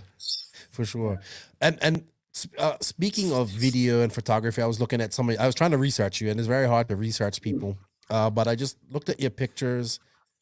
I assume you're into video and photography now, or at some point? Yeah, photography mainly. Video is still somewhat new for me. And I kind of just I never anticipated on being like the video guy or the main photo guy at Horizon, but my whole purpose in it is just to know enough of it so that I can hold a conversation with whoever the video guy is. So I'm definitely amateur when it comes to photography and video. Yeah, like me. But you got Thomas Tran there, and he's badass with that stuff too. And, I need to get him on this podcast to talk to him. He'd be good. I know. I'm very, all right, I'm going to come out and say it. At one point, we thought like TLR was going to be out of racing. But now it's just like, I'm actually actively trying to ramp up the AE and TLR beef. Not beef. Oh, there you go. Cool. Rivalry, which I think we need. Like it was as back in the day, AE versus as TLR. And I think it's working. And I know it's a team thing, and everybody puts in input. Like I've talked to Barry Baker, I've talked to Losi. But I honestly think Tran was probably one of those missing pieces that came in, and I think he's done some good stuff in the short time that he's been there. I mean, TLR is really popular right now. And I give him, honestly, majority of the reason behind why TLR is where it's at today, for sure. Yeah, and it's good to see because it would have been sad to see one of the founding, like, you know, TLR, like we're talking about, like we use that in the same sentence as Kyosho and AE, and these, and they're bigger than these companies now, obviously, you know, and I'm glad to see them back. You know, they made one of the in 8-scale buggies. They've made probably the biggest innovation ever when they came out with the Losi 8. They've done things like the Mini T, and you know, they're just very forward thinking. I know a lot of people don't like the whole corporate conglomerate with Horizon and all that type of stuff, but you know what? This is the way of the world now, and it just is what it is, and you just have to get over it because Amazon's the same, eBay is the same. It's no different from any It's of the this only way to stuff. grow. It's the only way to grow, and I think people need to understand that you can't have your cake and eat it too. If you want racing to grow, if you want these brands to grow, then we do need more of these corporate structures. We do need more of this kind of funding in order to grow. We can't stay mom and pop forever. Yeah, I think, like, I have this whole video planned of why I thought Horizon buying Proline was gonna happen anyway, and and what, you know how people were kind of upset, like, oh, Drake's not there and all this stuff. I said, but that had to happen. You guys don't understand that has to happen. You can't just continue to give product and pay people for product immensely and not getting that return. Like, it's very, especially in racing, you know. So it was business decisions. I know, like, people get in the emotions and stuff like that, but you have to look at it from a business sense. And I can separate and see that. And Proline's still here and they're doing well. People still running your tires, you know, all this type of stuff. So it doesn't make it, like, Proline isn't going nowhere. So it's good stuff. So I wanted to talk to you because look, man, I'm just basing this off your pictures and how we got to talking and, you know, have conversations with Sean. You look, what is he named? Trujillo? Richard Trujillo? Yeah, he's the guy with the scale stuff, I believe. I need to get him on here too. Him and Chris Higa are two people that I get asked for as well, because 5th scale stuff for Higa. It seems like you're really into that, the scale trail stuff, and obviously not the no prep stuff, and now the U4 stuff. But let's talk about that scale trail. I've seen some pictures. You've been out to that. You have Axial Fest, which is one event that I want to go to so badly. I just think it's, you know what, like I tell people, we're not talking about 500 entries. We're talking about 1,500 people, like, with cars. Yep, 10,000 cars just on a hill. Yes, like it comes to life at night. Like when you see the night run, and you can literally, you see this giant mountain, and you just see a bunch of little LEDs and headlamps everywhere. You're like, now we're having fun. Like it's if any RC car guy that's never, rock crawling is one of those things where it's like, it's so boring. Like, why would people do that? It's not those. And if you get one crawler and one friend, I guarantee you guys will be talking crap within 5 minutes to each other about who can get over this and why can't you, and let me try it again. It's instant fun. But yeah, Axial Fest is an awesome event. And scale trail is so big. It's such a big segment of our industry. Everybody can do it. I love it. I've got 4 of them. I went on to an event this Sunday. And unfortunately my truck not broke, but just I lost a screw and I lost more parts. But I took my buddy and I was telling him, I was like, look, I know you ain't too good as a racer. You know, he actually has my old Losi. I gave it to him. I need to get it back from him, put it on my shelf. But I said, this is different. This is a little different. You know your basic skills on RC, and I said you'll see that you maybe not the same adrenaline rush, but you'll see. Okay, I need to do this, and he left, and we was driving home. He's like, "You're right. That's really fun. We need to go do this up here on the North Coast, and we need to go do video." And I said, "Yeah, that's what I've been trying to tell you for months. Like, you have all this beautiful scenery around us and the ocean and all this type of stuff. We need to use it." Yeah. How big is scale for Horizon? It's got to be humongous. Not as big as aviation, but you're on so many fronts. Where do I start? So, believe it or not, airside is no longer bigger than the surface side. Really? Yeah. I'm amazed at that.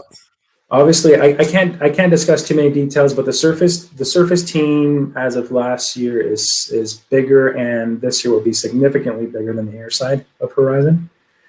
And I can say that Axial as a brand is a heavy chunk, and TLR is a very small chunk. I mean, percentages, I think I can share that with you. TLR is probably somewhere between 8 to 10% of the surface side of the business. So small, man. And between Axial, Losi, and Arma, you're looking at about 30% each. Wow. Yeah. You know what? Racing is so small. It's unfortunate. But it's needed, and I think that's I think Horizon understands that. It's a lot of the innovation that you see on Losi comes from the TLR side. A lot of the innovation that you see on Axial comes from the small comp crawling guys. So it's definitely needed. That's where we get a lot of our innovation from and fuels our innovation. Oh, I agree. So I just wanted to get that clear. So TLR is the racing side. Losi is... So the quick background is that, the original Losi that was in the 80s, that was just called Losi. And then when Horizon acquired it, this is part of the reason why there is some negative connotation towards Horizon, is because Horizon then kind of focused on RTR vehicles. Things like the Mini T, the XXX, and so we left our racing heritage is what people were feeling. But it needed to happen again to grow. RTR was becoming a big thing. Traxxas was selling a lot of cars at that time. So then we kind of left 10-scale electric racing behind. And then we were still racing under the Losi umbrella with the Losi 8. But the company felt, this was before my time, right before my time. 2009, 2010. We separated the brands. We kept Losi as the RTR brand, and then we came out with TLR, Team Losi Racing, which is strictly racing. If there's raw rules for it, it's going to live under the TLR brand, not under Losi. So Losi from now on is essentially the race-inspired brand. So if people race those cars in full scale, KOH, NASCAR, drifting, whatever, then it'd be under the Losi brand. That makes sense. I was a little bit confused at that, and especially when you hit me up and said, go check out the Losi Motorsports page. That's what it was? Yeah, the Losi Motorsports tour, Motorsports Facebook page, and a tour, actually, that you guys are having. And I was looking at your pictures, man. You're on all these cool full-scale real cars and bringing... I just think that is the coolest thing in the world. You was part of the Baja... Was it the fifth scale car that did a lap of that actual? Just touch on that real quick, because I think that's like the coolest thing ever. Yeah. So again, you can say who you are, but you also have to act it, right? And Losi, we say that we're race inspired. We say that we make cars that are supposed to be like the real ones. So one of the kind of the marketing initiatives that we had was, let's team up with Mad Media and the Mint 400. And try to race our fifth scale on essentially do a lap around the course that the full trophy trucks do, right? We decided to do the fifth scale versus like a Baja Ray or a Super Baja Ray because of the battery charging. It'd just be so much easier because it's gasoline, just keep on filling it up. So yeah, we took on that task, and we went through essentially the same exact terrain that the trophy truck does. And just to prove to people that the Losi brand they stand behind what they say, and it's legit. And the fifth scales, anybody who's ever driven in one of our 5Ts knows that it's super tough. And you point and shoot with that thing. Wherever you point that car and you squeeze the throttle, that's where it's going to go. So you guys did the whole 400 miles? No, so we would cut certain sections of the course. We pretty much did all of the key course spots, so you have chokers, you have the Fox Proving Grounds, that was a super whoopee section. And then on the long stretches like Joshua Tree Highway, that's where I came in. Like we were literally chasing the car for miles on behind with the side-by-side. So depending on the course in the section, like if it didn't look cool on camera, honestly, it's like, gotcha. Why even go through that? Because if it doesn't look cool on camera, it means that the car is just going to go through there anyway. So we went through all the tough stuff instead. Wow. How long did that? So you don't know how many, like, what did you guys break anything? How many, I'm sorry for all these questions, fuel stops, anything? No, like that? It was the number one thing that we went through, believe it or not, was spark plugs. And that's it. Other than that, we broke one suspension arm. And if I remember correctly, I think that was it. I remember something with a tire. I think we hit a rock and it sliced the tire, so the foam started coming out. But spark plugs were the biggest thing, just because we're full pinned majority of the time. So we were just burning through spark plugs. That's like one of my dream cars, man. I really want to race that class. I love the 5th scale. I love the 5T. I think it's awesome. It's a little out of my price range right now, but I just think it's I think expensive. Yeah, I always thought that they did this in England. The Mini Coopers that you guys made, they raced, like they made a class just for that, and I thought that was so awesome. Like pretty much stock cars, all 4-wheel drive, look like minis. So cool. So cool. That Mini Cooper was, I have so many stories, but I actually revised that body. I didn't design the whole body, but I designed the fenders for it after some renditions. But yeah, that was one of those cars that we put so much time into it. And unfortunately, the EU market wasn't as big as we thought. So, well, the 5th scale market is small. You know, it is. And I think the thing with rally is, I think rally's cool in real life. It's amazing in real life, but rally does not translate well into RC, because as soon as you have that body that low to the ground, you can't really jump it. Anything upsets it. Bodies are expensive to replace. I mean, it was just, I had a lot of things going back. Well, these guys were just racing them on road tracks, and I thought that was cool. And I thought that's a great 5th scale entry level class and pretty stock. I thought I always wanted one of them. You know, I want everything RC, so it doesn't matter. You know. Okay, I wanna touch more on what is the Losi Motorsports tour. What are you guys' goals? And like I think it's like, I love it. You're doing replicas of. Well, I guess this all leads back to the whole licensing thing as well, right? So I don't know if you can go into detail on how to get an actual license and all that type of stuff, but yeah, like this and the Losi Motorsports Tour, what are the goals for it and the licensing part? So we'll start with the Losi Motorsports Tour first. So if you want to get into 10 scale electric racing or 8 scale nitro racing, or 8 scale electric racing for that matter, you can pretty much go to a hobby shop, or you can go online, look at tracks. You can quickly find events around you, right? Which is cool. The problem with some of these newer, we call it grassroots segments, let's say monster truck or even drag car. Like for the drag car races, most of these meets or races, they're just meeting behind industrial park parking lot over a weekend. But there isn't a centralized hub where you can find out who's racing, where's the racing happening.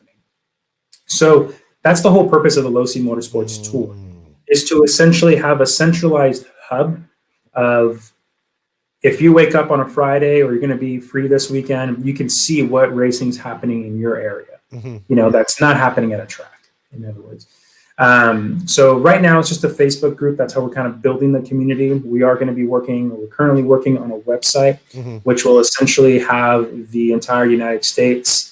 And then you can click in these zones and it'll show you, or color coordinate, you know, if you're into U4, if you're into drag, you know, you can filter that and it'll tell you what racing is going on where. So, and it's going to be very community based. So if you know, Joe, whatever his name is hosting a race and he's expecting to get 30, 40 people or whoever, let us know. You'll on the website, you'll be able to submit an entry in order to put your race on that calendar or on that map. So it's just a good way for, you know, another thing we're trying to promote is hobby shops, right? Brick and mortar is going down. Hobby shops are kind of closing. Part of that reason is because online, which is fine, that's just going to happen. But one of the things that hobby shops are transitioning to doing is providing a service. Yes. And one of those service that they can do is host simple, fun parking lot races with either a DLMT, maybe it's U4 and you put some obstacles out there. Maybe it's drag racing, which is the easiest one to do out of all of them. Now that hobby shop, wherever it can be, they can apply really quickly and put their race to promote their race and their hobby shop, really.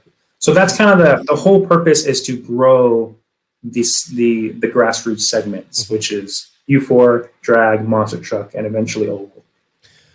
Yeah, I think I told you this. You should also, like House of RC, Connie Swenson is kind of doing the same thing, and he just wants all RC there. like a community and all that type of stuff. So I think like if you could, and he used to be an avid, he still is an avid fifth scale racer. He used to race the Losi car the TLR car for a while.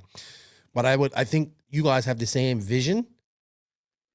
I just think like it would be like you can use that as a hub to like a central place as well for all of RC, and you guys can have your stuff there too. I think it's just another way of being part of because a community for people.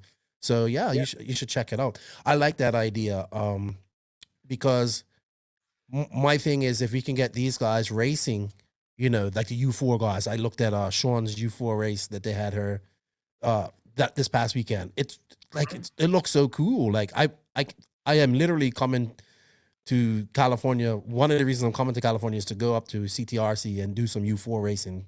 I've never done any of this stuff in my life. I didn't grow up around this stuff. No, none of this stuff in Bermuda, but I just like the looks of it. I went to my scale event. I was talking to the guy there. I was like, look, this is what we need to get these guys into the no prep stuff. And maybe, we're just doing some, we're trying to get bashers and stuff. I'm not trying to get too deep in it here because like I'm in RC 24/7. This is my enjoyment, but I'm fully committed. Like at first I was like, this scale, like we need to keep racing pure. And I do still agree with that. But I've been talking with guys like Mark Santamaria and all these other guys and guys like Sean and looking at what no preps do, which we're going to talk about in a minute. Okay. I am fully convinced that this is one of the keys to getting more light and more spotlight on what we do. Like I'm hoping it just filters through to the racing side, at some point, but we're getting people in. I still think people don't know what we do per se, like as I do, but what you're doing, like people can see, oh man, that truck looks like my Ford or that drag car, and that's what gets people. And I'm convinced. I was a little bit, but now I'm fully convinced in getting bashers into racing and branching out into, even with this podcast, branching out into different genres of RC. Monster truck, I like that. I like everything RC. So, you guys had that big monster truck that came out. I forgot about that. That was interesting because we're starting to see a growth in monster truck, I think. Jason Rona's big into it. He likes it. So he's always at these events and stuff like that, which is cool because monster truck used to be big back in the day, Clodbuster, USA Ones, all this type of stuff. I guess just how cool is it to be working alongside this full scale world, and with your RC stuff. It's insane. I mean, I appreciate it. I never planned for it, but I'm a full scale guy myself. So it's just nice that for me, RC car is now my job and full scale is now my hobby, which is kind of nice because they're still the same. You know what I'm saying? So I'm definitely trying to keep the balance. Like I don't really ever want to work for a full scale company just because then at that point it becomes my job. And then RC will probably just become my hobby. So it's just going to become this vicious cycle. But no, I think the full scale thing's awesome. And that's part of to touch back on the licensing a little bit and the Losi Motorsports Tour. The only way that RC racing or RC cars in general are going to grow is through reaching new people, right? Most people, if you were to take 10 people out of the street randomly, 9 people have never heard or touched an RC car before. If you take them to a RC race, they get blown away at the fact that there's a bunch of grown men and women out there racing a toy car, right? So one of the things the ways that we intend on growing the RC industry in general is through licensing. For example, the new no prep drag car Camaro. There's a reason why we decided to work with Summit because they're one of the biggest names in the drag racing scene, not only online, but at the track. So now Summit's selling that car. Summit's going to market that car. Their customers are going to go, wait, what's this little car? Now they're into no prep. Now the industry's grown. Yep. So that's the whole premise behind. And to me, RC racing, what we know today, 10 scale or 8 scale is going to always have a place. But to me, the way that I see it is that racing is always going to be like the F1 of RC. Okay. It's going to be the pinnacle. It's always going to be the most expensive. It's always going to be the most complicated. And I think that's okay so long as, I think for a long time, we try to grow that segment and nobody was biting. And I think we know why.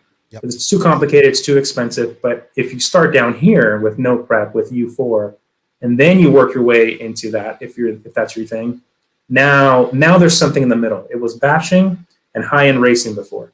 Now there's something in the middle that I think we can use as a stepping stone. So that's kind of our goal moving forward. Yeah, I can see that 100%. Especially now you guys have the laser knot coming. Well, it's out, and I see the laser knot everywhere. Obviously, Sean and the guys have got some, and I think they're cool. And I was telling the guy about that. This is perfect for these guys who just maybe a little bit intimidated by this 8 scale, 10 scale world that I'm in and that I love.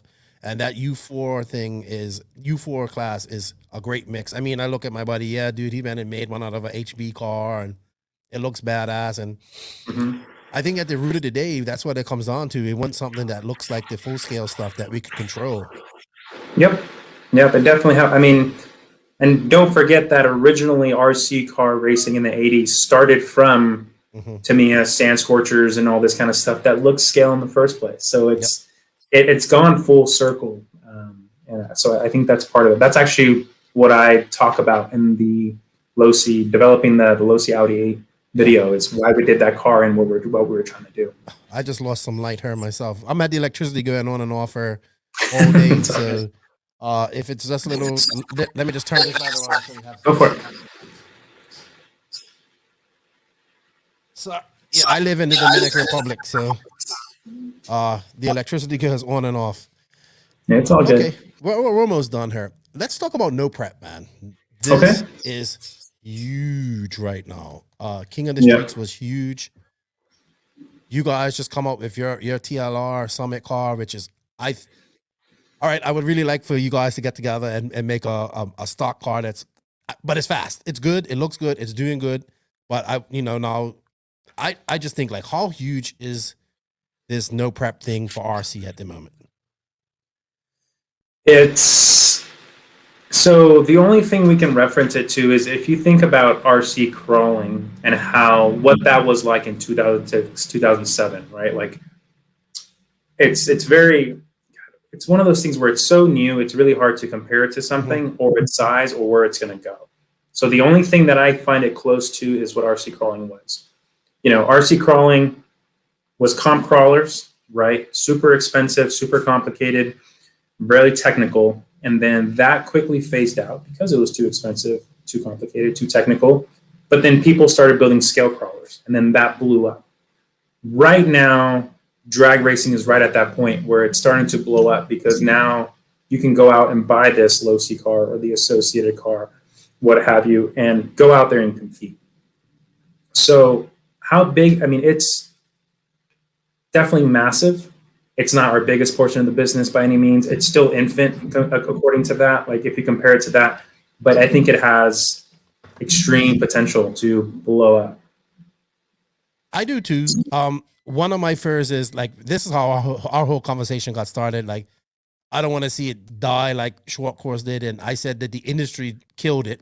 But you corrected me, and you gave me another talking point about that Raw actually helped kill it too. You know what I mean? By making it a class. And I'm fearful if Raw sees this, because I'm not anti-Raw, but I'm all about having governing bodies that actually do something. And the governing body should be promoting RC and getting new people and be involved in all this stuff too. And for me, honestly, Raw is not even doing anything close to that at the moment. I don't want them to get their teeth into this and like how you explain it.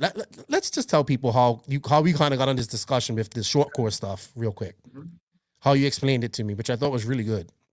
So short course was one of those kind of bubbles, right? Traxxas released the Slash. Then it went from everybody buying a Slash and going racing it at a local hobby shop. And then from there, it blew up. Associated came out with one. Kyosho came out with one. We came out with one. Everybody had a short course truck. And next thing you know, it just, like, I don't want to say it died, but it didn't go anywhere. In a sense, it didn't really put us in a better place today than where we were already at, which I think is a lot of the discussion point. But I think your subject was the fact, I mean, your take on it was the fact that the industry or Losi associated themselves, we were kind of at fault, which I think we were. But I think the other big thing that was at fault was Roar when they made it a part of the actual race program. Because then it took something that was meant to stay fun, stay cheap, be an introduction to racing, and then it made it not. So we lost that middle ground. We went from here straight to here, and nothing was in the middle. And people started taking it too seriously. It got oversaturated. Oh, yeah. A lot of things happened in the industry. But yeah, so now I think, and I agree with your fear, is that what's going to happen with no prep drag racing? I don't think so. I think after going to Vegas, I'm a little more hopeful. Yes. But I mean, it's going to be interesting. I mean, it'd be fun to watch this video 3 years from now and see. Yeah, it is. I mean, I like it. I loved what I saw in Vegas. I love that they followed the rules no matter who you was. I thought that was really good. The lights came back on. This is lights in the DR. I really like that they followed rules. I mean, it sucked for some of the guys. I like the enthusiasm that Tyler, guys like Tim Smith bring. That has all this stuff that I want in off-road racing. It has drama. It has, competition. It has a payout. All this type of stuff. This is this type of stuff that it has charisma. And that's something that we lack in the off-road industry. The biggest thing I think that I was impressed by is the camaraderie. I was expecting there to be some drama, especially when you have over $18,000 in the line over a toy car. Every single person there, I didn't see any drama. Everybody shook hands, bumped hands, fist pump after their race, before their race. It was really, everybody was there for the same reason. And it wasn't the 18 grand. It was to have fun with RC cars for once, which was amazing. And I think that's another critical portion of off-road racing, your world, where it's like, I think that's missing, is everybody's there to win the A main, and you're there for 12 hours a day to run, however many 15 minutes. And we need to take it back a notch. And if we do want it to get fun. I think we've lost. I think as companies, as manufacturers, we're too busy out there trying to, I hate to say it, like poach each other's drive. We're too busy trying to get up from an increasing a pool that's decreasing by like people can say what they want. We can talk about entries and fool ourselves like this, but RC racing is slowing down. Like, I mean, it's getting smaller, unfortunately, because it's hard. It's not easy to do. It's hard. It takes time. It takes, patience, and it costs money. It's gotten really expensive. So in certain things, obviously you can still do it cheaply and whatnot, I believe. And I just think, like, teams seem to be too focused on it's missing. Like, back in the day when you would probably go to a race or you would pick up a magazine, you would see someone took a picture of latest products and all this type of stuff. And now it's like, oh, you don't come in my pits, like, oh, no, look at my car. And I get that. We need some of that. That's racing. I like that. But I just think we're sitting there for 13 hours a day. And like you said, you're only getting on the track for so little time, and people just think that's normal, and it's not normal. It can be different, and I think people are starting to listen and see things, but it's hard, man. Racing's hard. I think racing period is the same, full scale, RC, whatever. It comes down to competition, people wanting to beat each other, and yes, we definitely need to have more fun. I see too many people putting too much pressure on themselves at these races, and I'm like, like the chances of you ever doing this for a living is so slim. Yep. So slim. Like, you have probably a better chance of getting struck by lightning or something. You know what I mean? And I said, do you realize the amount of work that these guys have to put in? How many weekends they're on the road and stuff like that nowadays? They travel a lot. I said, you don't understand. Like, you're a 35-year-old man with kids. Like, you're not going to be a professional RC car driver. Keep it as your hobby. The sport, I consider racing a sport, but we do the hobby, like what Cavallari and all these guys do. To them, it's a sport. It's still a sport for us guys too, but we're more hobbyists. And I think we've gotten a lot away. I'm all for having more seriousness in RC, because in racing, because I'm always on about, we need to have a definitive line between pro and Joes or pro and amateur. And I do think we need to do that. And I agree with you, man. We've lost a lot of this fun. We're going to these races with big entries, and we're just, not getting track time. And it's just, you go out and look at these U4 guys. They're having a blast. You know what I mean? And they're there to drive their cars and all this type of stuff. And I think if we just step back and look at this, at the end of the day, it's still core. But they're still competing, but they're having fun. And I think us in the off-road industry side can take some notes and take some pointers from you guys. I'm not you guys, but your genre of RC. Yeah, and I think JQ, by the way, is I really admire Joseph for several reasons, and I have a lot of good experiences with him. But he just had that video not too long ago where he responded to Adam Drake's video on how to keep club racing fun, racing fun. And I think ultimately it does come down to Losi, Associated, Mugen, all these companies. But in reality, to me, and I hate to point a finger, it comes down to, like you said, the governing body. It should be Roar that's working with us to make sure that we're growing, we're keeping it fun. And right now, I think Roar is just a kind of a transitioning point, right? A lot of these guys that are a part of Roar, from my perspective, they're not as passionate as they are about RC as they were back in the 80s and the 90s. So I think there's just a lot of room for a new governing body or for Roar to make some drastic changes to help the RC racing segment. Oh, I agree. I in fact, in my last rant, I said, look, let's just get another body in her and get rid of Raw,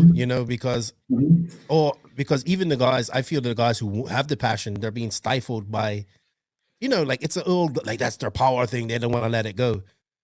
I'm like, hey man, when Norco was around, there was competition for Raw. That's when it was at its best, I think. And I'm all about having governing bodies and having some rules and regulations to these races and more safety for people and all this type of stuff, and just not looking like we're just some guys in black hoodies in some obscure place, like devil worshippers. So yeah, that is Raw's job. That's EFRA's job. That's IFMAR's job. That's all these. But I think a lot of them so steeped in heritage, which I like. I like heritage and all that type of stuff too. But if you focus on heritage and the past, you never go forward. And I believe that RC racing is still in the 80s and some things. I mean, we're still doing 5-minute. We're still doing 5-minute 10 scale mains, like, when we could be doing 10-minute or more. But it is what it is. It takes time and it takes fresh blood and people with good ideas, and just, you got to keep hammering it. Like, you know what I mean? Just got to keep at it. So, all right. I had Gil Losi Jr. on her last year. And I asked him this question: what is the next big innovation in RC? And his answer was, it's not anything racing or chassis related, but it's an actual race and series. And he was really excited about the scale side of things. He's like, you don't understand how big it is. I said, I understand how big it is. I do. I get it. What do you think? What is the next innovation for us in RC? I love Junior's response. Junior, man, I can go on for days talking about Losi Jr., but Gil Losi Jr., but it's funny because this is what happens when I talk to Junior. If he says something and it just gets me going, and I'm just like, God, I really have to think about my response here. One, because I don't want to sound like a dummy in front of him, but now I don't want to sound like a dummy in front of all your audience either. Don't worry, I sound like a dummy all the time. It doesn't matter. It's a great question. I think to directly answer your question, what most people want to know is, God, I'm trying to say this in a way where I don't spill the beans. Oh gosh. So forgive me. Okay, no problem. I get it. Sensitive information here. Yeah. No, it's all good. I mean, again, it's okay if you can't answer it. It's good. No, I think I can. I just not word it. What I can say is, to be more direct, what's the next big innovation that we're working on, we're going to release? I think people are going to be extremely surprised at what happens. And you touched on this in a different element. You said RC racing was still in the 80s. Mm-hmm.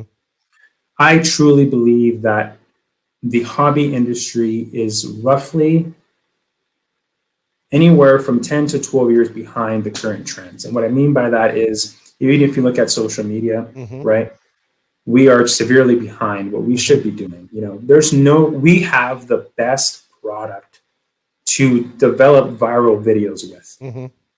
There is no reason that imagine if we had RC cars and you had Red Bull's media team, what would happen to the RC industry, right? So we're behind in that sense. But what I want to say is, to get back on topic, is imagine what would happen. What would an RC car look like? What would an RC vehicle look like if you took today's modern technology, literally today's modern technology, and put it into a product? Like, what would be, you know, think about, and I think we are, for the first time in a long time or ever, gonna experience that product. Oh, I'm excited now. Yeah. I'm excited.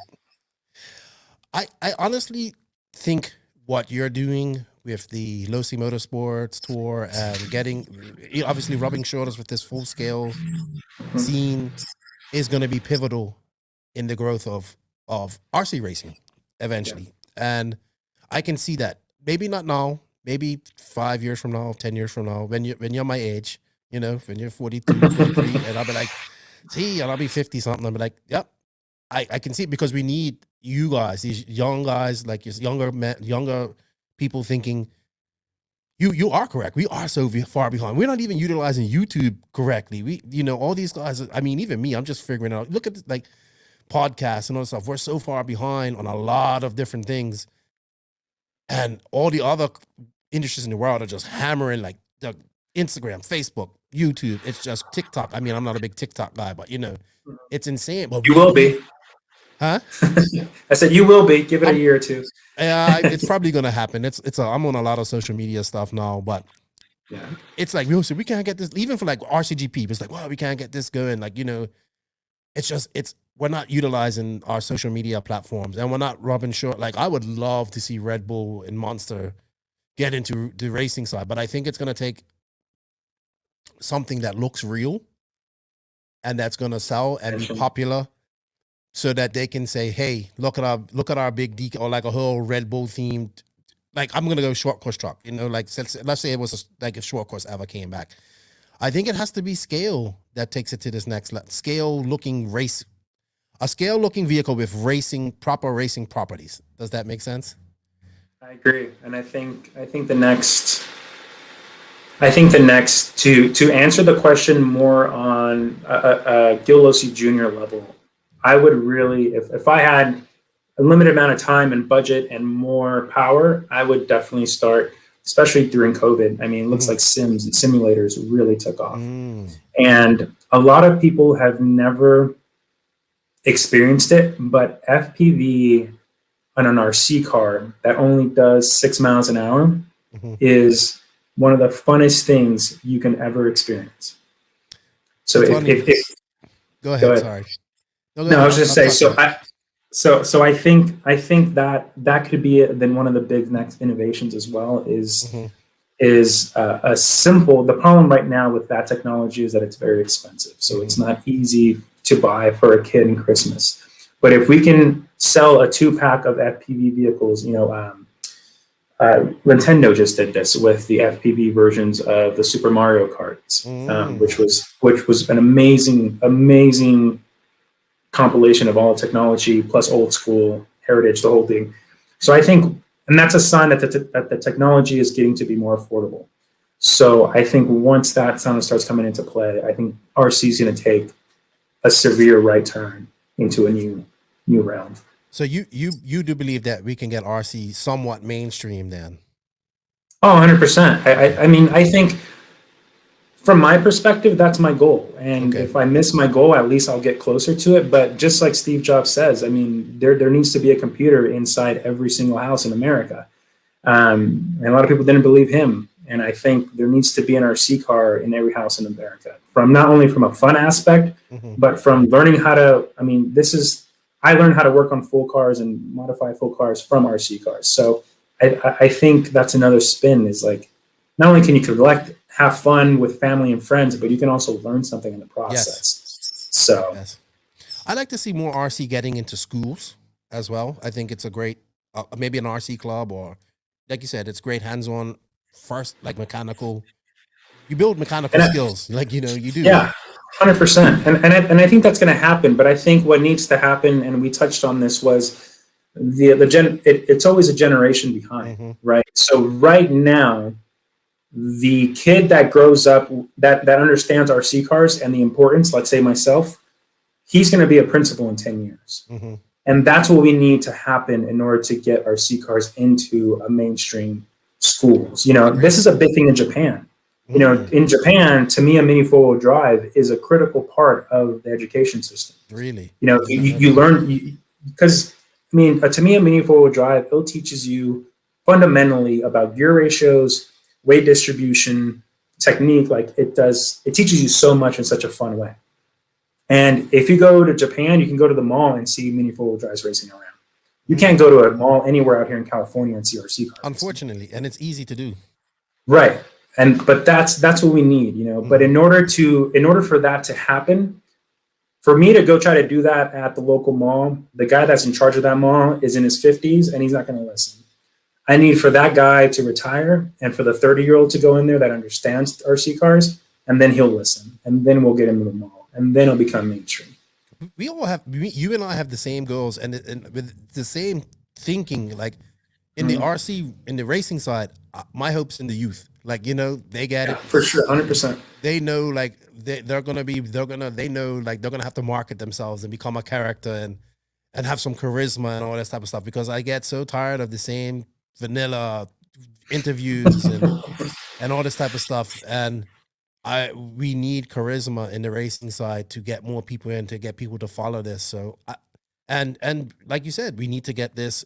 Those young guys are going to be like, hey, why aren't we racing this? I mean, there are people that do races in malls and stuff like that, but we don't need 1 or 2 or even 10 people doing it. We need 100 plus or 1,000 malls doing that. We need to think bigger, so let's not think small. Let's think big. I don't want to get I was going to say, every mall has a restaurant. Every mall has a fast food restaurant. Every mall has critical things. Every mall needs to have an RC spot or a hobby shop.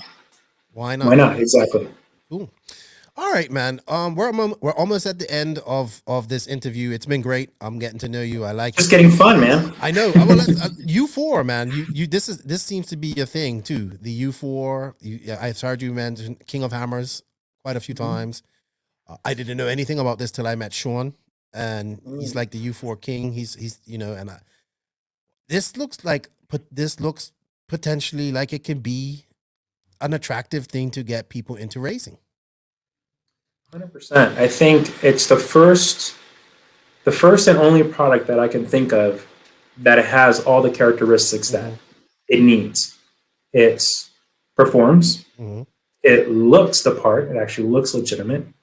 The availability is there. It's easy to get parts and whatever. I think now the next step is for current track owners to understand that and to build an infield or build mobile obstacles where you can make an 8-scale or 10-scale track into a U4 track. Got you. And I think that's the next step of U4. I think that's part of the Losi Motorsports Tour is once these hobby shops start jumping on board and those light bulbs start going off, it's like, hey, well, I already have this track. I'm not using it. And this weekend, maybe I can do a U4 race that weekend and start doing this stuff. But yeah, I think and the other element to that is the full scale stuff, right? There's no reason why we shouldn't be doing. So it's something that we are planning on in the future. When you go to the Mint 400 in Las Vegas, there also is going to be the Mini Mint, which is, a 5th scale race. Perfect. And that we're working with, we would like to work with, Matt Olson, Brian Sullivan, and all these guys so that's the final of the year. Same thing, U4, when you go to King of Hammers, which is an insane event. Can't put it into words of an event. There's no reason why there shouldn't be racing happening there 24/7. I agree with you, man. We need to get, this is another group of people that we're not really taking advantage of. We're not patching into that genre of people, like people that drop all this money on a full scale car like I am all for getting a race. Like I would like to get Brian Mayfield and all these guys, these top guys racing at, with not necessarily and get that all hyped up and get, have a proper announcer catering to spectators and all this. I want to have that at a full scale like event. Yep. And I'm not trying to have 1,000 entries. I just want 15 of the best guys, and we go out and put a show on, and the best man. That's what you do. You're there to put on a show. You're gonna wear a uniform. You're gonna look professional. You're gonna give proper interviews. You're gonna appeal to the crowd. That's how we get people into doing more things. And I like that thinking with the U4 stuff. I like the thinking of the Losi Motorsports tour. I want to be now. I need to figure out how I'm gonna get to some of these full scale events and be a part of this RC stuff, because I love all of this stuff, man. And I look at like getting new people into RC. I don't think there's a wrong way. I think we need to do everything. Like we need to explore this idea. We need to take this guy's idea. We need to do this. We need to do that. But what we don't need to do is go back. We need to think forward. And yes, we can bring some things from back in the day back. Like I would like to see less sponsorship and stuff like that, but we can't do less sponsorship till we get more people, right? Like in the racing side of things. Yeah, so, it's the whole sponsorship thing, and this was a touch point too, with the contracted customers, and I think it was a theory that failed significantly. Mm-hmm. And there's a lot of evidence that shows that the more people you sponsor, the worse your business. It's just it's a kiss of death. Yep. The more people you sponsor, the quicker your business is going to go bankrupt. Oh yeah. And I think I think that's another key element to it, is once the core, there's different types of consumers in our segment.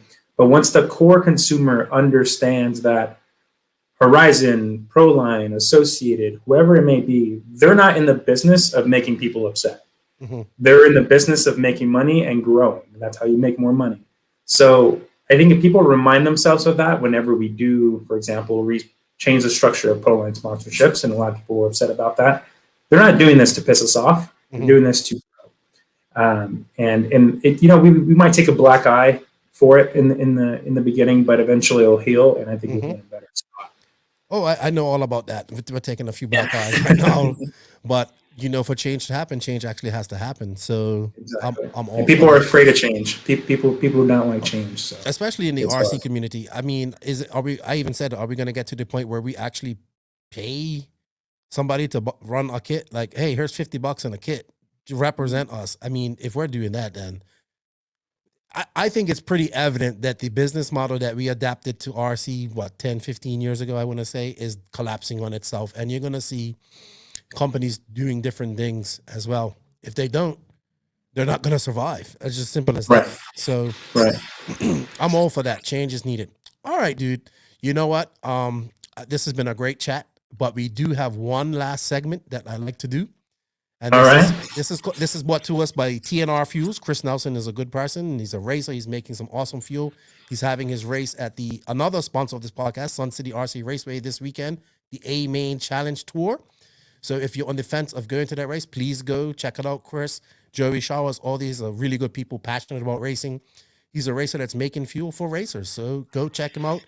And check out tnrfuels.com and send him a message, and he'll get some fuel in your hands. Thank you, Chris Nelson and TNR Fuels, for bringing us the TNR Fuels Stop and Go segment. Yes, I'm robbing titles. I have my buddy Joe Zaire Jr., who has Round Out Talent podcast. He has little segments like this, and I love like the RC related segments. So this used to be called the 10 question, 10-second segment. But basically, I'm going to ask you some questions here, and you got to answer them as quick as possible, possibly with one-word answers. But we never answer them quickly. All right, number one. What is your favorite RC vehicle at the moment? Oh, man. I would say the Losi LMT. Okay, the monster truck. Cool.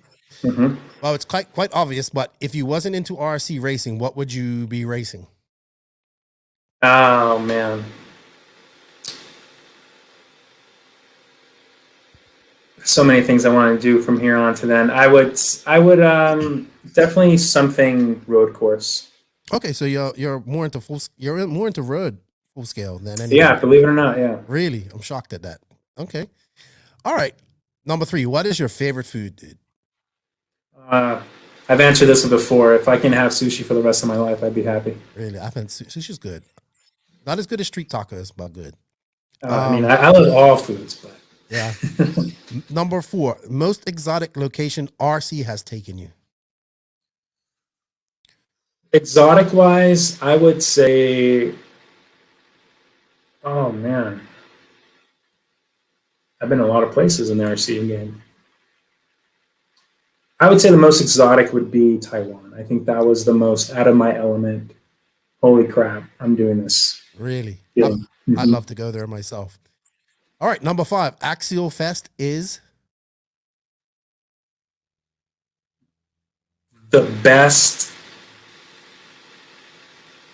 RC event I've ever attended. I think if I'm definitely got to go. Number 6, favorite project you have worked on. Work related? Mm-hmm. Oof. Okay. Yeah, it can be work related. Yeah, work related. God, I'm supposed to take a second. This is so many. 10 years has brought a bunch of cool projects.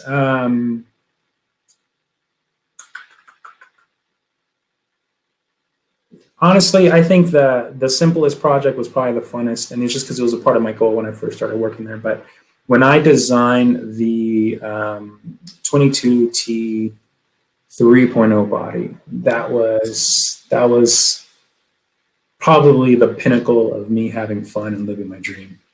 Awesome. Okay, well, what is your favorite form of full scale racing? This is one of the questions, so I gotta know now. Believe it or not, I'd rather race road course, but I think off-road racing is probably the funnest to watch. Okay. What, any particular segment that you like? That I've been a part of, U4 racing has definitely been the best. Okay, so you've done full scale U4 racing as well. No, I haven't done it, but I've seen it. So okay. I think that's my favorite. That's my favorite thing that I'd rather see, but I'd rather do on road. Okay. You a Formula One fan?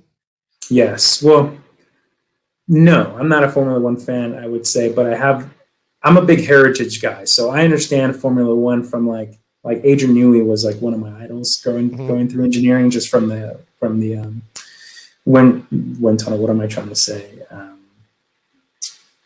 Physics and downforce and all that stuff. But I appreciate F1, but I wouldn't call myself a fan. Well, okay. Well, I gotta ask, what's your form of on-road racing that you would like to do? Let's put it that way. Realistically, I think go-karting. Like, obviously, I think racing like a full-scale Corvette or something would be fun. But to me, go-kart is like, I enjoy the fact that it's literally the most deepest connection you can have with the road. Right? It's so simple that there's so much technique to it. There's so much like you have to have the athleticism for it. Like, so I think visually, I can literally see myself go-kart racing in the next 5 to 10 years. You know, Ayrton Senna loved go-karting racing, and he said the same thing. And he said he wanted to win like a world championship, and I don't think he ever did. And no, I mean that's what he said, right? At the end of that movie, he's like, "When's the last time you like? What's been the?" I forgot what the question was, like your best experience in racing, or what can you go back to, or whatever. And he said go-kart racing because there was no politics; it was just strictly racing, and I really appreciate that. Yeah, I've read his biography. It's good too. I admire him and his stubbornness and yes, yeah, he's just that's a part of it too. Being stubborn, you have to be a little bit stubborn in order to be innovative, for sure. Sure. Number 8, what's your favorite song at the moment? God, dude, why are you hitting me with all these? That's the point. That's supposed to be hard. Yeah, because I mean, music's a big thing, and especially from the artistic side. I can never go wrong with like Eagles, Hotel California. Okay. Type classic. All right. Yeah. Old school, dude. Old school. All right. I only have 9. So number 9, what is your bucket list RC event? RC event?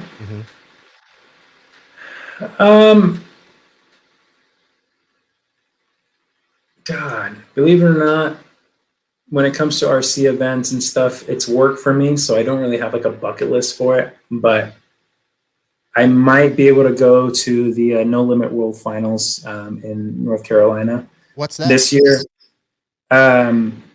So the No Limit World Finals was the first RC event that I ever did under Horizon. The first event that I ever traveled for Horizon. And it was my first event outside of California. So there was a lot of firsts.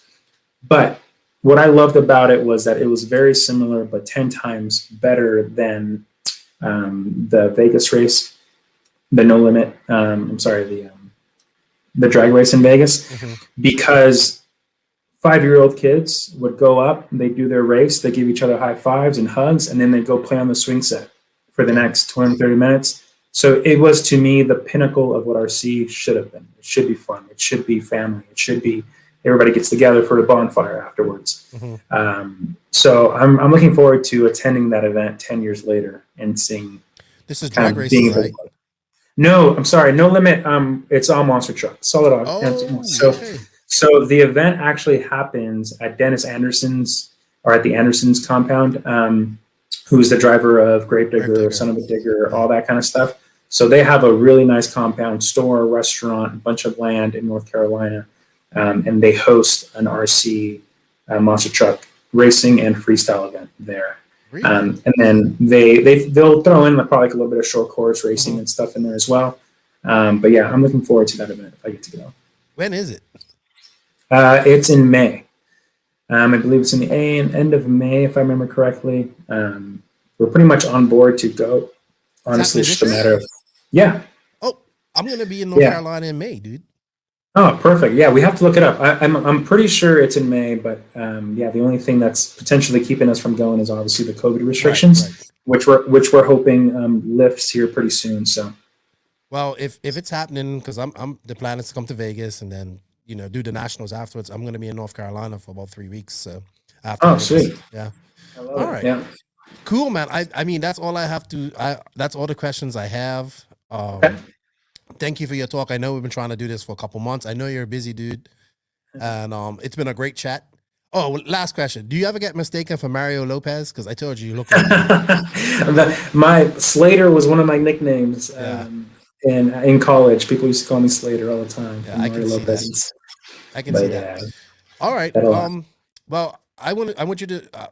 I know delays or not. When can people expect that? Because I know that's the next big thing. Well, next big thing for you guys. Not big thing, but So they're actually now back in positive stock. Yeah, we since we announced those, we didn't think they were going to be as popular as they become. So we were out of stock for a long time, but now we're in positive stock. So they're available now. That's good. That's good. Always a good thing. All right, man. Well, I appreciate your time and this chat of getting to know you. I can't wait to meet you and have a non-alcoholic beverage with you. And man, do you want to say thank you or shout out to anybody before we sign off here?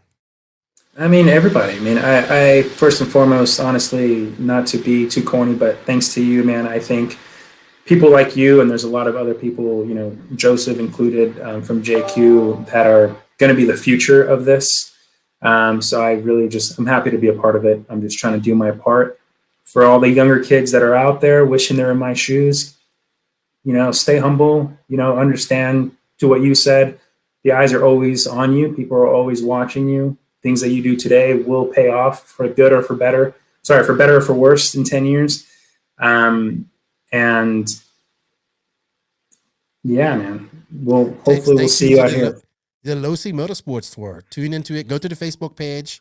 Check them out. Just Losi Motorsports Tour.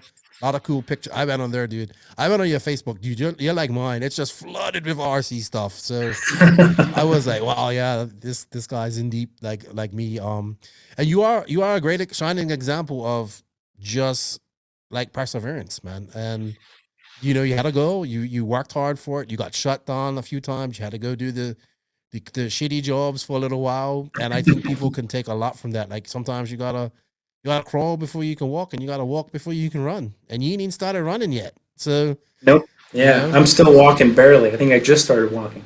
Sweet.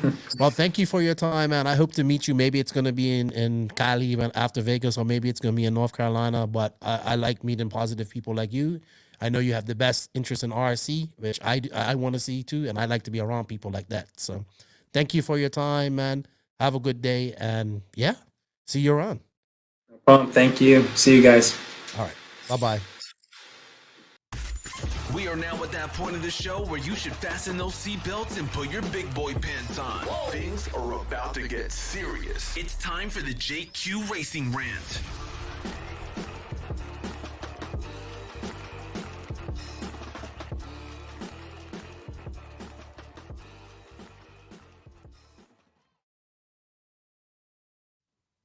What's up, Josie?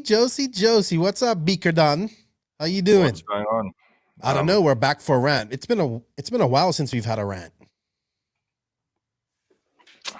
Yeah. So am I only on the rant on this episode?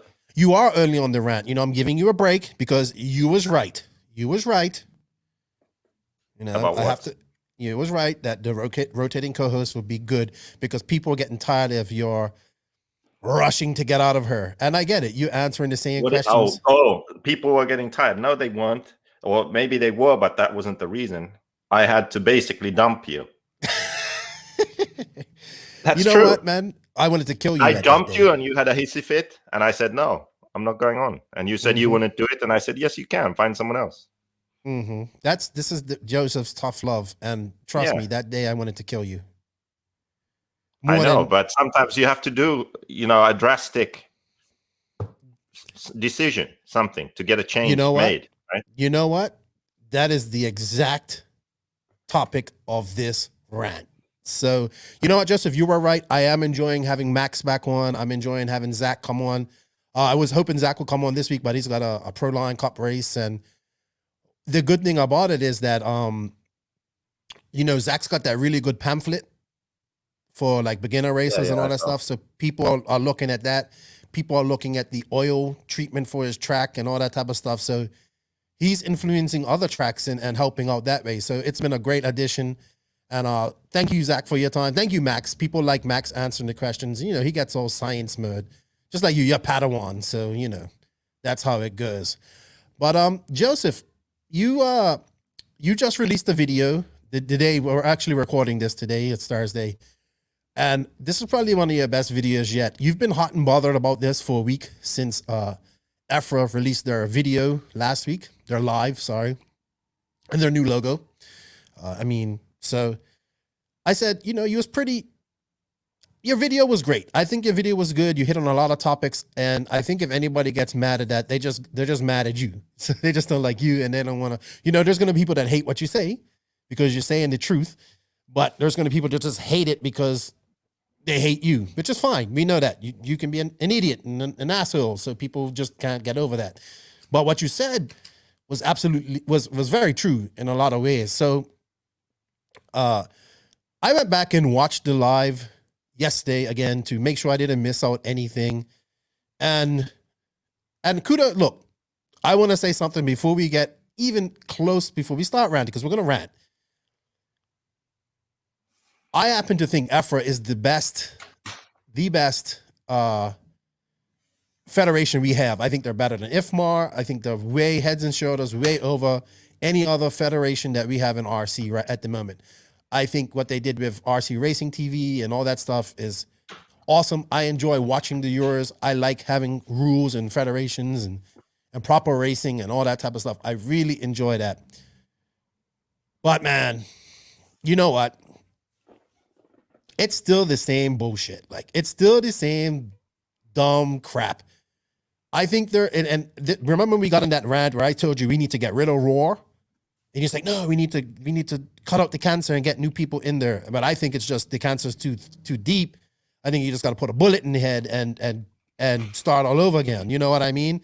And a couple people actually agree with me. But I would like to cut the cancer out of Roar and put fresh people in there. Well, the same applies for EFRA. I'm sorry. I think we have very forward-thinking people in EFRA. You would know more than me. You've had your run-ins with EFRA.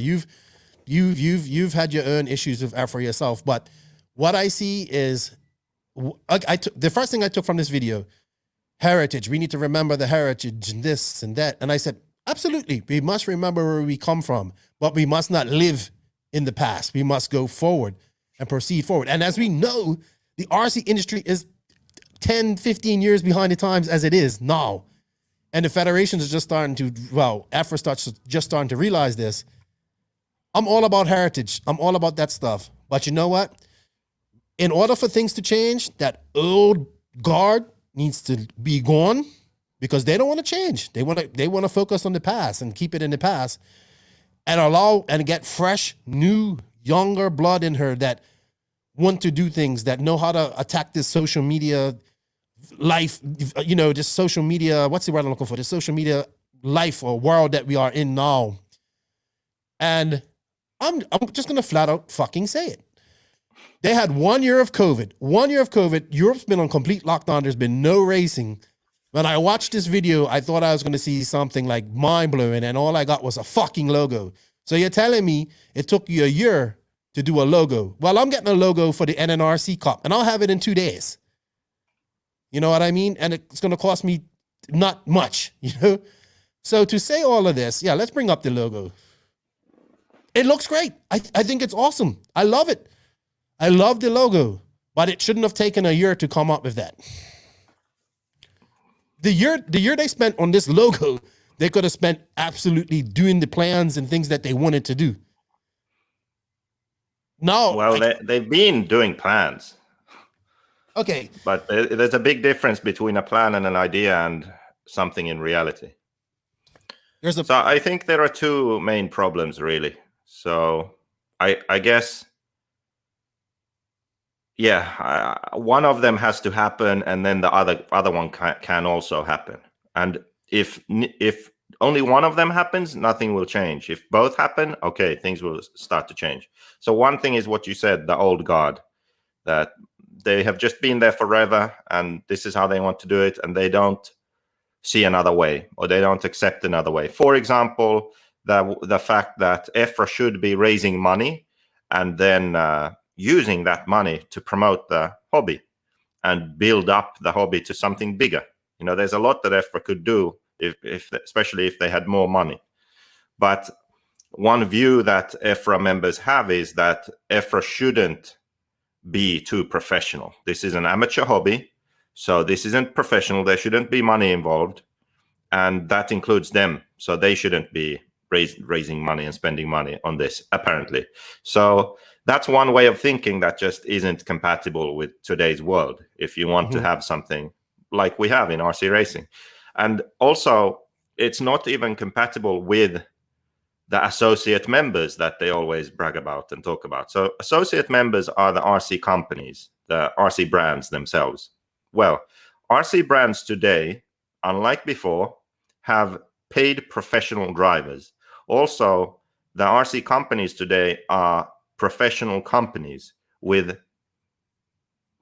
a few staff, the smallest companies having just a few staff, to the biggest having thousands of staff members, right? So it's not an amateur hobby anymore where people just sort of build their own cars from scrap pieces of whatever toys they find.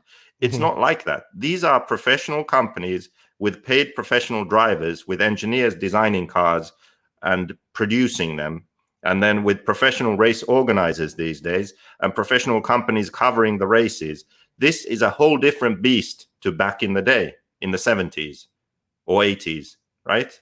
So the way of thinking that we can be the biggest and best RC federation, but we view this as something amateur and money has nothing to do with it, is just completely false in today's world.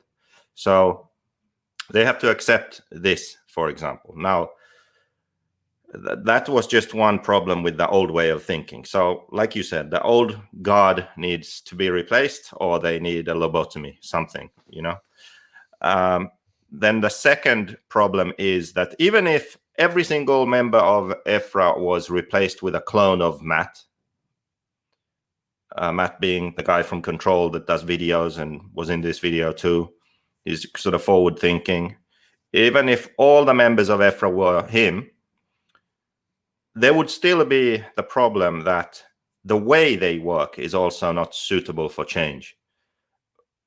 But here is it's kind of a two-sided thing. So the way they work is they have like 20 people in a group and they bounce ideas off each other, and they have meetings about this and that, and they have a meeting about the fact that they need to have a meeting. So then in that meeting, they decide that they're going to have a meeting. Then they have another meeting deciding the group that will attend the meeting. And then they have a meeting about the subjects that they will discuss in the meeting. Okay, then they actually have the main meeting and they discuss stuff, but nothing is actually decided. So this is not a good way to create change. It's a good way to keep everything the same. Mm-hmm. So they would have to change that way of working also to be able to create change. So the ideas of the people and the way they work. But here's the thing. I think that it's a good thing that EFRA doesn't change quickly, because that's what brings stability. Rules don't change quickly. So manufacturers feel safe, like this is the cars we race. The rules won't change. Racing formats are relatively standardized. We race in the same way all around the world with the same cars all around the world. These are good things, and only possible if you have a strong federation like this. So that's why it's a good thing that things don't change fast. But this makes it even more important for them to outsource the things and the projects that need to get done. For example, organizing events. They shouldn't do it. They should hire professionals to do that. Media, same thing. They already do that. Any kind of technological advancements and improvements to the live stream or improvements to their messaging online, on social media, on their website, all of this, outsource that stuff. Because those companies that they outsource to are able to make quick decisions and improve stuff and all of that, right? They can adapt. EFRA can't. So EFRA oversees those projects, right? But other companies, professional companies, do the actual work. They do the legwork, and EFRA sort of just signs off on it. Yeah, why not? That's how progress can be made while you still maintain the sort of safety and tradition, heritage, stability of the federation. Now, that's a step that they have to make at some point. I just wanted to touch on that, sorry, real quick, on meetings. It kind of reminded me of back in the day when in Bermuda, man, we was running the track. And so everybody had equal say. We had a committee and all that type of stuff. And I'm sure this happens at many different club committees and stuff. And you want everybody's opinion, nothing gets done. And I remember we would go to a meeting and try to decide on track changes or something like that. And all we ended up doing was just sitting around there and talking for 3 hours, and most of the time not even getting a definitive answer. I definitely agree with you. And by the way, just like they said on the live stream, they want criticism, so we're going to give them criticism. Because if you don't criticize, nothing improves. People criticize me all the time, so I listen to them. Sometimes I listen to them, sometimes I don't. So to say that, I totally agree with that. I also agree with that. They should be for profit, but use that, like you said, use that money. No, they shouldn't be for profit. They should be non-profit. Well, non-profit that makes money. That's like how you explained it to me once before. Like a non-profit should make money. So I believe that there should be, like, if you're going to be doing this full time, the organization should be able to pay a salary to somebody to do it. You know what I mean? I believe they should be. Time costs money. Just because it's RC cars doesn't mean that it isn't time and it isn't money. The you organize stuff. Yeah, the point of a non-profit is that the non-profit has a cause, right? So in EFRA's case, their cause is to grow and promote and conserve RC car racing around Europe, right? And IFMA, same thing, but globally. So to do this, they need money. Yes, and they should try to raise the maximum amount of money. But because it's a non-profit and it has a cause, that money doesn't go to enrich the board members, right? Of course not. Or sort of just to grow EFRA. Like, that's not the point. The point is all that money goes into the cause. So there are many different things that EFRA could do. Let's do this. Let's pretend that EFRA was working in the way that we think they should. What would they actually be doing? Okay, so I think they would be pouring money into media. So they would be subsidizing, supporting live coverage for as many races as possible, right? They would be supporting RC websites and blogs and podcasts and all of the social media stuff, all of that stuff. They would be advertising heavily on social media and YouTube. They would be creating promotional videos of RC racing, right? Yes. Then they would also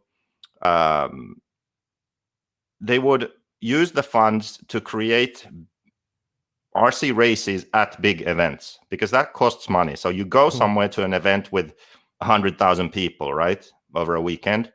You build a track, you host a race. That's something that they would do with that money, because they are promoting the hobby to the outside world. That's what they would do. They would work with schools and youth programs and stuff and try to find ways to introduce children to RC as a hobby. So they would pay people to go around with a traveling road show of RC, put up some cones, build a track, go to school, go to some, I don't know, like, let's say some, where troubled kids go. Like group homes and stuff like that. Yeah, group homes and this kind of stuff, but not like poor kids necessarily, but people with some issues or whatever, right? Right. Fuck, what if they discover RC and enjoy that? You know, that RC could literally be something that gives them a reason to focus and learn and sort of enjoy themselves with a hobby. You know, like this is something that can do that for people, right? I'm gonna say something here real quick before you go on, because you touched on something because I made some notes. I do like that. I like what they said about getting RC into schools and getting more youth. You know, I'm all about the youth. So I'm all for that. All for that. That takes money. It takes time. Yeah. And I don't see why people have I get why people have an issue of somebody like EFRA having a whole bunch of money and not using it. But they and I think that's the issue. People like, oh, we don't want to be, we don't, but they have the money. Use it. They don't have a whole bunch of money. Like if they really did a good job, 200,000 euros doesn't go a long way. They should have a lot more, you know? Yeah, I agree. So I'm not here to bash EFRA. I stand by my claim that they are the best governing federation out there, but in RC, I wish, but we need them to change. So let's think of other things that they should be doing in this perfect world. I think that EFRA as a federation should also do the things that the market itself doesn't do. You know that. So, for example, RC racing is a great hobby for the disabled. If you're in a wheelchair, you can race RC cars. You can get the same thrill of racing a motorized vehicle against someone else. Mm-hmm. You're in a wheelchair, but your hands work, your eyes work. You can race, right? Yeah. But most tracks that I go to aren't accessible for handicapped people. So you can't get around with a wheelchair. So this could be something that EFRA would focus on. Not making it so, okay, you can only have a track if you have this. No, they could create sort of standards for how to do it, figure out how to make a driver stand so that you can have wheelchair access and a good view for the person in the wheelchair and all that stuff. They could figure that out, make a plan, and work with tracks and clubs to implement that. Subsidize or help them implement. Subsidize Send them the funds, building of that stuff. Like promote this. How many kids are there in wheelchairs that they go to some I don't know, again, some kind of youth activity thing or kidsinwheelchairs.com. I don't know what there is because I'm not in a wheelchair, but I'm sure there's some kind of groups and associations that organize activities for these kids. Well, why not find those and contact them and say, hey, we race RC cars and we have a track here and you can access these wheelchairs. Yes. How many of those little boys would find that hobby and be like, man, this is awesome. I can race RC cars. That's what I can do. That's great. I never even thought of that. So these are the kind of things that a federation can do and should do. I agree. I agree. Another thing that they touched on, which I thought was I have a couple of things that I want to criticize here. oh, we want to make an app for EFRA. I'm like, what the? Why would you, like, this comes back to, do they want to work? Do they really want to work with somebody else? And I know they're going to say, well, you're tooting the House of RC horn here, Keenan. Well, I happen to think like what Connie's doing is pretty good, and EFRA doesn't need an app. They can just put their information there and use the House of RC app. And that's one less thing they have to worry about, because it's kind of like it's pretty easy to follow and it's pretty easy to do and all that type of stuff. And it connects them to other RC, federations and people in RC that may not know and all that type of stuff. So why go make an app? Well, if you wanted to make an app too, why didn't you do it in this 1 year of lockdown? Like, you know what I mean? Yeah. And like, you thinking about making an app, then they said, well, we're thinking about making a YouTube channel. You literally had 1 damn year of doing fuck all. Make it. Make the YouTube channel. Here's the thing. I think that most of the friction and the sort of, even my videos that I do about or have done about EFRA, and even this rant, yes, it's quite relatively easily avoidable, right? This didn't need to happen this way. So before RCGP even existed, there were numerous attempts made to work with the federations, because the idea was that, okay, this is needed, but it's not supposed to be something to compete with the federations, right? Because that's never good. We've got something good going. Let's build on that. So, okay, let's collaborate. Okay, this was the plan. Nothing. It was not possible. You know my personality. You know how I am. If I want something, I don't give up very easily, right? Right. I know that. That's how I was. I wanted it to be the IFMAR RCGP World Series or World Championship Series. That's what I wanted. I truly wanted that.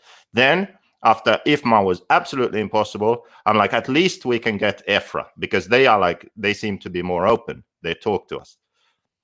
Nothing. Well, do you know why? After like 2 years of the same promises, and yes, we can find some areas of collaboration, this and that, and nothing, not even a fucking sharing a video and saying that RCGP is doing great things for our hobby and EFRA supports. Like, not even that.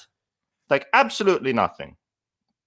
Then it's like, you truly know where we stand and what's really going on. So what are we going to do? Just be quiet or fight this issue and try and fix it? I mean, so I decided, you know what? I'm going to try and fix this. Yeah. When I watched the video, I was like, they don't want to be with black races and all. I was like, what type of fucking bullshit is this? Like, black races, and what was the other term Black they races used? are non-sanctioned races. So races that are not affiliated with EFRA. So they're like illegal races, Like some people in EFRA think that those races shouldn't exist. Right.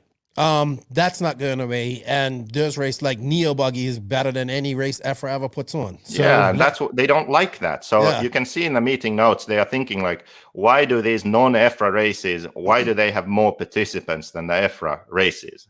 And then when Dallas was president, he was sort of also, I compare Dallas to Javier actually, because Dallas was saying these kind of same things. And he was actually some sort of youth leader or group leader in Sweden or something. He worked with kids. So he was all for that. Like, let's do this, do that. And let's maybe we should not view these other races as competitors. Maybe we should work with them and these kind of thoughts. But he didn't really do anything. Let's be honest. To progress it. Hands tied. And but I don't know how hard he really tried either. And that's the kind of feeling I get with Javier also. Well, okay. Because now 2 years ago, I thought that, okay, this guy's good. Things going to change. Like, we're going to get there. Now, no, I changed my mind. He's just like the rest. It's no. Okay. Now I want to comment. I want to comment on that. And I've talked to you about this before, because not everybody can be like you, Joseph. And say what they want to say. I mean, even myself, I can't say everything I want to say, because, I just understand that some things shouldn't be said. Like, unlike you who have no filter, you just don't care. I have a And filter. Trust me. You do. You actually do. Because if you was really to be as savage as you wanted to be, like, we would probably be dead. My point is, to that, I think I got excited when people like, well, what do you know, Lefty? You ain't a part of EFRA. You're some jackass from an island. Well, let me tell you something. I've been a part of the BRCA, and if I was to literally really look at it, I fall under EFRA as a Bermudian, as a British subject, all this stuff. I fall under EFRA. You know what I mean? But I've also been a member here at FARMAR here, because I'm part of the Dominican Republic and all that stuff. So I think Javier comes in with good intentions, but he quickly realizes that for all his good intentions, the old guard is going to continue to just beat them down. And the old guard is not just an EFRA; it's these guys in ROAR that don't want to. Because remember, all these people are part of IFMAR too, right? Yeah, I believe. So you have this old guard at IFMAR that refuses to change and only thinks about heritage in the past and how good it is in the past. And we all know the RC is 15 to 20 years behind the times. And ROAR's one little bit of, they have the biggest market, so they have a lot of say in IFMAR. You know what I mean? There's no IFMAR worlds without the top US drivers. They get the most slots into the IFMAR worlds. But you have these people who have this power and don't have this passion for RC anymore. They have a passion to keep their power. And to keep their power, they have to keep things the way they do. That's key, actually, what you just said. Yeah, so when people like Javier, who seems younger, he's probably a little older than me, but, he's not some old guy that was started IFMAR back in the 1970s and all that stuff and still trying to hold on. And no disrespect to those guys who came first and started all this stuff and blazed that trail. I'm not disrespecting that. But my mom used to say, look back, but don't go back. All we do is looking back, and we just want to, we don't want to go forward.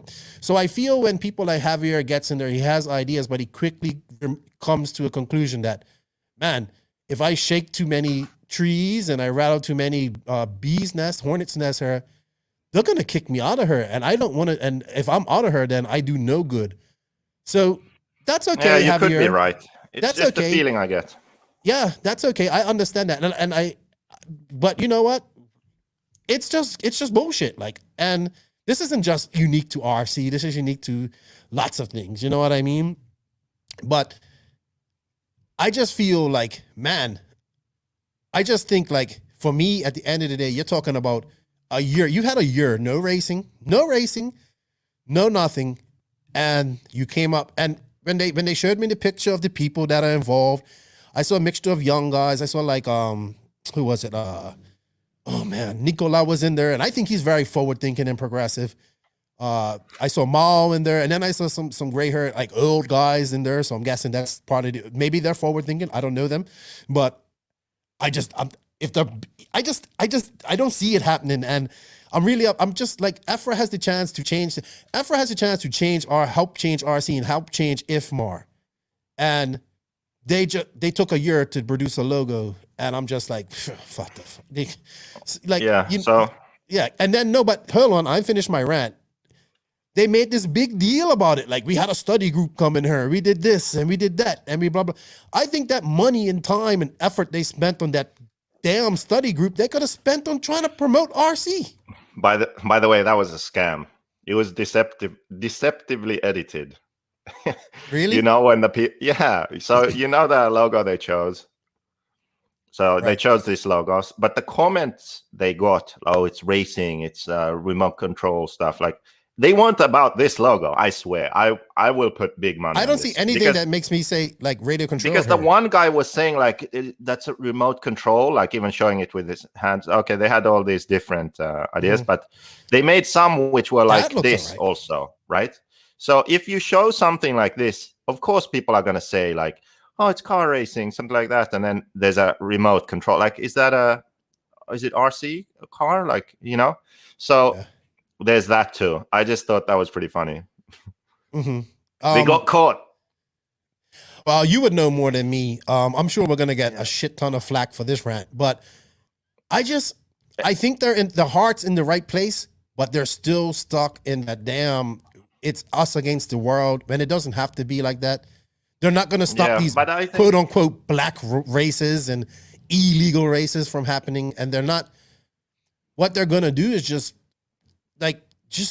giving you the same runaround. And it's the same thing with Raw, man.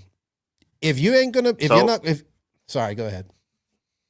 So the situation with EFRA is like a microcosm of the world and society and countries and how governments, how things work. So,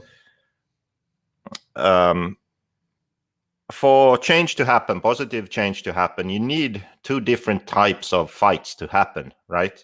You need the instigators, the people who make a fuss and that would be expose different things. You know, like us. We're talking about this, ranting about this, making controversial statements and videos and getting people riled up and talking. That's important, right? Yes. In the real world, that would be like protests and marches and riots and all kinds of stuff, right? Because people aren't happy, they are discontent, right? But that doesn't actually make the change happen. No. That just creates that environment for where change can happen. So what needs to happen then is, after all this is exposed, after enough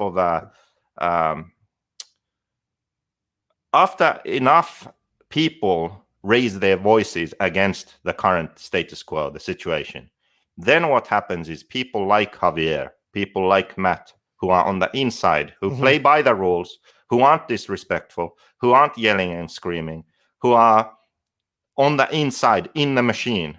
Yes. They are in an environment where they can then actually make the change happen. So I agree with you. It's yin and yang in that way, in my opinion. If there isn't outside pressure on EFRA to change, no change can happen from within. That I truly believe that, because the people there are like, well, we don't need to change. There's no pressure to change. If everyone's talking about it, if there are other race series that are growing, if EFRA races are getting smaller, if manufacturers and associate members are saying like, well, you know what, we don't really want to pay anymore and support you because of this and this and this. If there is pressure from the outside, then when you have that inside person who is on your side but just not using your methods, when they say, well, maybe we should do things this way, and brings it up nicely, and they discuss it, and they have their meetings, and they make step-by-step changes, that's how you get change. You need both of those working together, not directly maybe working together, but they need to both exist. I agree.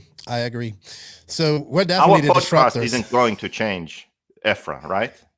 No, but none of my videos I make is going to change EFRA, but they it can will change help the create people's perception. Yeah, they can help create the environment where Javier and Matt can get their way, for example. Exactly. I actually feel like you. I believe Javier and Matt want change, absolutely, but I know you've lost a little bit of faith in Javier, but you have to understand he has to. That's politics. Like, that's not you. You are the bulldozer wrecking ball. It's like yin and yang. Like you and I. Like, I can say the same thing that you say, and people would listen because I'm not like boom, boom, boom. You know what I mean? I do get like that sometimes, but you know, you are so blunt that people can't get past your bluntness, but that's needed right now. You know what I mean? Where Javier's kissing babies, shaking hands, and he's, like you said, I think he has the potential to do things better. I think do they vote these members in? I think they need to vote some of these people out and I don't know how that. Well, maybe when you're in there and you just vote for yourselves, then of course it's easy. You know? Of course, like, you know, they need to have, but they have members. They should put it to a member vote. And I desperately, like, they're talking about we need to get on Twitch and we need to get on YouTube. Like, like, no offense, dude. I'm an idiot and I'm on YouTube. You're an idiot and you're on YouTube and people's watching your stuff. They are on YouTube. They have a YouTube channel. Right, but they ain't pushing. Well, I don't know what they're talking about then. They said, we need to get on YouTube. You have all this content from which I absolutely praise EFRA for doing what they done when they got RC Racing TV coming on and covering all the Euros. I think it's absolutely one of the best investments they have made. And using that money that they make, that's a perfect example of that. And I applaud them. And I think that But I just think they still suffer from the same thing that all the other federations and just RC in general suffers from. And it's just this old guard that doesn't want to release their power, man. And they're going to take, this is their baby. I get this. RC is their baby. They've created this world in RC where they're champions and they're, superstars in their own minds or in their own rights, in their own bubble. And they don't want to relinquish that. But that's selfish. And that's not pushing RC forward. That's only keeping things in check for you to feel better. And the people that listen to this podcast, the people that criticize us or praise this podcast and criticize and say we go too hard sometimes, that's the people that really can affect change. The people are what affect change. People can talk with their dollars. People can talk with their attendance to races and stuff like that. And I just think that people need to have more of a say as well. Like, it's like fucking real life. If you don't like the government, that's what they're doing, you change it by voting. Well, this should be the same in these federations and organizations. Look at this. We did that whole IFMAR thing last year. I couldn't even get a response from IFMAR. No, we got a response. Oh, we got reported for the Facebook post that we made and all that type of stuff. The Facebook group and all that type of stuff we made. But I can't even get them to come on here and give a statement. I also remember something they said about independent media, which we do not have anymore in RC. Either you're hanging off the nuts and doing everything that these guys want, or you're not. So what did they mean by, they said, well, if you're willing to work with us, well, what do you mean work with us? Not call you out on your bullshit, or just tell you that everything's okay? Because that's what independent media is for, is to, just like us. If we said something wrong in this, you bet your boots, people's going to be like, no, you're wrong. You're absolutely wrong. And and you guys are, you know what? People are welcome to feel that way.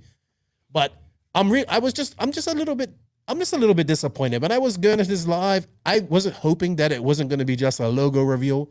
I was really hoping that they didn't spend a year revealing a logo. And then all I heard about is maybe this, and we need to figure out a way to do this. And I'm like, well, you've had a year to do this, Yeah. So it's like people can say that I'm too blunt and I'm too disruptive and destructive, like I'm a negative force, Like the same way you can say that Javier is too much of a politician. Like he doesn't, if he actually wants change, then he's not doing enough to get that change. So I think you can criticize either way in that sense. The truth is, you would know more about him than me. I personally don't know him. Yeah, but the truth is in the future, 1 year from now, 2 years from now, then we will actually know and we can see what the situation is. So hopefully all of us in this together are all doing our share in creating positive change. And in a few years, we'll know. Yeah, like I said, we rant, but we also offer solutions. We also had is this the survey? I think it is. Yeah, so we had this survey. I put this up because I wanted something more than just me talking in the video. I wanted some proof. So you shared this, I shared this. This isn't just sort of our close friends and family that are going to answer how we want. This is just anyone could fill in this survey, right? Yes. So in that video, he mentioned that EFRA is there to make the majority happy, because EFRA can't make everyone happy. So the goal is to make the majority happy. That was the point. And I decided to do this survey to see that what does the majority think. So the first question is, should EFRA hire more professional companies to handle things instead of doing it themselves? The things we've spoken about. And 92% say yes, they should. 8% say no, EFRA should do it themselves. So, I mean, it doesn't get much clearer than this. I don't know how you dispute this. Right? Yeah, I mean, why not hire somebody that can professionally do things? I mean, they hired RC for Racing example, TV. If we think about Euros, okay, so we want a good Euros event. There's, for example, the crew that do the EOS races, they basically, that's a black race series, right? Right. Why not pay someone like that to put on Euros? For example, like, hey, why don't you do the 10 scale off-road Euros and build it in a shopping mall? Mm-hmm. Something like that. You know, or Red RC. Red RC is the website, redrc.net news website like NeoBuggy, but they focused more on road. Yes. Why not work with someone like that? And hey, would you like to organize the 110 scale touring car on-road world championships at the MotoGP race in wherever? Mm-hmm. Like they expressed an interest in having us in the pits there, but we need someone to do that, to do the organizing. You know, like that's how you get something done. You can find companies who would be willing to put in the work to organize events. So give them a budget. Give them a budget. Make them work within that budget and put on an awesome make event. them find It's sponsors, simple. blah, blah. They'll do it. Yeah. But see, that's all relinquishing power. And they that's don't what want I think too. They don't want that. I mean, it's obvious. Someone mentioned that this survey is biased. Yeah, I saw that. I just would like to know how, because this question is straightforward. Should EFRA do things themselves or hire professional companies? Okay. Then here it's hire professionals, more efficient way. Okay. That's the argument for why they should do it. And then do it yourselves, save money, keep control. That is literally what they say. So how is this biased? This question isn't biased. This is the two sides of the story. That's literally what EFRA says. Mm-hmm. They do it themselves. They keep control and save money. So, okay, second question. Should EFRA focus on raising as much money as possible and support independent media, RC clubs, youth programs, and events with the money, or should they focus on being a low-value non-profit? This is because Javier said in the video that EFRA isn't about making money and this and that and making it a big business. Like, no, that's not EFRA. We already talked about this, but hey, people agree. 86% versus 14%. So people think that EFRA should raise money, and it's one of their most important tasks. Can I, before we go into the next one, now, if EFRA farms this out to others, how does EFRA make money then? So I think that the way EFRA that's a really good question. I think that the best way for a federation to make money is off the licenses, because it's crowdfunding. Mm-hmm. A lot of people pay a little bit, and it becomes a big number. So the national federations need money, right? But EFRA itself also needs money. That needs to come off the licenses and entry fees for races and these sorts of things, where everyone is paying a bit. But because there are so many people who are paying, so many people with licenses, so many people entering the races, all that stuff, the number becomes big. Also, EFRA should raise funds, because EFRA is a non-profit. There are companies with all kinds of get sponsorship initiatives that they spend money on, because it's sort of tax planning for big companies, really. Like, you can donate money, you can invest money, you can give money to all kinds of causes as a big corporation. Well, if EFRA is a non-profit and has a cause, I'm sure there are companies who would be into that. Just as an example, the thing that I said about handicapped access and that, I'm sure that they could find some sponsors for that initiative. Yes. Right? I am 100% sure that's possible. Yeah. I agree. Also, we're in Europe. The European Union gives grants to all kinds of companies and stuff, and non-profits and charities and organizations. I am sure that there is some kind of way to get European Union funding for new tracks and clubs and youth centers and all kinds of stuff like that. So if they were serious about raising money, they could raise money, and then they would have they would be in a better position to actually do things that they promise in that video. Okay, good stuff. I was just wondering about that, because most of the time you would think, oh, we just have to make this off the Euros. which I agree. They have to make some money off that too. But I like that.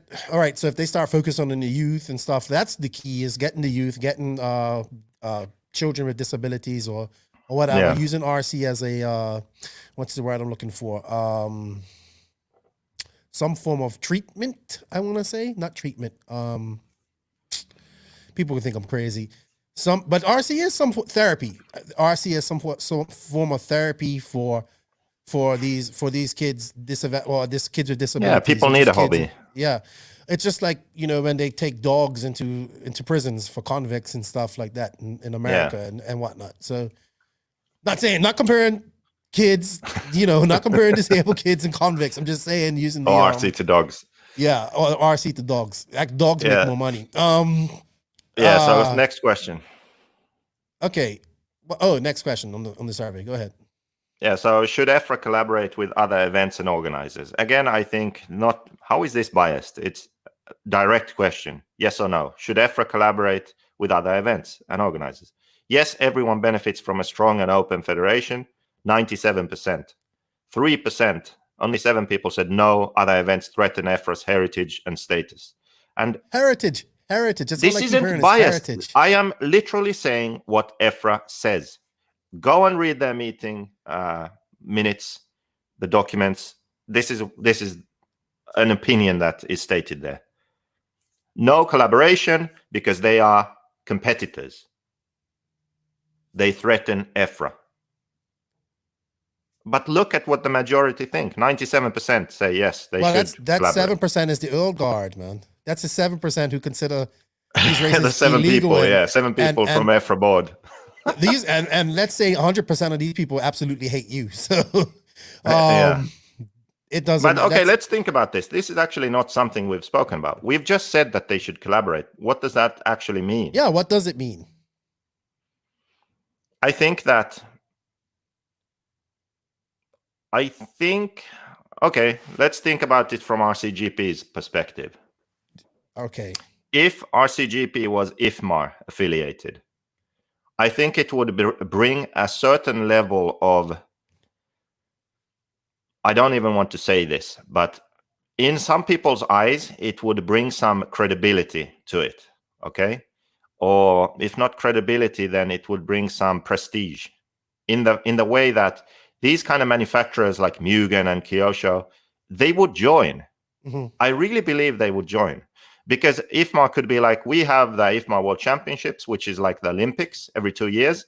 But every year we run the World Championship Series, the IFMAR RCGP World Championship Series or whatever, right? So I think those brands would join because of that reason. Right, IFMAR gives credibility. Yes.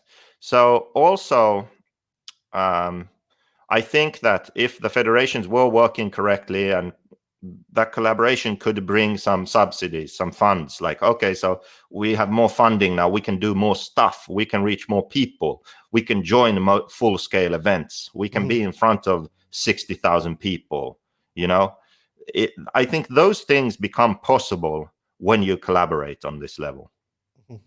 Well, see, but they don't, because they think about the $400 entries that they get for every Worlds and how much they want to keep that money, and that's their, especially in off-road, because we both know that the off-road Worlds just sell out completely.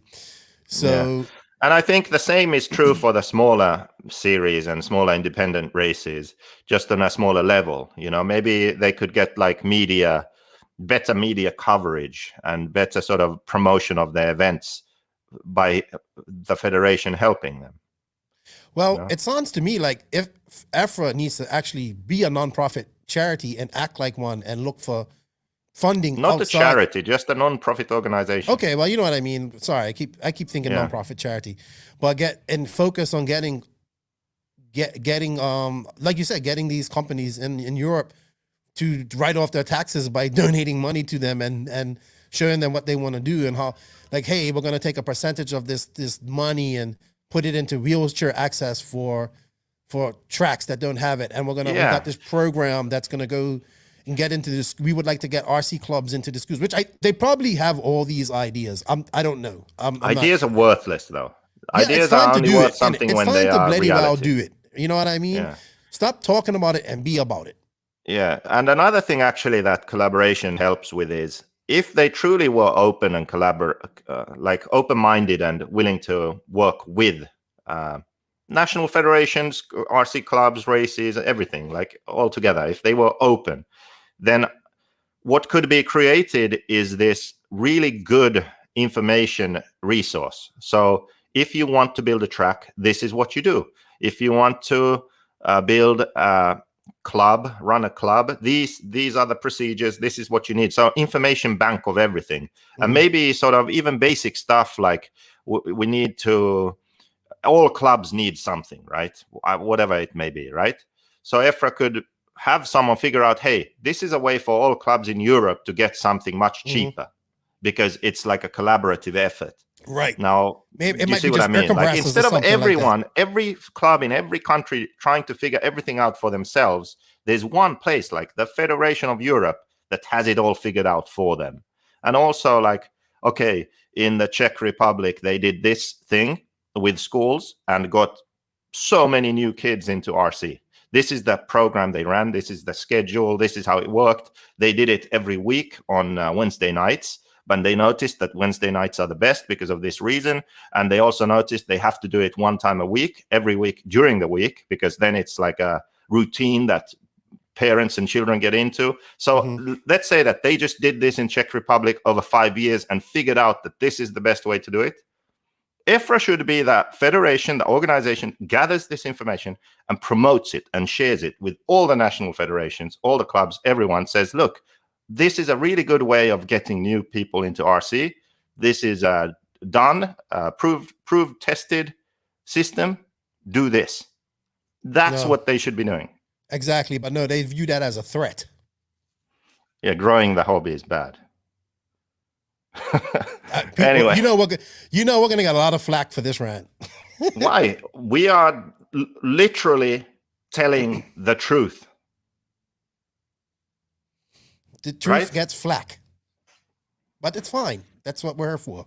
Yeah, that's what we're here for. Yeah, we need to end this rant on. I saw Hazelnuts saying that I'm not a narcissist because I share my opinions everywhere. We have to remind me. We're going to end the rant with that. Okay. So for question 4, should EFRA run at least one European Championship each year at a public event with outside RC people present? And again, I don't know how this is biased, but yes, 96%. Yes, we need new people to the sport. So yeah, let's do this. Let's organize at least one Euros in a shopping center, at some motorsport event, at a music festival, at wherever there is a lot of people. Okay. And then, no, it's too expensive and difficult, not worth the effort. I mean, that's no. Why would you not do that? Because it's too expensive? Okay. Because it's too difficult? Yes. And because that effort and money is not worth it. That's why you would say no to this. So how is that biased? I don't get it. I tried to be as objective as I could with these questions. Do you want big events? Do you want RC events at big outside RC events? Yes or no? I don't know. Do you think that's biased? No, but what was the percentage? Because that aqua bar is way bigger than that lime green bar right there. 96, 220 people say yes. 4%, 9 people say no. Well, those 9 people probably think you're a narcissist too. Yeah. Yeah. So you do have I don't narcissistic tendencies, but I don't consider you a narcissist. I consider you an autistic. Okay.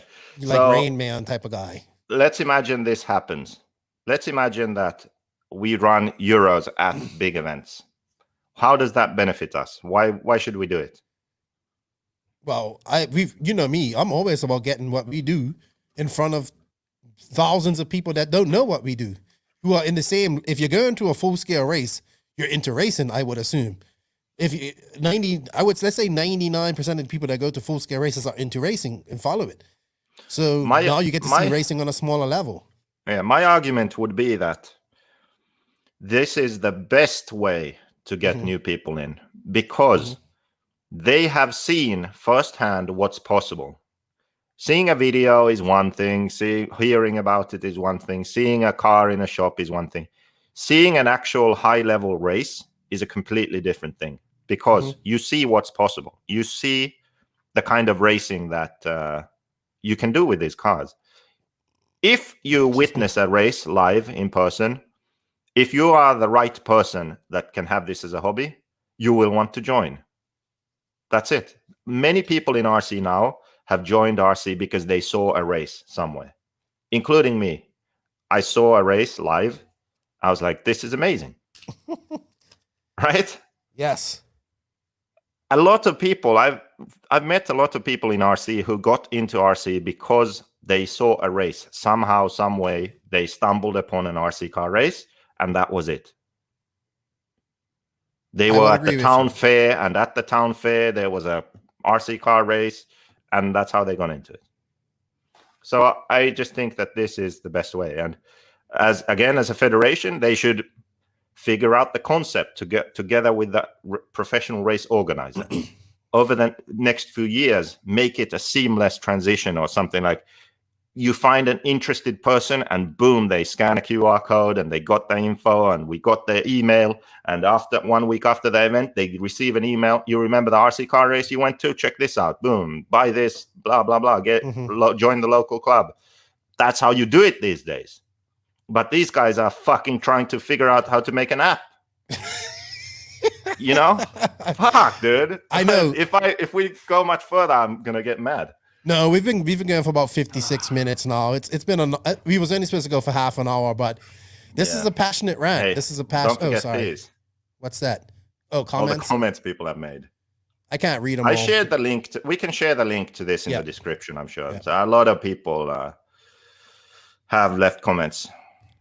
And I want to reiterate this before people be like, "Oh, Lefty and JQ, you guys just pissing man about everything."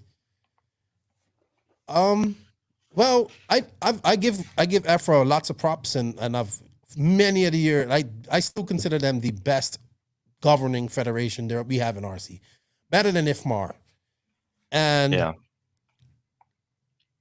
I would like to see them just lead the way. I was just very disappointed that it took a year to get a logo, and I'm like, just stop thinking about doing things and just do it. Like, yes, I get the whole we need to respect heritage thing and this and that. Of course, we look back, we don't go back, we go forward.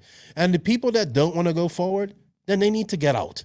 Get young blood in there that want to go forward, that want to do things. You want to get on Twitch, you want to utilize social media and all this stuff. It's not old farts that are 75 years old. It's going to take some 29-year-old, or somebody that's hip to all that type of stuff. You want to get young people into RC, use a young person to promote it to them. That's like, well, I'm not that old, but that's, you just imagine like your grandpa trying to tell you, hey, you should get into RC, because when I was young, I used to do this and we didn't even have controls. We had tethers and something, no young person's going to listen to that. Get someone hip in there. You got all these pro drivers. Use them. Use them to promote this. I think that in RC it's funny, but the pro drivers are the least used sort of resource we have. And the least is expected of them. I don't understand these RC companies who pay their drivers. And even now under COVID, it's like they're paying them not even racing and stuff. And they do nothing. They post a couple of social media posts or make some YouTube video. That's I don't know. It's really bad. It's really bad. Take the world champion. Take a young guy, take a young guy who gets it and use him to promote to these young kids. It's not going to be somebody like me, I'm too old. Even though I get it, I think I'm somewhat hip. But I'm too much of a nerd, even though I say let's not be nerds in the field. Nobody's, you'll piss somebody off before you even get a chance. We need to get these guys involved in this, man. Get somebody in there, because you know what? It's no disrespect to these old guard and all that stuff, but that times, thank you. You've done a great job. Thank you for getting it started. It's time to relinquish and let your creation flourish, and don't hold it back, because EFRA can be the shining example for every federation out there. They are the shining example, but they can do better, and they wanted criticism. So here's the criticism. Please, EFRA. Yeah. We want you to do better. Stop worrying about who's competing against you, who's going to do this. If like, you have all these people, you have all these tools to your advantage. Use them. Use them. Yeah.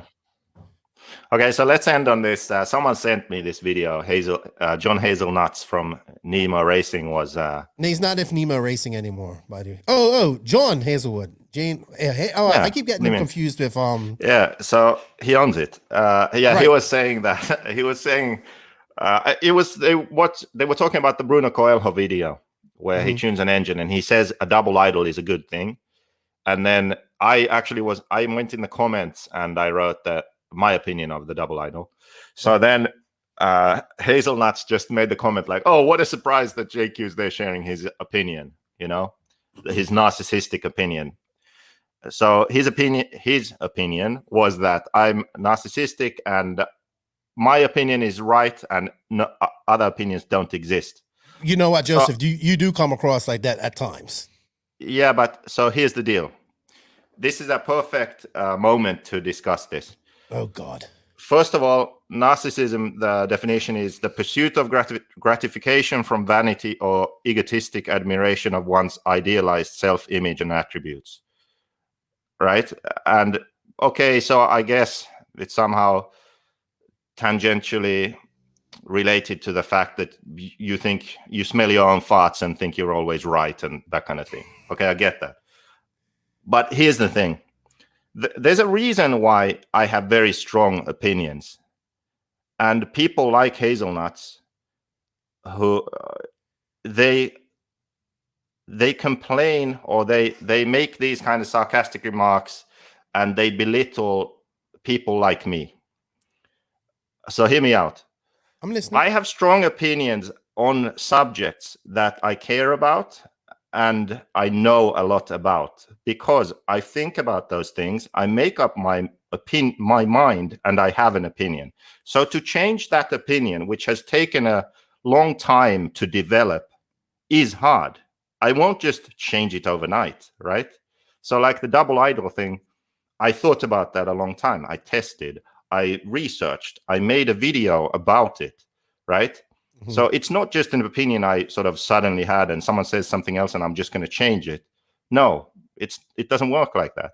But then subjects that I don't care about or know about, I don't really have a strong opinion if I have an opinion at all. Maybe I'll state an opinion, but it's not a strong one. Someone who has dedicated time and effort to it and has a sort of researched opinion, has a different opinion to me, okay, I'll look at that. I'll change my opinion because it's not something that I've really looked into. So there's that. And why do I say people like Hazelnuts criticize people like me in this instance? It's because most people don't have strong opinions. They make up their mind pretty like, what's the word? Like they make their mind up relatively easily. They don't really research. They don't really think about it on a deeper level. They just make up their mind, right? And that's it. So if you have a discussion with someone like that on these things, you'll notice that they don't really have the facts backing up their position. They just have a position. Do you see what I mean? Mm-hmm. So maybe the thing with me is that I share these things. I talk about these things. And that's why people are like tired of fucking listening to me and seeing me because I'm always like sharing my opinion. Well, that's true too. That's the problem, I think. I think so too. And they probably get tired of us ranting about this stuff.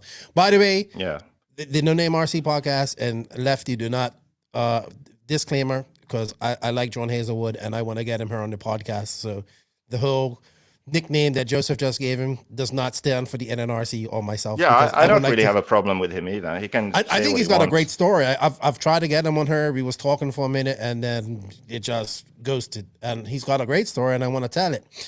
And it's I just hope he comes on here. Maybe sort of my main point is, I'll forget it. Okay, go ahead. My main point is that people tend to focus on the messenger instead of the message. Oh yeah. That's kind of annoying. You've been definitely a victim of that, aka Testman, Proline, J Concepts. I remember I wasn't even working with you, and when you made that, I was like, oh, that took balls. But the fire that you took for that, I'm like, did you make those people run those J Concepts tires? No, you just caught them and exposed it. And people were talking about how you messed with their money. And no, they messed with their money. And the ironic and hypocritical thing about that whole thing was a week before Proline was penalizing and admonishing drivers that was doing like lower class, the guys who pay the bills, who paying the most for tires, even though they're getting a deal, trying to throw them under the bus for it, and then their top driver at the time and did it like a week later, and you got burnt for that. But that's society. It's not the message, it's the messenger. It's not now, it's back in the day. Like if a messenger rode 3 days on horseback to bring a message and it was bad news, that messenger might just get killed, like, in frustration. So it is what it is, man. You know what, Joseph? Not everybody's gonna like what we have to say. We don't like what everybody has to say. But I think at the end of the day, we can all agree. I think we can all agree on one thing here, no matter what, how much we disagree on it, that we want to see RC racing be better and we want to see it grow. That's the one common denominator. The problem is, like, sometimes you do not know when to stop. I do know that. You know, I've seen that. We've had this discussion many times about you, and I don't think that's anything narcissistic. I just think it's lack of oxygen dropped on your head, something like that. But you're learning a little bit now. You're learning how to stop a little bit, which is good. But man, come on. Come on, EFRA. Let's do better. You are showing an example, but you can do a lot better. Stop being that us versus them. They'll probably say the same thing about RCGP. Remember RCGP came out, how much criticism they took and how they wanted to know this and everybody wanted to know that. Now, do you remember all that? When Fat Jesus was all on you, you literally lost a friend because of RCGP and all that type of stuff because he wanted to know and he was stuck on heritage and all this type of stuff. We need to come out of that. And we're just not going to go forward. Get some young people in there. Use these young guys as it shouldn't be some president. It should be some young guy. Use these professionals. We don't ask much of them. And let's go, man. Like I'm tired of talking about it. Let's do it. Let's go. Like let's do it. If we work together, like I want to grow RC. I want to go to the Euros.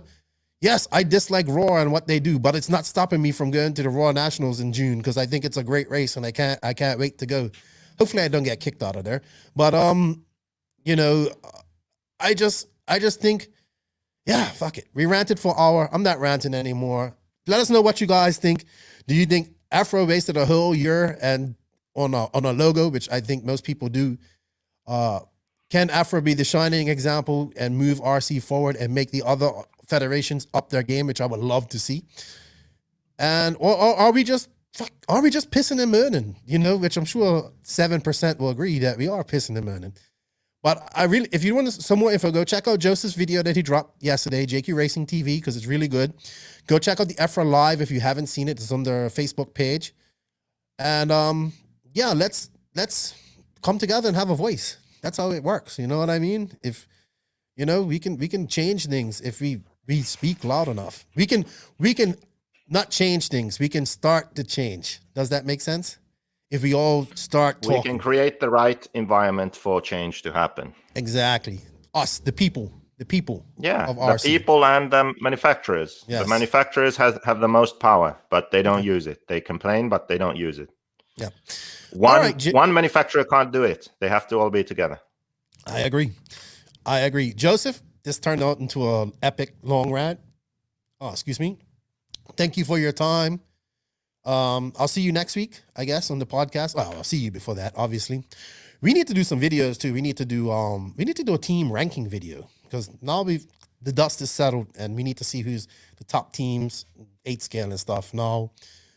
And hey, anything that I don't know. I'm gonna do my spiel here and sign out. And then you have anything to add before we go? No. All right. You know what? I want to say thank you to all of the NNRC squad around the world that supports this podcast. Like our socials are growing by the day. If you like this podcast, please go to our Facebook, give us a like and a follow. Go to the Instagram and give us a follow. Don't forget to go to our YouTube channel. Still working out the whole monetization thing with that, like with AdSense. That's being a pain in the arse. Don't forget, I still have to do the Toe of Satan challenge here. So I'm just waiting till that gets up and running because I want to donate all the super chats or super stickers to the young kid in Quebec and donate it to his GoFundMe, which I'll have links for that in the written description of this podcast. Thank you to all the patrons of the NNRC, man. You guys are making this possible. Looks like I booked my ticket. Looks like I'm going to America here, so I'm happy about that, unless something drastically happens between now and the time I'm supposed to fly, which is about a month. And it looks like 6 weeks in America, so that's going to be good. All 6 weeks of RC, I'm happy about that. And yeah, man, thank you, patrons, because you helped make that happen. And hey, shout out to all the awesome sponsors that support this podcast. Maximum Mayako, maximum fun, maximum support. That is Mayako, obviously the new chassis company out here in RC. Obviously, this guy right here is the designer, so it's interesting to see what he's going to come out with. I may or may not have seen something here now lately, so I'm excited about that. Thank you to TNR Fuels. They're headed down to the SCRC race. They're headed down to SCRC this weekend for the TNR A-Main Challenge Tour. Everybody going to that, have fun. And shout out to Sun City RC Raceway, Showers family. It is confirmed that you're not going. You can't. I got to send you that post that Joey Showers made about you. He was like, confirmed, JQ is not attending the A-Main Challenge Tour. Shout out to the Showers family, man. I love them guys. Like, they're really good people. Shout out to Beach RC. Beach RC's got their virtual Easter hunt come on. The NNRC is a part of that. Check them out starting next week, I believe.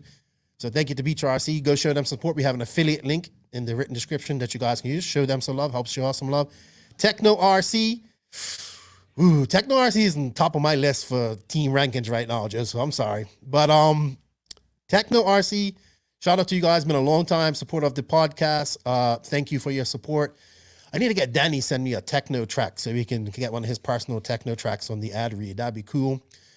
JQ Racing, shout out to all my JQ Racing family. We still here. We're like baby as kids. We don't die, we multiply. So, it's good to see the people that believe in you sticking around and hanging out with us. I appreciate that. And I'm still here. I'm not going anywhere. See, JQ Racing. Shout out to Wally Builds. He made a funny commercial this past week. So check him out. He's my co-host in the hotline. Shout out to Manscaped.com. Remember, everybody, cut through the jungle to find your manhood. And trust me, it looks bigger when all the hair is going. So go check out Manscaped.com. Use the promo code NONAME and save 20% off your order. Racecraft USA, shout out to chasing those guys, keeping it fresh, new videos and all that good stuff. RCGP, shout out to them. Can't wait for Driven episode 3. House of RC, check them out. Fill out your profile, please, guys. It's important. It's helping everything here. And it's going to be the go-to place to get all your RC information. And of course, shout out to our long-term sponsor, Papa Willie's Traction Tonic. Been with us for a very long time. I need to get Scooter on her to talk about his Traction Tonic. Please, people, go check them out, papawillies.net. Use our promo code NNRC, save 10%. The stuff's good. We just need to get it in the off-road route and get it using it. So check them out. Joseph, I think that's everybody. Hey, you know what? Everybody have fun this weekend if you're racing. Send it with responsibility or not. I can't wait to see everybody's picks from this weekend. I didn't do it this week, but next week I'll be looking for some Reader Rides picks. So let's get those picks in. Send them to my Facebook on the NNRC Facebook so I can post them up. I'm enjoying posting those pictures up to Instagram. Josie, what's up? Nothing else to say? Well, I mean, my narcissistic cravings have been fulfilled for this past hour. I'm really happy and full of energy now. I've just been staring at my own face this whole recording, so I'm good. There you go. You fulfilled your narcissistic needs. Yeah. No, Joseph, you aren't wrong what you're saying. It's just that you've been saying it for so long. People just kind of think you're saying the same thing over, or some people just waking up to seeing her what you're saying. So I honestly think that a few years from now, when people look back, it will make sense. Mm-hmm. Probably not going to get the credit, but that honestly doesn't matter. I would rather see change, or not that credit, any credit. It doesn't matter who does it. It just matters that it happens, right? Yeah. Cool. I'm down for that. You know what, everybody? Nitro's the glory. E-Buggy pays the bills. If you're racing this weekend, send it with responsibility. Be safe. remember, if you ain't grinding, you're sliding. Hard work beats talent, and talent doesn't work hard. Lefty and Beaker out. Thank you for listening to the No Name RC podcast. We greatly appreciate all the support and love from you, the listeners. Without all of you, none of this is possible. Special thanks to our patrons on Patreon. If you wish to support the podcast further, you can at patreon.com/NNRC podcast. As a patron, you will receive early releases, special content, and patron-only giveaways. Also, please follow us on Facebook, Instagram, and our website, www.nnrcpodcast.com. Remember, Nitro is the glory, but e-buggy pays the bills. If you aren't having fun, it doesn't make sense. And if you ain't grinding, you're sliding. Lefty out. Nitro is the glory. Nitro is the glory. Nitro is the glory.